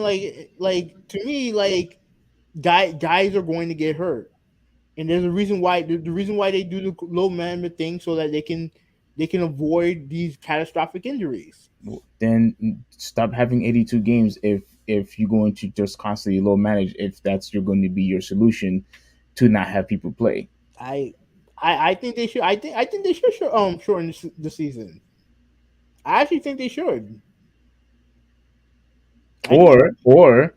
Or Mhm. you're gonna have no choice but to extend the season if you don't want any back to back. If back to backs is really the main issue here, that you don't want to play all these games, like 4 games in a week or 5 games in a week, etc., then stretch out the season so people don't have to play back to back anymore. There's a solution. If that is the primary issue of why people want to rest, they don't want to do back to back. Here's the issue, right? Issue is I think one of the issues is that owners are not going to agree to less games, so that means less money. That's why I said stretch the season. But go ahead. I don't think they're going to do that either. You're not losing money if you do that.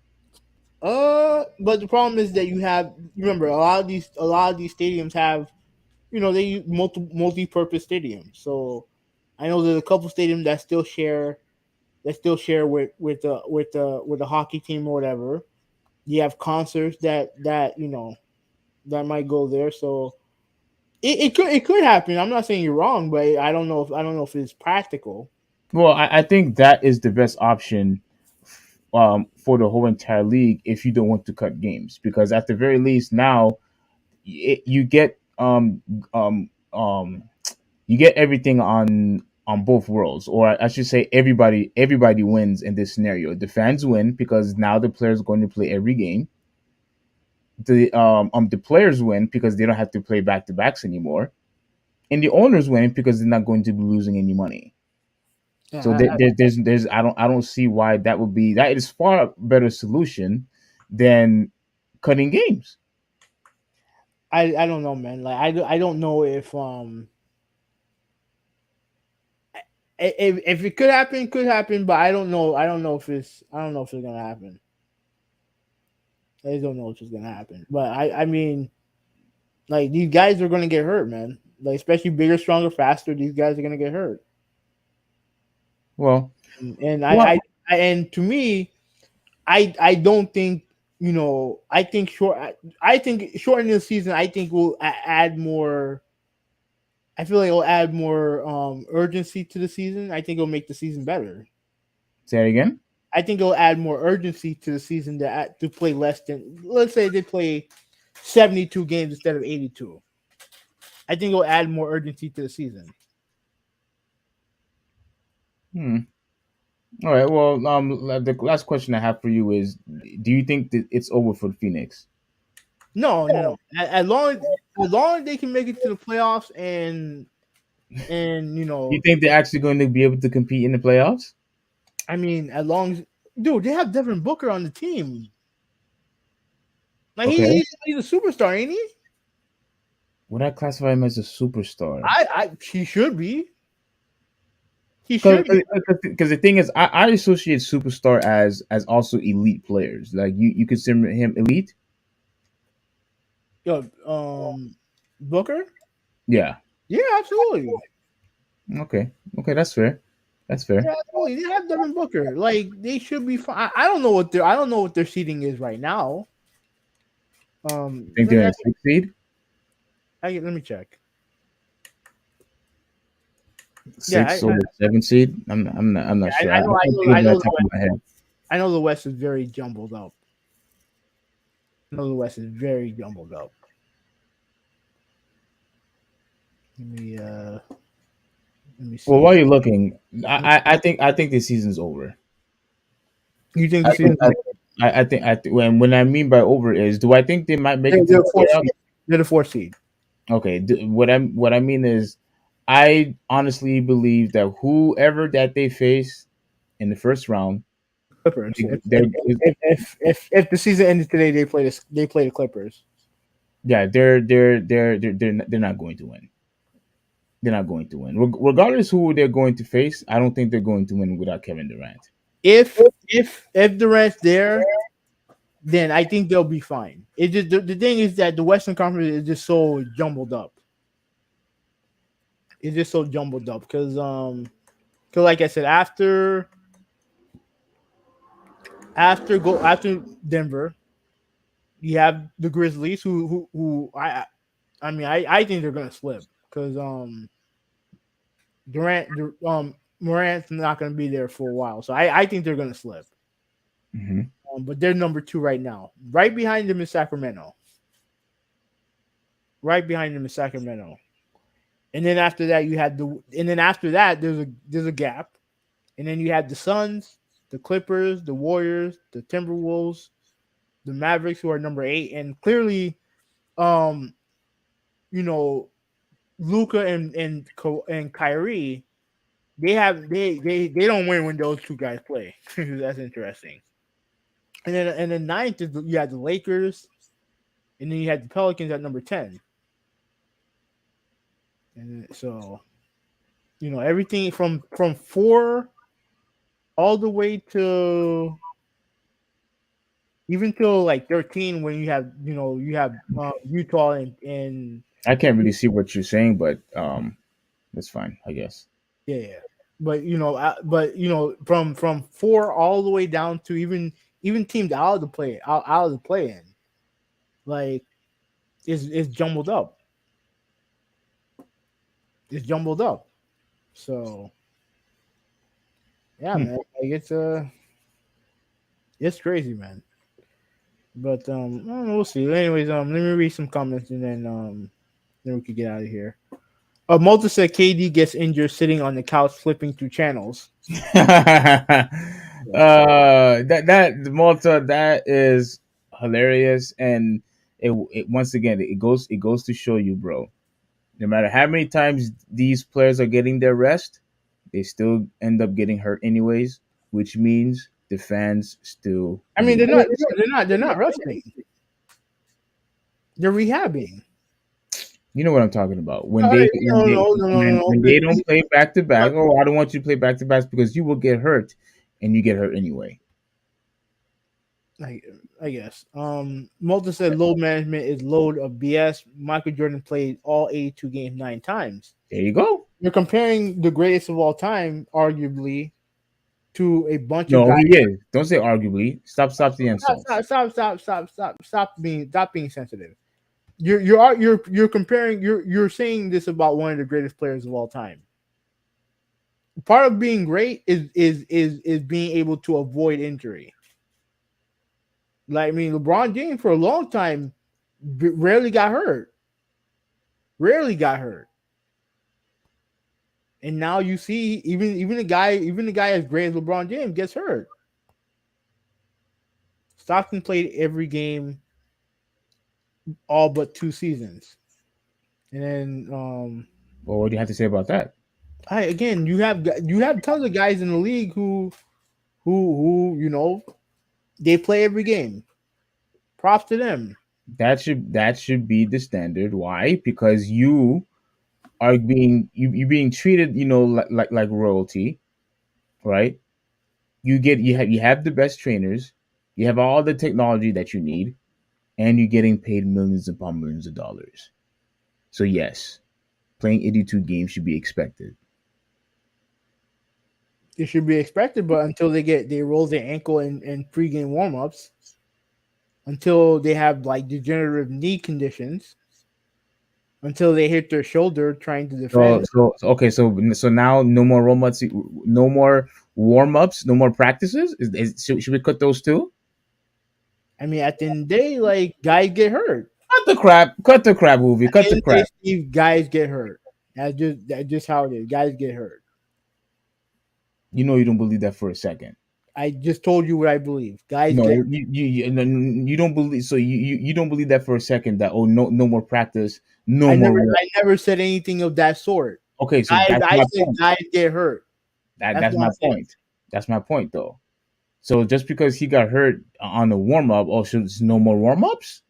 No, I said You're going to continue on doing warm-ups. You're going to continue to try to get better. You're going to continue to practice, and you are going to continue to play games. And my point is that you want the teams want those guys there for the important game, the playoffs.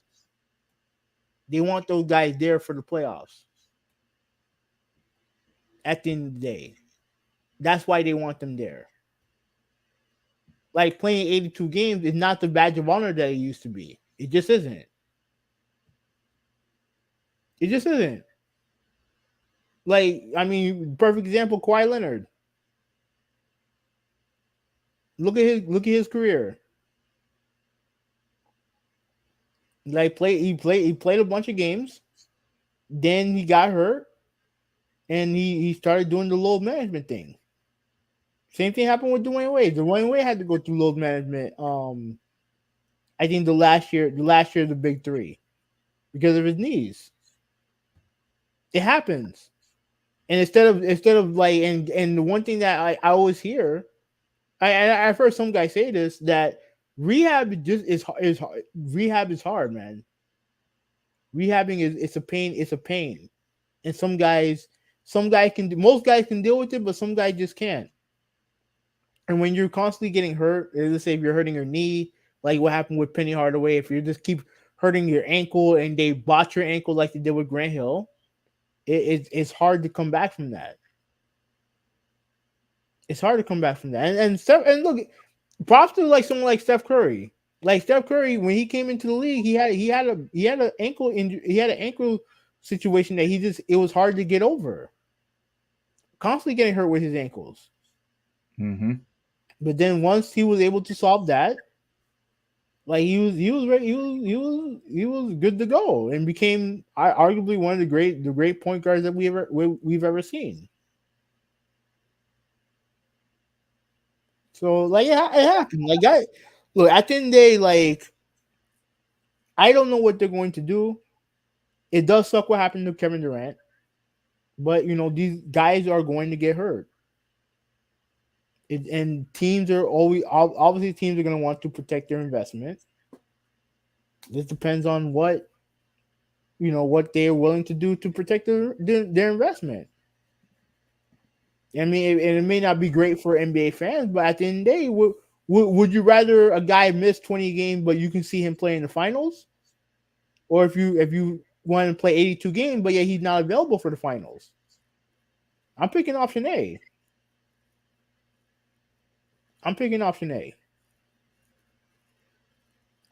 When it comes to the game, to the game where the matters the most, I want to see the best players play.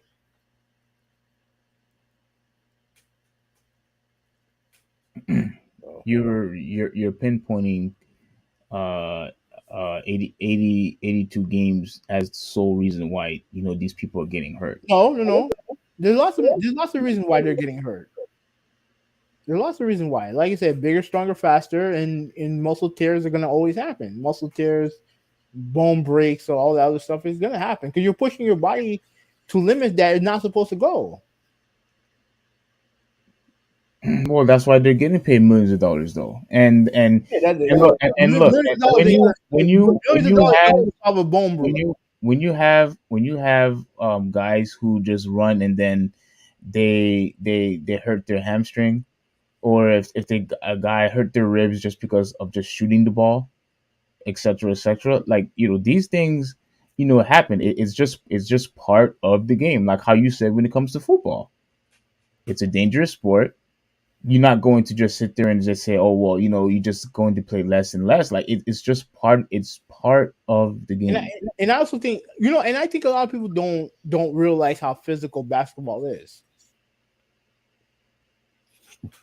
Even in this even now when it comes to like all the chin checking, all the the lack of physicality that is perceived to be in the game, guys are bumping into each other, and a lot of these guys are strong AF. These are some big dudes, man. Yeah, but we all know it's nowhere near the same physicality like it was before. Obviously not. But no, well, actually, no, you're right to an extent. But like these guys, these guys are huge, man. and you remember there's lots of grabbing and pulling and all the other stuff. Like that's the game is very very physical. No, trust me, it gets physical. That's why I understand why they take these ice baths, and I understand why they would wrap their knees or their ankles, with ice, and things of that nature. Like I get it. It's really difficult. There was a time where I remember I was playing basketball at the park right by my house, and both my legs were sore because it was a long time since playing basketball and all the jumping that I was doing. My both of my legs was extremely sore to where I could barely walk. So I trust me, I understand it, but I'm not the one getting paid millions of dollars. They are. It's what they signed up for, and unfortunately, it's just part of the game, and you just can't get rid of it. Like you can't take it out. If there is a way that we could take it out, great. I'm on board for that. But until then, it's just part of the game. And if you're going to have an 82 game schedule, you should strive to play all 82 games. And I'm telling you that the reason why they're not doing it because that aspect of it is overrated. No, if you feel it's overrated, that's fine. But once again, my solution is not to shorten the game. My thing is just stretch the season. That way, everybody wins. Okay. On that note, let's get out of here. It's fucking 12:30. Malta, thank you for watching. Let's scroll up. Oh, Malta said Molly Quorum. I mean, I don't know why you said Molly Quorum on Malta, but the chick that I care about is this chick right here. Uh, this is the chick that I care about. You see her, Hoovy? Yeah. That's the one I care about. And we already know how Joy Taylor looks like. I'm not gonna put her up, but that's the chick right there. But go ahead, we go do your roll call. Joshua, thank you for watching. Chris, thank you for watching. Let's see. Critical Drop, thank you for watching. Rodolphe, thank you for watching. Let's see, scrolling. Ruben, thank you for watching. Kidvid. Forte 89, thank you for watching. I think he's new here. So thank you for watching. Ryan Meadows, thank you for watching. Vicious 954, thank you for watching. My goodness, we had some good people here. F, thank you for watching. I know I saw you. Joe, thank you for watching. Conspiracy Agent, thank you for watching. Nolan, thank you for watching. My goodness, we had a lot of you guys here today. This is awesome. Keep going with the roll call. Keep going with the roll call. Shout out to all you guys. Yeah, thank you guys for watching. I know it's a long podcast. It's a long podcast. So yeah, part of it, I'll take the blame because I really wanted to call everybody out today, regarding to of what happened. And once again, I know we don't necessarily talk about comics here, like unless it's a major story. But I really had to get that off of my chest. But we are doing a part 2 next week. Hoovy says I have the pleasure to call him out next week, which I will gladly do. But once again, we will work on the on the Tekken and everything else. Like my humble apologies for that. I know some of you have been waiting for that, but we will get that done. We will get that done. But once again, before I go, please, those of you who are still here with us, if you could just subscribe. I know you all mostly subscribed already, but if you could just share this podcast, whether if it's on Facebook, IG, TikTok, YouTube, whatever it is, that will be awesome. Twitter, etc., Snapchat, etc. Please do that for us, and then we will continue to do more. So that's it. This is the Traditionalist 101 signing out. Have a good one. Yeah, we 186. Bye, you guys.